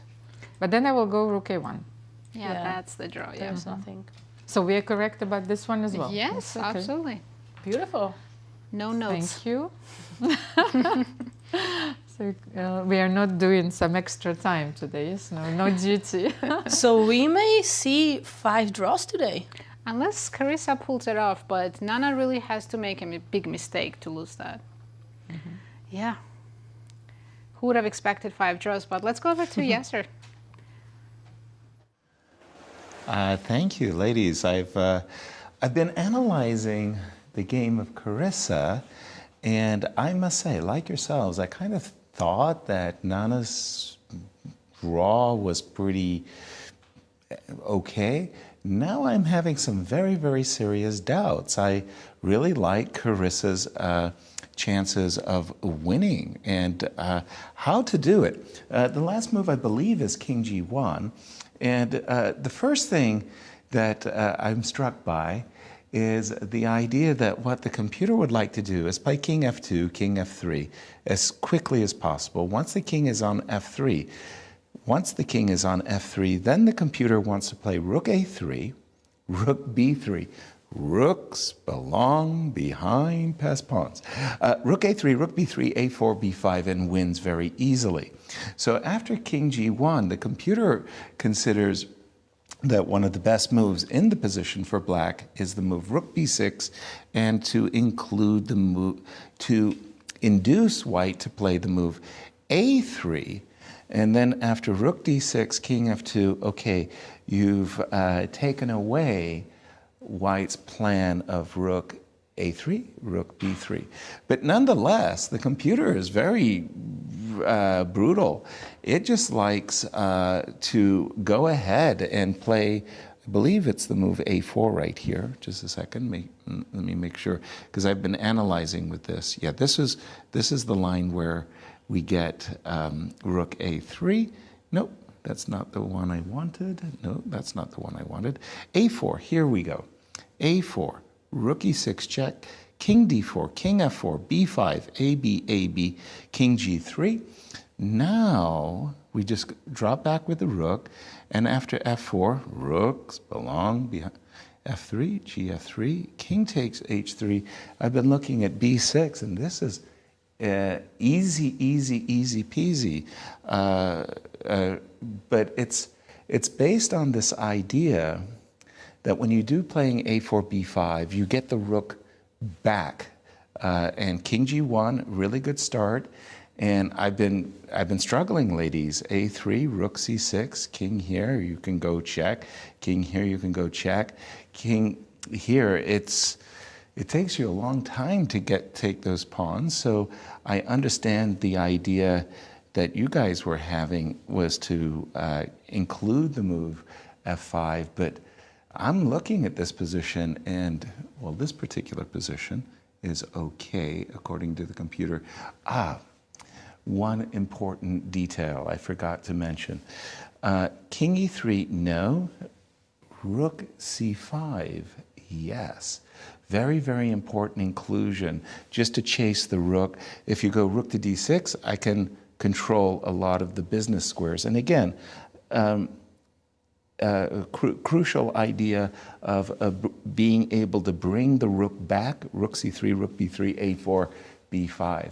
So according to the work I've been doing, I got to tell you, Carissa should win this game with good play. She messed it up with rook f5, but she can get back on track. Back to you in studio.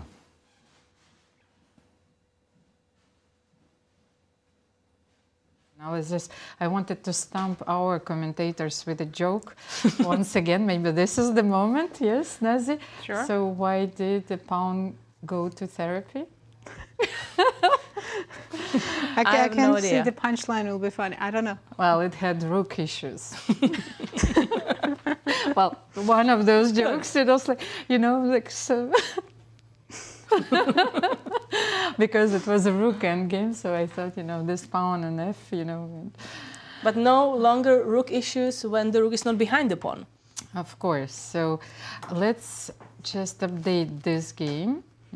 So this is the game between Nino Batsiashvili and Mariya Muzychuk. Because she played rook h1 first, attacking the h6 pawn, provoking the h5 push, blocking the position completely, so she can still go rook b1 here, or she can take on b5. Maybe, by the way, maybe now she can take on b5 more efficiently. Does it change something? Because the bishop here is overloaded, so maybe she wants to take the, let's try something. Okay, so bishop captures, and now if rook b7, yes. Bishop takes e8, rook takes b4, king c2, king captures e8, and rook h5. I still think that this is not enough because, well, your g-pawns are double. Almira, don't doubt yourself. You guys are finding all the best moves. Yes, this is perfect. But then, there is no way for you to get to this one. Yeah. So still equal despite white being an extra pawn. Triple zeros no matter what we try. That's chess, sometimes. Especially in those blocked positions. How frustrating. Like you make this subtle move, rook h1, you provoke h5. However, even if you win this pawn, this is not enough. So let's try to delay it. Can we move back? Yes. Okay, so this is the situation. Unless you want to take here with the knight. Okay, takes. But then you don't even have a tempo. Okay, let's see. Rook b7. You go Bishop somewhere. d3. Yes. You capture king c2. I'm still gonna get the pawn. Yes, but probably not enough. Okay, I mean, the doubled pawn is just, it's fine because white has these two extra pawns, but this pawn on g4 is doing an amazing job blocking both. So white is not really a pawn up. Unless, like, somehow you can get to this one, but after rook a4, let's say... Takes, okay, rook a2. No, but rook a2, rook g2, okay, this is It's actually, white can be in trouble there. And if I play king b3, that's Rook why I b4 play... check. No, I actually wanted to play rook a3 check. And suddenly, you know, the tables are turning. Yeah, it's the black who is taking initiative. That's why it was very important to play rook a4. But okay, I think that Mariya is about to make a move. Let's bring the board back. Well, it's Nino's turn, but I think Nino is trying to make a move, yes. It was In Nino. the other game, Nana's in deep think. She's already been thinking for 17 minutes. Wow. Still hasn't made a move. So let's go there. So Nana taking a really long think for 17 minutes. You can see that she has only 13 minutes left for the whole game. And she needs to find this push with the pawn, f5, king g5. And that's the way to hold on to this position. That's the right plan, but actually, like Yasser discussed, she should maybe start with first with rook c6 or rook b6. Provoke a3 and then go for f5. Because of the line that Yasser showed, if immediately f5, rook a3 is an interesting move. It's a very interesting idea indeed. Nazi, you've scolded me for this move, rook b6, however... It was the engine, Almira, not me. I would never. Okay, thank you, just... But like, I also felt that rook b6 is very important to be included because you force white to play a3. And then the white rook will never go behind the pawn. You can't make this artificial move, rook a4. But let me continue with not rook c6, but I want to go back rook e6. So okay, king f2. King f2, f5. For some reason, it's not good. But why not? That's I want to understand. Right, after f5 here, white plays rook c5. Rook c5. I'm guessing the idea is a4, b5, rook c6, right? Or also just rook c3, rook b3. Okay. Just always trying to get the rook behind the pawn. Just rook c2 I go rook here. c3? Rook c2.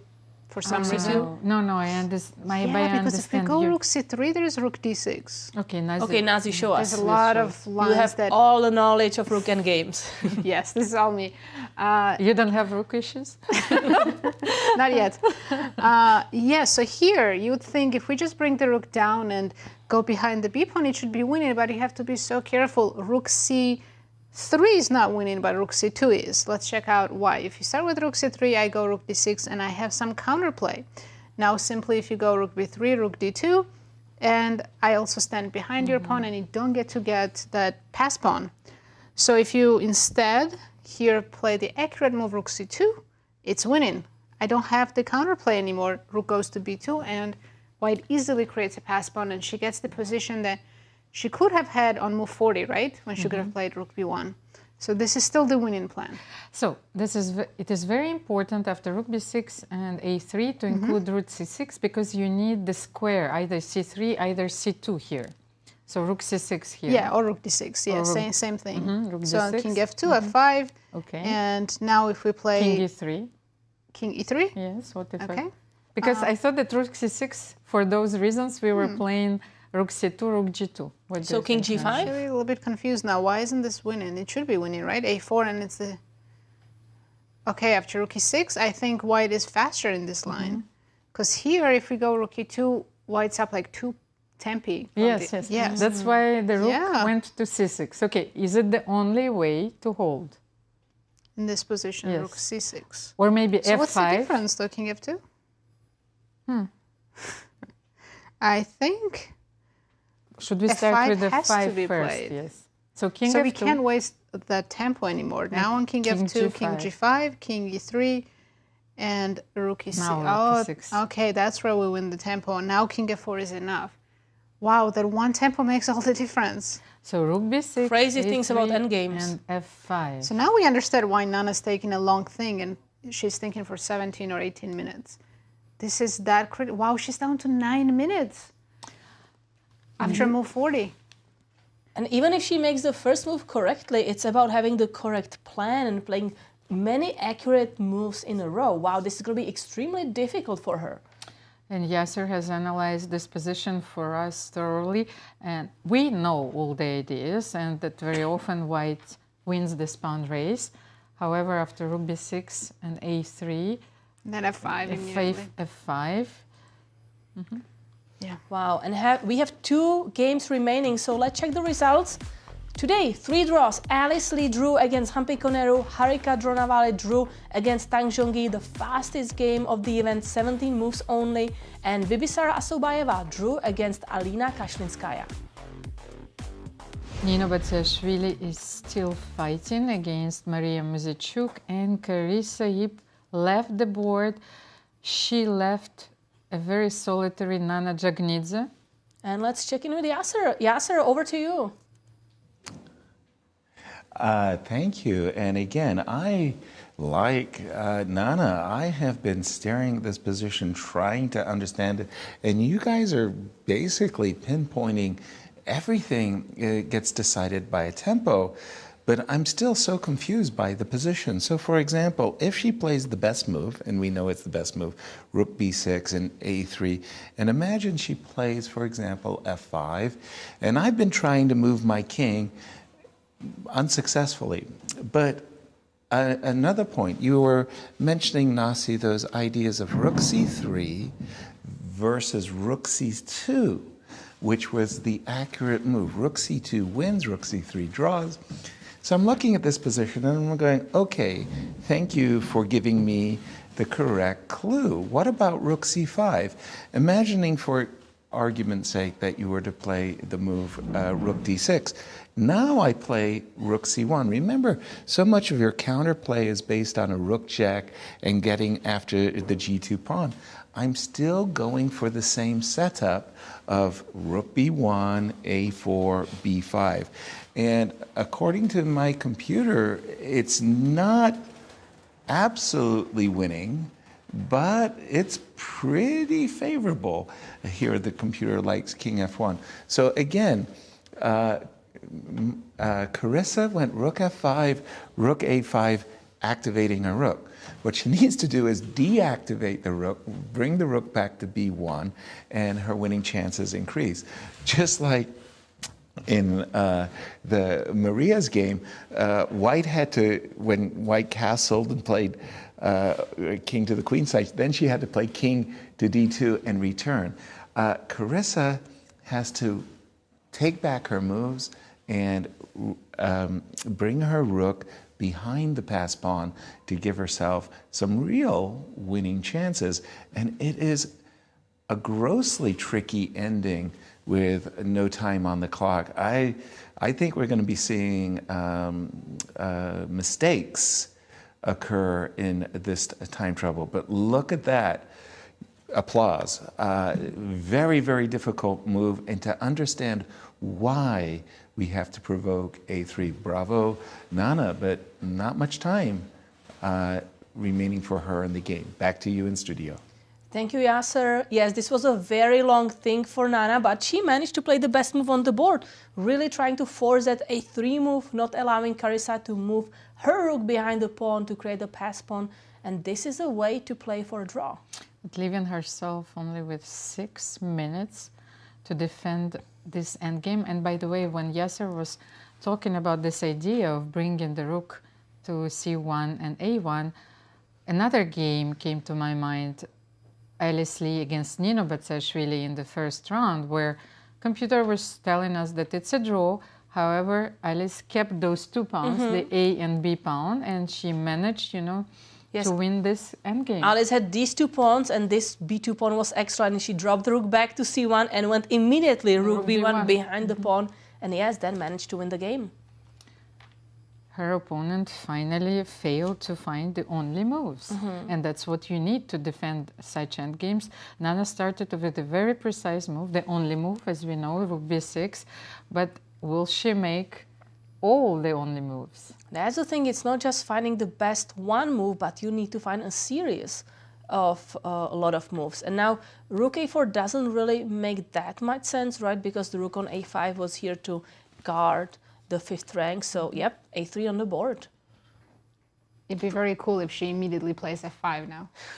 Instant reply. Well, I'm sure she has calculated more than one move because she thought for so long. And, oh. Rook d6. So this allows... So this is wasting some time. No, but this allows us, to play king f2 and king e3. So does she want to play rook d2 immediately here? You go rook d2, I go But then here. king f3, then rook d3, and king e4, I think, is an important inclusion. So your king is getting closer. And then I think we were looking at this line, suddenly realizing that white is too fast. And the king is very close, so it can support the pawn. Also, after rook d2, why did we give the pawn away? Oh, actually, that's much better. Sorry, you're right, Nazi. So after king f3, here. You want us to come back and to play rook Wait, no, d6? king e4 is right. Wait, what's the problem with our variation? Here, king Or you e4? want Let's us play to... king e2 also, and it's winning. Oh, just go here. But king e4 is also winning, yes. With the idea, if black goes now after the pawn, we simply defend it and then get another one for free. Exactly. Yeah, that's the easiest way to go. Of course. Absolutely. You don't even have to calculate. Yeah, absolutely. So let's refresh. F5 So we did have is on the board. king after f2, king f5 on the board. Only winning move for Carissa, king e3, which is the also most obvious move. Most natural move to move the king towards the center of the board. Also, we are guarding this d2 square, so the rook cannot invade and attack this pawn. Wow, this is looking good. So Nana will play king g5, as we know. Because any checks help the king to move forward. But then, so after king g5... And here we can see, by the way, that Carissa has 34 minutes on her clock. A lot of time. She usually doesn't take that much time. She plays fast, but she has time to think, and that's the opportunity. So now we can play rook c5 and bring our rook closer, first of all, to this pawn, and to put it behind our passed pawn. All she needs is to find this plan. Yeah, now it's very simple. Just we want to go here, here, push. And then create the pass pawn. Or rook c2, I think. This king will always be close to help. We were analyzing, but it was not that position. Rook c2 maybe was the most precise, just to guard this pawn. So if you take one move back instead of rook c5, wait, how did you Because do king g5, I thought not king f6, but king g5. Oh, okay. So you suggest to, because we were always looking at king g5, On king g5? Not allowing king f4. Only winning move here is a4.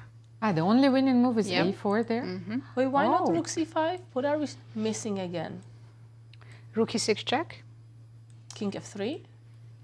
And back, rook d6. Okay, but then if we are going to this position... Yeah, but we know here rook goes down to d2 or d1. And oh, right. Yeah, Because rook c2 was the winning move, right? Because then after rook Yes. b3, there is this move rook a1. And we cannot play rook c2 because of rook d3. Okay. That's so tricky. Okay, then a4 is the only winning move. Let's try it again. So here, after king g5, a4. And rook e6, where do you go? f3. But then d4. d4? Okay. Really? Already launching Yes, because you're the king to the closer. queen side. Right, because on king f3, black has rook e4. Wow, this is so complicated. Wow. Okay, so rook d4, and if I go rook e2, let's continue in that variation. Rook e6 check. Okay. King d4. Rook e2. Now you just go b5. No, you Rook take. a6 Or is rook the takes, only you winning take move, the yeah. pawn, Okay. and then you go b5. And yeah, that looks like those pawns are fast. Okay, we can give a variation here, let's say. But f4, I can even play king e4 maybe here. Can we go Nazi f4? Should we play king e4? But I feel that we No, can... king e4 is not great. No. b6 is b6 is the better. better. And on f3, go king e3. Okay, f3, king e3. Yes, I can see that the difference being that there you could give a check and rook e3, rook g3 once again. Okay. Okay, big decision for Carissa. But Carissa has more than 30 minutes to think now. Somehow, I don't think she's going to take too much time to think here. That's not her style, but yeah, she needs to calculate move by move and figure out that king e3 is the only winning move. Just to Yeah, Nino glance- Batsiashvili, they are heading to threefold repetition, by the way. Just a second. So if we switch quickly to that game. So they entered the line we analyzed previously. So right. So Nino captured, now rook b7, king a4, and we are expecting now that Mariya is going to play rook a7. Now you go back, I go back again. And again, the idea is that if bishop captures here, rook captures here, and these traits are all going to drawish endgames, maybe even helping black. So white wants to be a bit careful.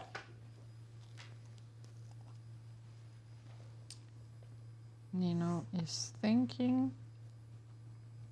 I think it's... no, Mariya is thinking, yes, because I thought that rook a7 is already on the Okay, board. we have moves in Carissa's game. Let's switch back there. Carissa did play king e3, the best move, and Nino responded with king g5. Nana. Yeah. I mean, Nana, pardon me. We got two Georgians playing, Nino and Nana, so And easy another to confuse. Georgian commentating. Oh, yeah. You forgot about this. I did. Yes. So a4, the best move for Carissa here. Only Is she move. going to find it? Because what else? I mean, she could try some rook move, right? Because you might think I have plenty of time. Rook e5, rook c5, but that is, as we already know, a draw. Yes, we tried rook c5. So let's demonstrate it once again. You said that rook c5 fails to rook d1. Rook e6 check. But when we play rook d1? Because rook...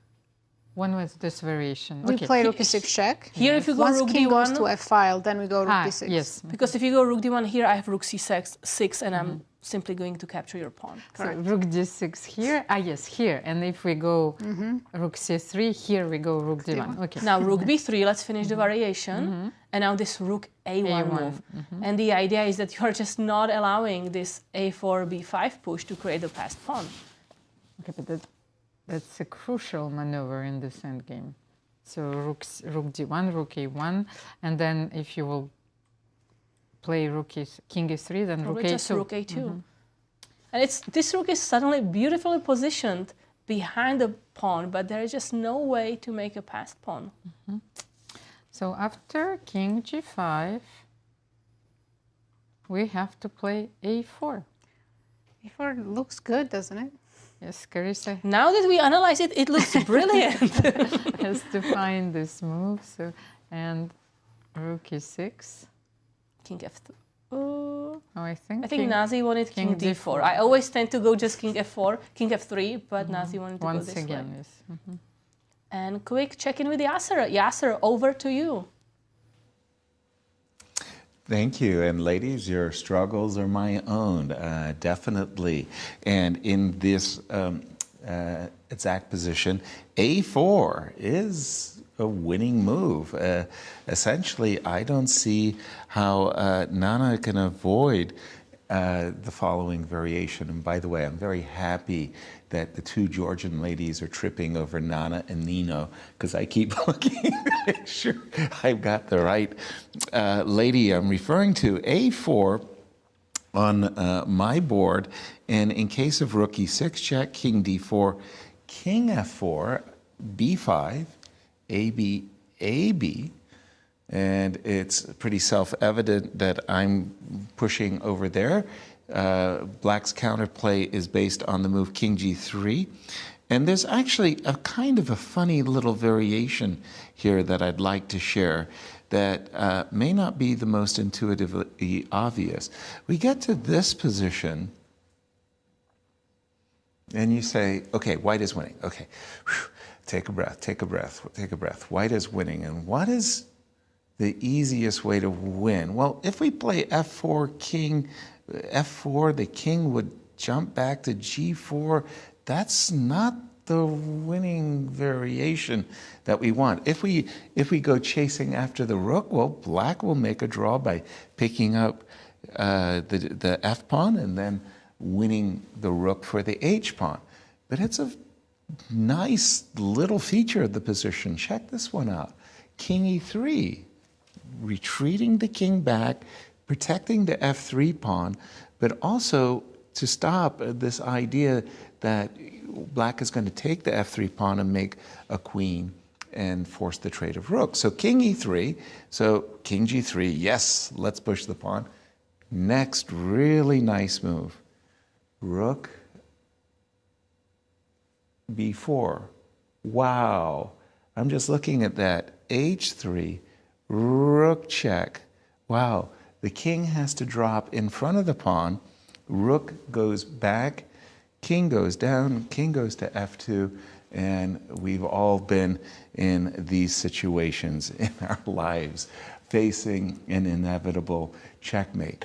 A very nice trick, I think you'll agree, that you've got to retreat. Carissa has to retreat with her king. King e3, rook b4, rook g4, and just a lovely variation. It's very difficult line. I'm sitting here in studio puzzling it over with the chess engine and struggling to understand how and why it's a win. But a4 is the winning moment. Can Carissa find it? Back to you in studio. Sorry? Thank you, Yasser. We are also looking at this game. We are actually looking a little bit more now at the Nino, Batsiashvili and Mariya Muzychuk, thinking if Mariya is trying to muddle the waters. Maybe Nazi, do you want to show us? Yeah, let's go over this variation we're looking at while Yasser was explaining the other game. So here we're considering bishop takes b5. You have to take with the king, obviously. And then rook b7 check. And we want to come back to safety, king a4, king b3, king c2, but unfortunately you can't because you don't want to allow the discovery check, rook b1, and black wins. So you're forced to go to c6, which doesn't look that safe, but according to the engine here, if you make the only move, knight b5, of course you don't want to allow rook c4, then white is completely fine, even with the king on c6. Wait, what about rook c4? The bishop. But my pawn is running. Okay, let's check. Rook take c4. the bishop. Please take the bishop. Take knight. Let's go, c3. Yes. I can't touch that. So here, I can come back knight c3 or play d5. And this is still a draw, but I mean, at the board, you can easily miscalculate this and think that you're losing, right, in this endgame. So, Alex Mariya's trying not to repeat, but go for some complications. Yeah, she's trying whatever's left in this position, and this is pretty much it. If she goes here, of course, this will be an easier draw. But yeah, rook c4 looks interesting, and Nino just has to be careful here and play d5. Just trade everything off, and then it will be a draw. But after d5, white is not better, no? Like, what move are you going to make here? c3. So you're just giving up the pawn away? Okay. Just to activate my bishop. I think I'm going to come to e1 at the right moment. So if you move your knight, where do you want to go? Yes. e2? But then you can play take. Take. King takes. Maybe knight d4 is also interesting. Yes, but you think that's... King d5, king f6.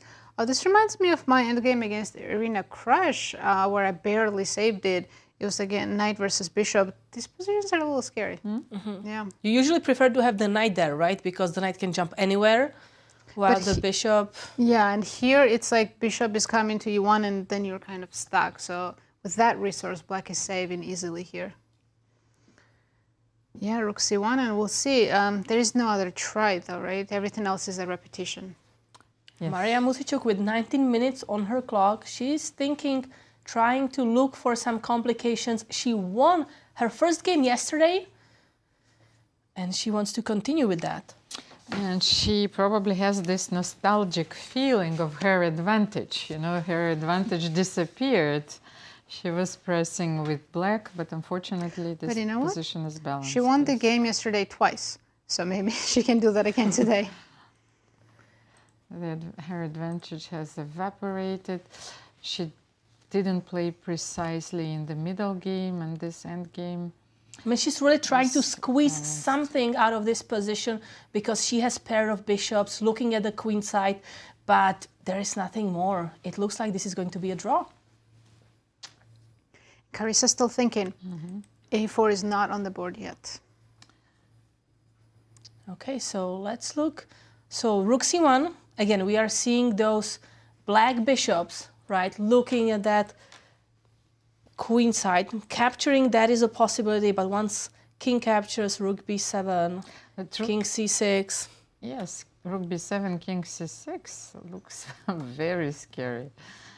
So what else can we do here? If not rook b4, there is no other move. And actually, I would think twice. I would think twice before Yes, this is a trick you would like to try only like maybe when you are really low on time to see if you can trick your opponent into capturing the rook and then running away with the pawn. But other than that, this is just a drawish endgame.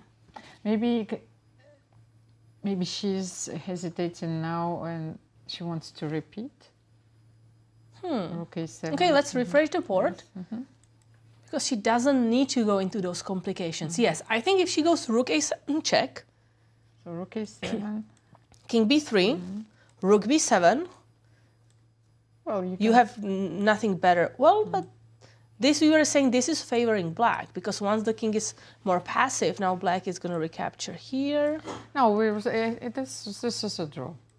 Well, rook C4. No, it was not. I think it was not the same position when we were looking. It's not the same, but isn't it still slightly more comfortable? No. Oh, King D3. Carissa has found the right move, A4, and she is winning. Wow, A4 exclamation point, the best move in the position, and Carissa is going for a win. I think everything is kind of forcing. She doesn't have to find any more difficult moves, I believe. I think A4 was the most difficult move to understand. You need to start pushing the pawns forward. And what a game. There, rook E6. Again, of course, King D4 is the only winning move, but King D3. No, King D3 is not winning. It's not winning anymore. It allows King F4. King D3 question mark. King D4, it's a draw now. You needed this tempo, you know, the king to be closer, you know. Wow, we needed the king to be closer to go to the C5 and support the pawns. She makes a logical move because she doesn't want black to have rook E2. But it's so counterintuitive. So Carissa just made this move, King D3. She had King D4, winning move. This endgame is winning, but she blundered. King D3, question mark. And Nana is back in the game. King F4. And Engine says this is a draw. So let's analyze this line because we didn't what else go would you play deeper. here with black, right? You're not going to give another check. No, King that's F4 the only has to be move, of played. course. Nana, I think, will play it Wow, that's so unfortunate. You spent so much time finding the kind of best move, especially A4. We were so happy for her. But let's continue. I think B5. Takes, we need takes. to take A B5, A B5. So can we play King G3 King G3. here? Here's so many different moves that draw. I will go King G3. King G3 yeah, King G3 is perfect. And on Rook A6, I drop back Rook E1. But if I try to protect my pawn, what if I play Rook A2? I think I just go F4. F4 is good. So that's the line. Because I want to trade the G pawn, then capture on H3, then I can even sacrifice my rook. Exactly. And the whole story will be about this pawn that is also very close to promotion. Yes, we're entering the line Yasser analyzed for us, but with the tempo down, you know. So then F4, of course, and you need to play Rook B2 in order to push B6, but then F3. Nana's down to 5 minutes, so she just needs to not get into a serious time trouble. By the way, let me have... But you know, the question is maybe here, Almira, yes. I can start with maybe just to... Rook B6 first, yes. Oh, but then you have King E4. No, but then, wait, I'm trying to find the difference between... Okay, that line, which Yasser analyzed, I remember there was, you know, such a nice way for, because we had this position, but somehow this position, you know, after this is King E3 and white is winning, because after King G3 you have this line analyzed by Yasser, and this proves that I'm listening, by the way. So let's have a look once again. So King F4, B5, takes B5, you know, so King G3, Rook A2, F4, Rook B2. Actually, I think that here, do we have the luxury to take here and then simply to go for this one? Let's say B6. No, actually, No, F3 is losing in that position. Yes, that I cannot work. Yeah, you have to play Rook B6 or Rook E7, some different move. But Rook B6, then if King E4. Now you go F3. And okay, now we go F3. So it's still tricky, of course. takes, king h3, king f4. You're kind of in a stalemate. Almost a stalemate. But you can't force a stalemate. Can I check rook f6 here? Yeah, rook f6. King can go to g5. Okay. You can't take on f3, of course, so that's losing. Let's rook b6. You have to go rook f8 only move. No, okay. Yeah, this is extremely difficult. I mean, finding rook f8 here, and by the way, I'm looking at Nana's clock. She has 3 minutes, 20 seconds on her clock. That's so difficult to find precise moves with almost no time. But then, okay, we have to make it work. Otherwise, I think Nana will lose this game eventually. So, first rook b6. We need to play this. King e4, f3. Take on f3, take on h3, king f4. Okay. It's a pity we cannot take on b5 with stalemate, you know. So rook f6, king g5. Let's first demonstrate that this is losing, you know. So this, unfortunately, we have no time. So I give you a check, rook b3, and win the pawn. Just a second. But wait, I give check first? No, but I just wanted to give... Yes, but... You want to play rook g8 first? Yes, I want to start with rook g8, just to show the most accurate. But then let's... Can I give you check first? Oh no, then you will push the pawn. Okay. No, you can give check, rook b3 check, and then capture the pawn. Yes, and capture here the pawn. Yes. Okay. So this doesn't work once again. Okay, last 2 minutes for Nana Dzagnidze. She needs to make a decision, and king f4. She goes for king the f4. best move on the board.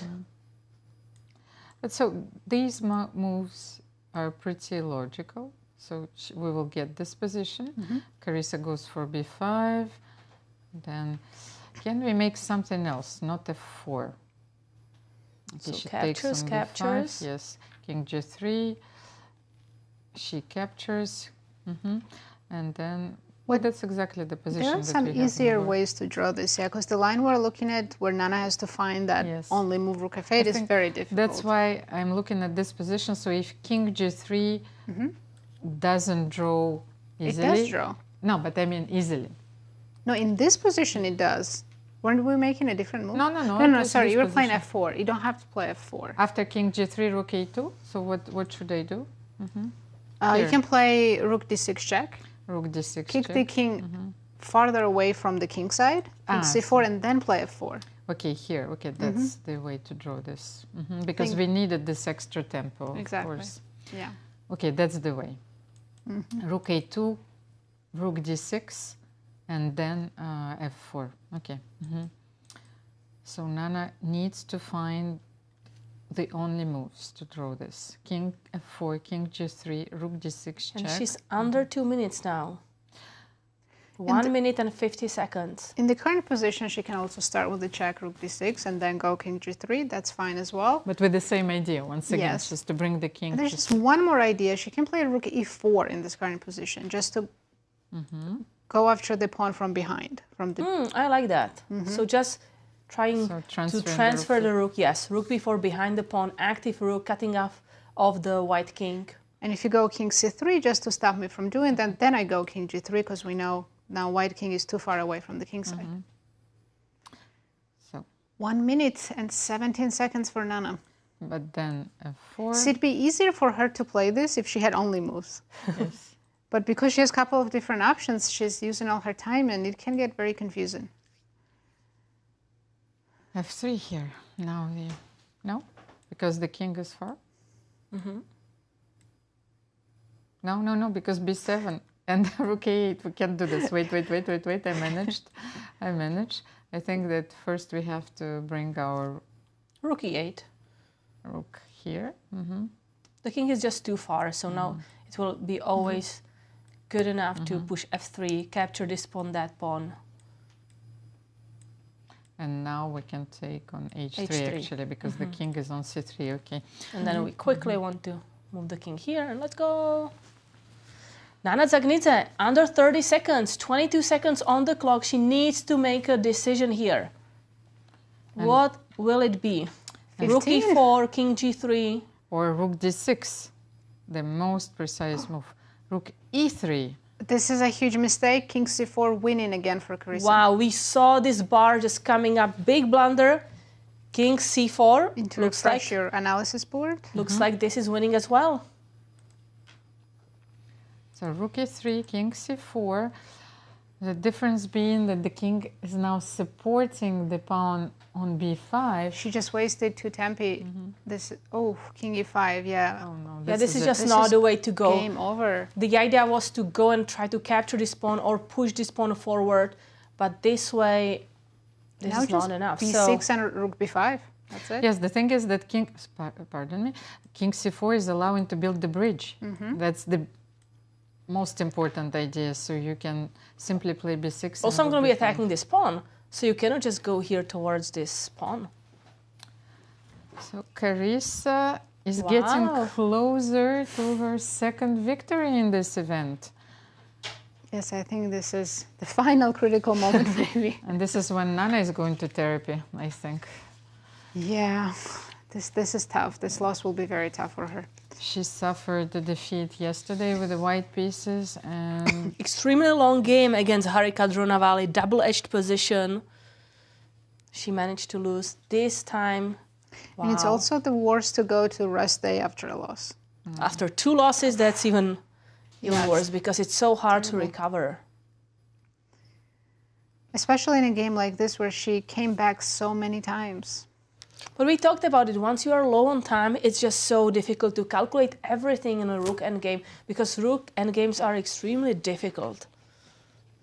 Yeah, I think that's one thing that non-chess players don't realize. When you have 50 seconds or less, you start seeing, you can't even calculate legal moves.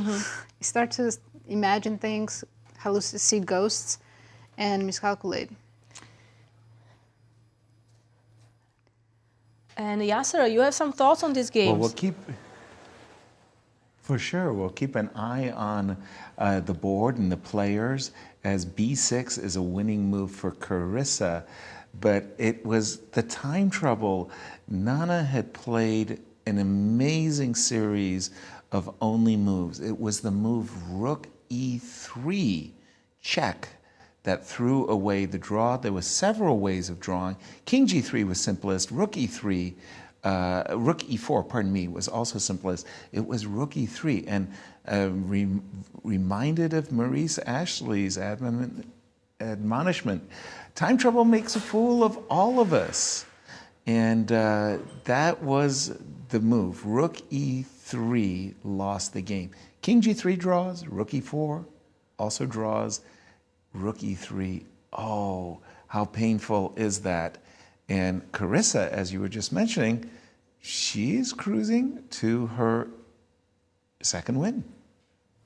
Yeah, this is a great position now for Carissa. This rook is active on g6, guarding both extra pawns, and now the job will be up to the white king, maybe to come closer, grab another one, or go and defend this pawn, and then that just to help forward. And anytime we exchange rooks for even this pawn, the endgame is completely winning for white. So there's nothing black can really do to defend.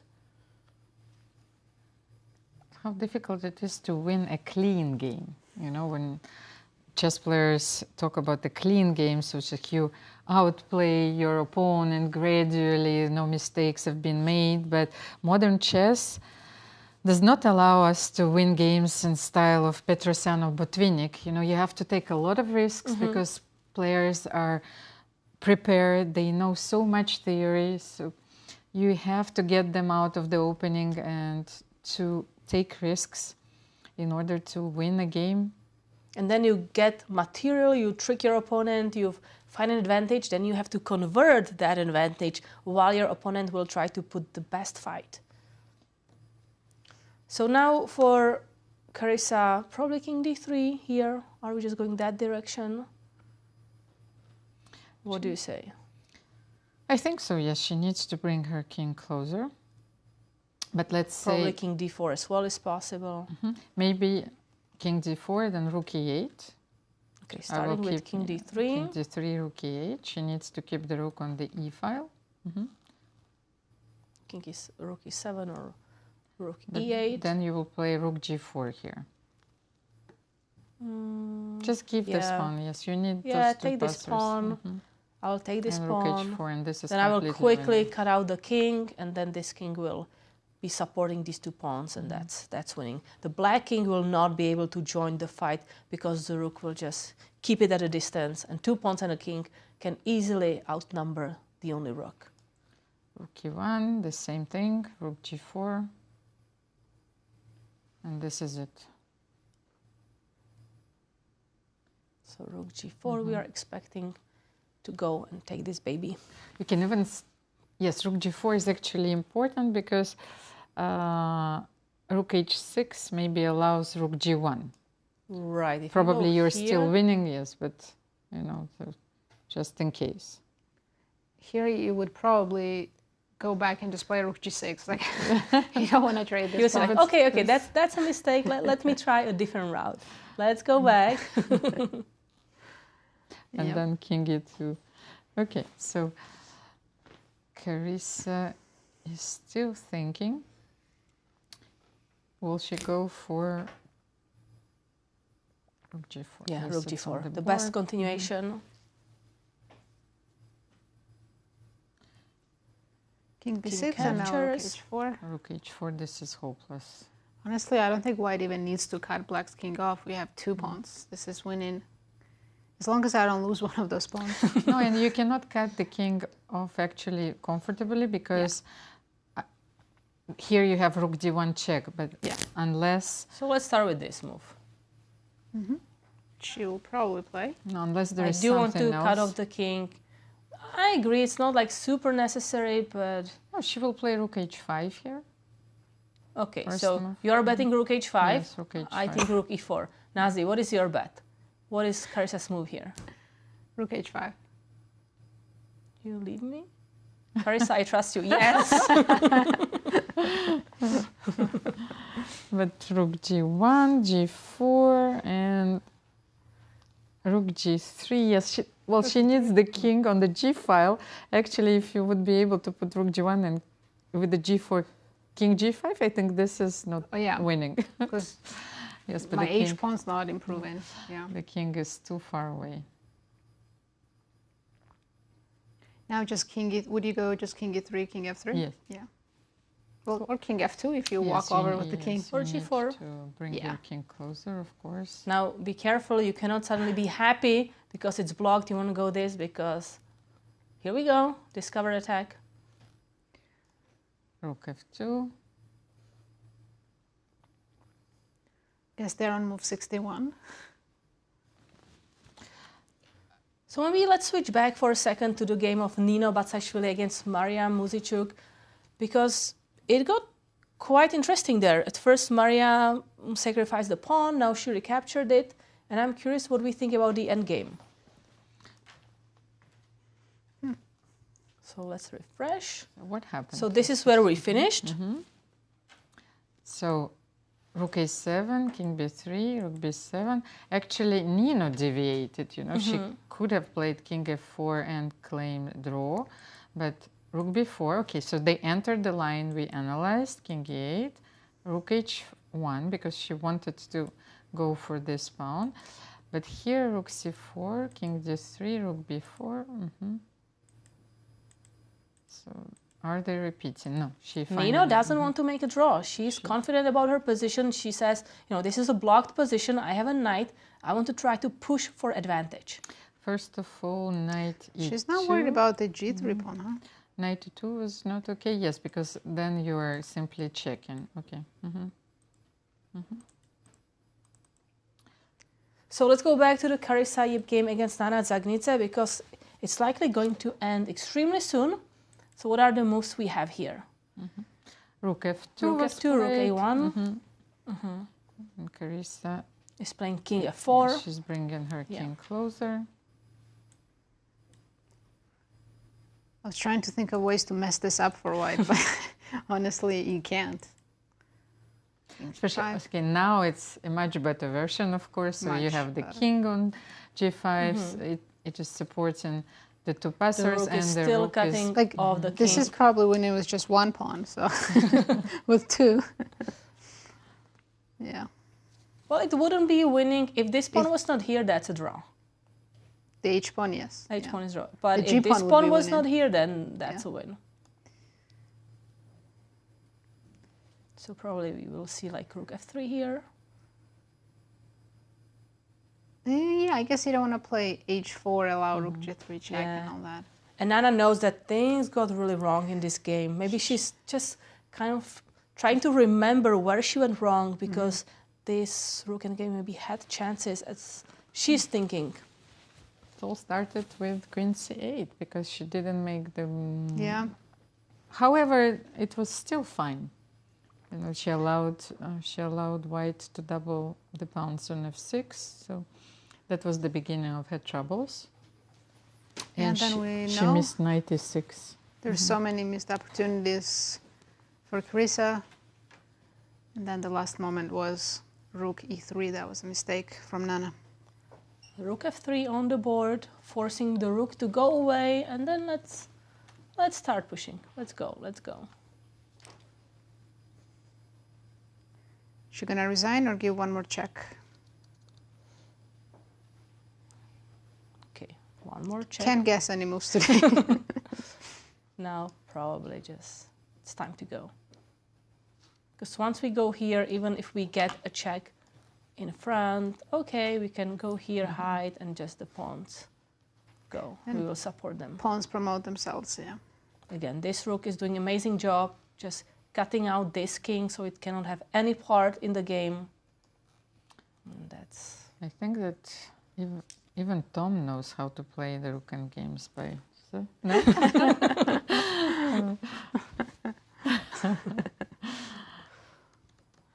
Because actually we've covered quite a few of them.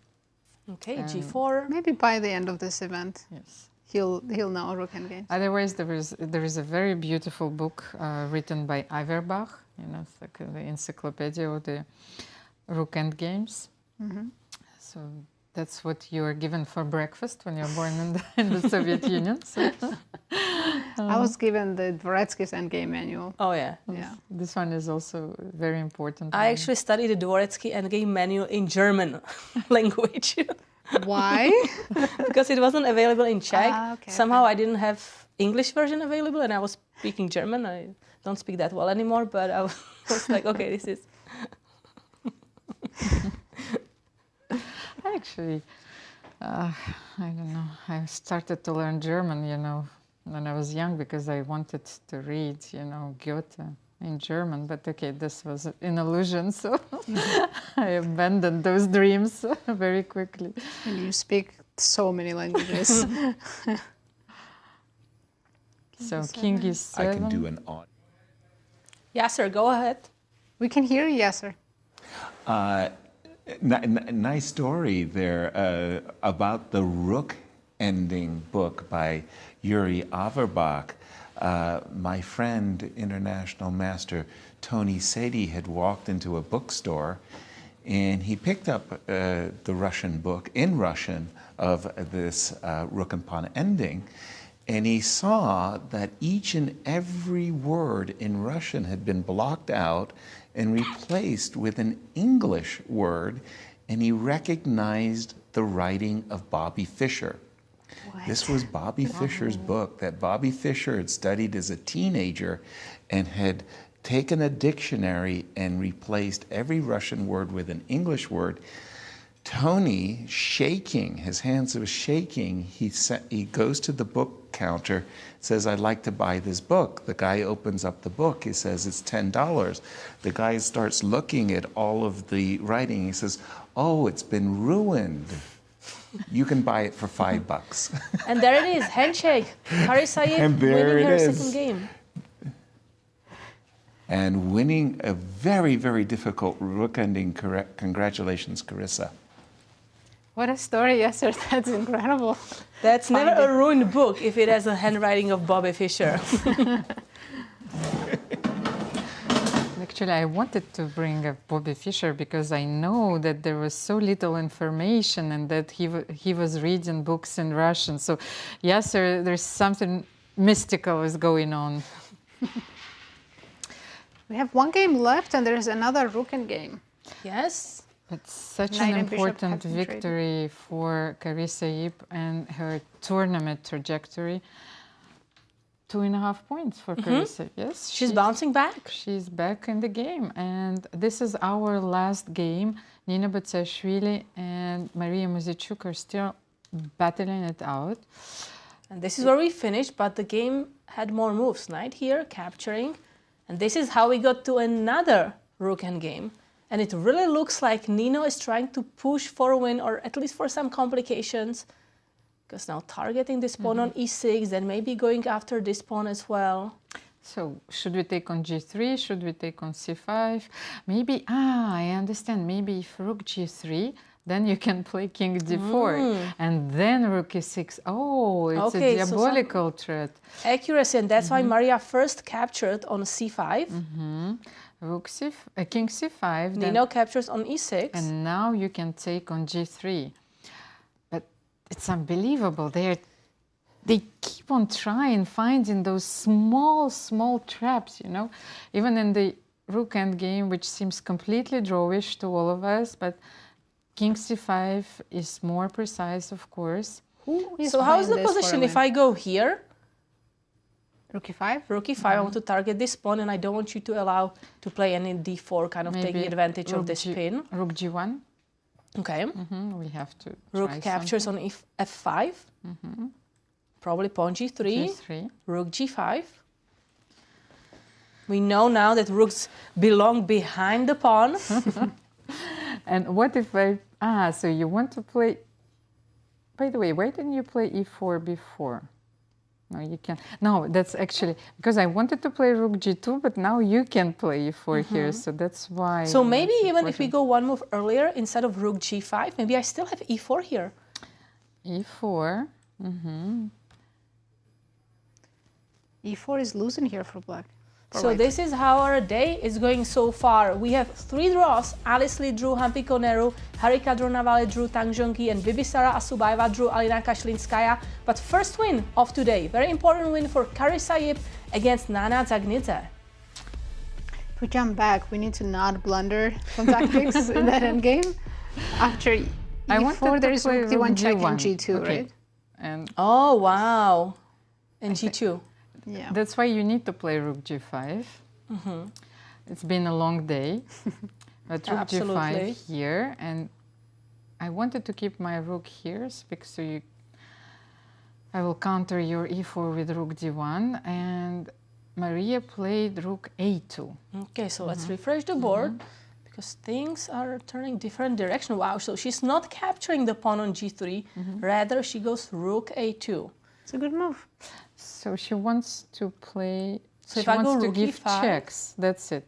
She simply wants to check, that's it. Yeah, she can check, and then after king e2, go king c4, and then check and keep going forward. Oh, and we will keep an eye on this game, but we are sending it to Yasser, who is with Carissa. Yasser, over to you. Thank you, and indeed, Carissa, thank you for joining us. How was it today? It was definitely an interesting game. Yes, it was. I thought. Yeah, I didn't think I got really much out of the opening. I tried this bishop takes b7, bishop d6 thing to make sure king doesn't castle. I think everything turns out okay. And then I think the interesting moment was when I played knight d4, which is kind of a bit of a gamble, right? Right. Definitely, I think maybe too much of a gamble. And yeah, I wasn't so pleased with my position, but I saw I had this queen g4, queen g5, knight takes e6 trick. It was a great trick. So I went for it. And even then, I think I miscalculated a little. I should have played f4 immediately instead of rook takes d8. Bingo. Yes. I was worried about, I basically just stopped after like f4, knight f3. I figured, king h1, queen takes f4, checkmate on h2 is being threatened. And you're busted. Yeah, but I should have just calculated a little bit more. I feel like rook takes f3. Bingo. Rook takes d1, king h2. And I did see this far, but then for some reason I was just like, nah, it's okay, I won't play this. Because the rook on c8 is hanging, queen takes, Yes. and you're threatening rook g3, and that would have been winning. exactly. When you played the move rook takes d8, you got into this ending, okay, now you had to win the game all over again. Yes. And then what was your feelings as you got into this rook ending? The thing was, I just I'd seen this from afar when I played knight takes e6, and so I thought this endgame was, I wasn't sure if it was winning or not, Right. but I was feeling pretty happy with the swindle that I just pulled. So it's like, definitely better position, definitely pressing, and I feel the rook endgame is always going to be losing for her. And so when she played queen e6, I actually, had a bit of a brain fart there. I mean, I think just rook behind the pawn wins the game, like rook b1. Right. I want this rook f5, rook a5, and I thought my pieces looked so pretty. And then, I immediately was like, wait, what am I doing? Right. And then I was annoyed at myself all over again. Right. As usual. It feels like you had to win the game not once, but twice, and maybe even thrice. I mean, it was like hard work. The rook endgame was, the rook endgame is definitely very difficult to hold, if it is holding. Yes, and it was holding, yeah. The last mistake that she made was rook e3. Rook e3 check, you have moved your king to c4, and you're winning. That's it. Yes. But if she had played king to g3, or even rook e4, according to the computer, it would have been a draw. So, woo. Well, king g3, I was pretty sure rook a2, f4 would be a draw, but then I wasn't sure about rook a6, rook g6, which, again, I felt should be pressing for me because of this pass pawn. Right. It's very strong. Right.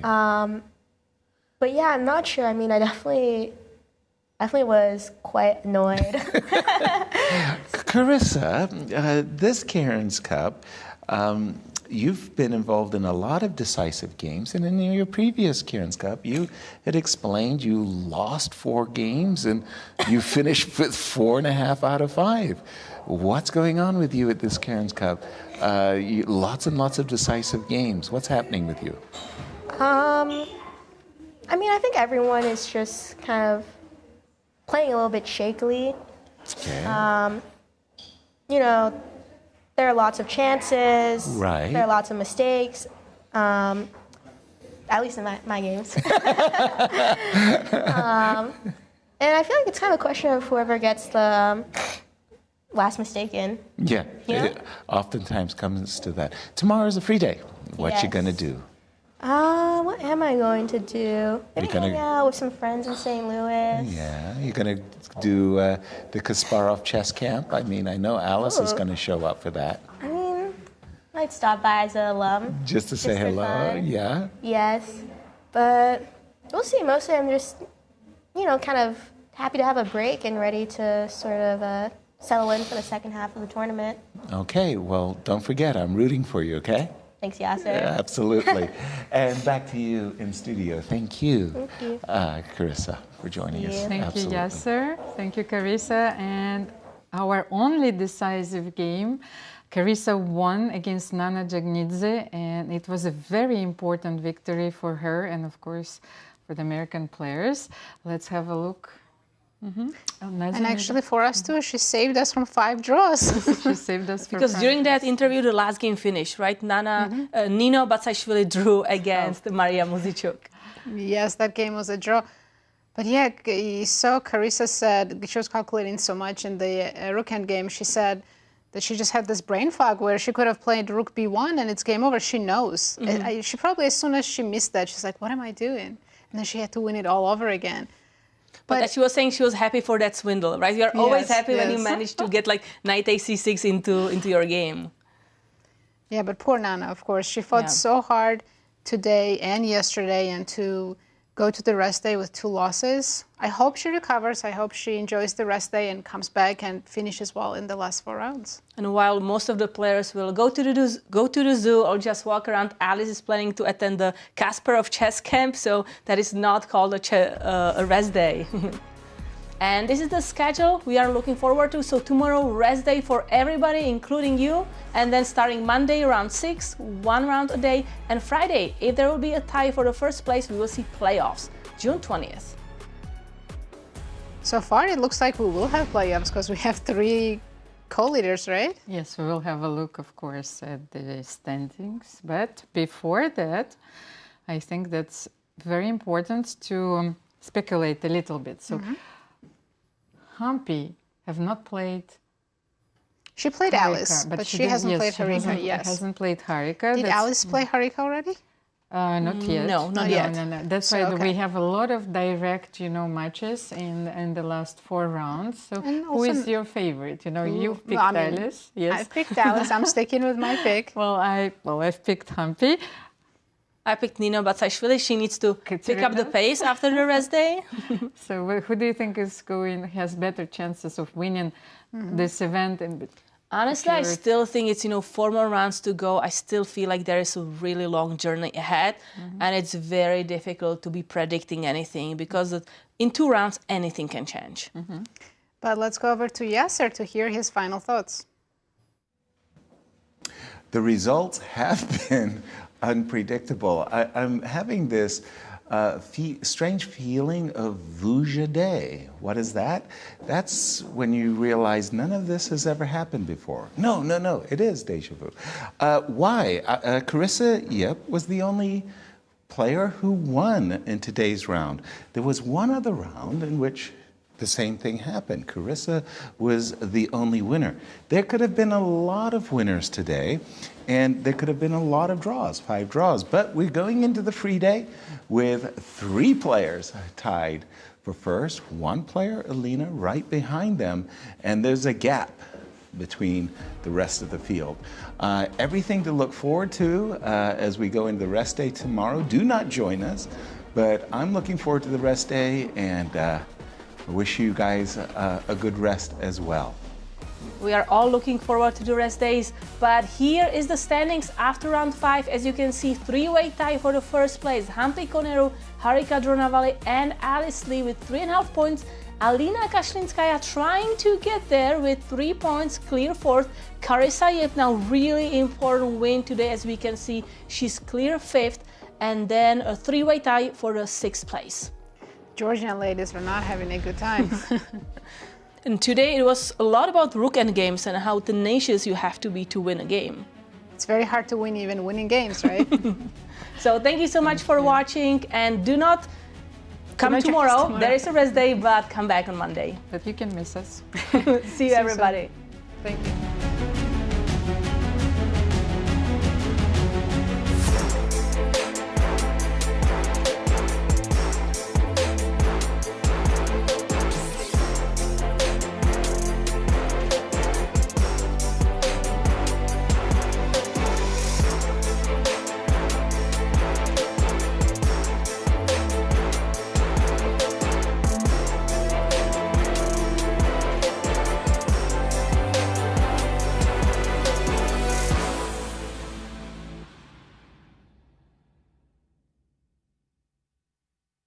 This has been a presentation of the St. Louis Chess Club.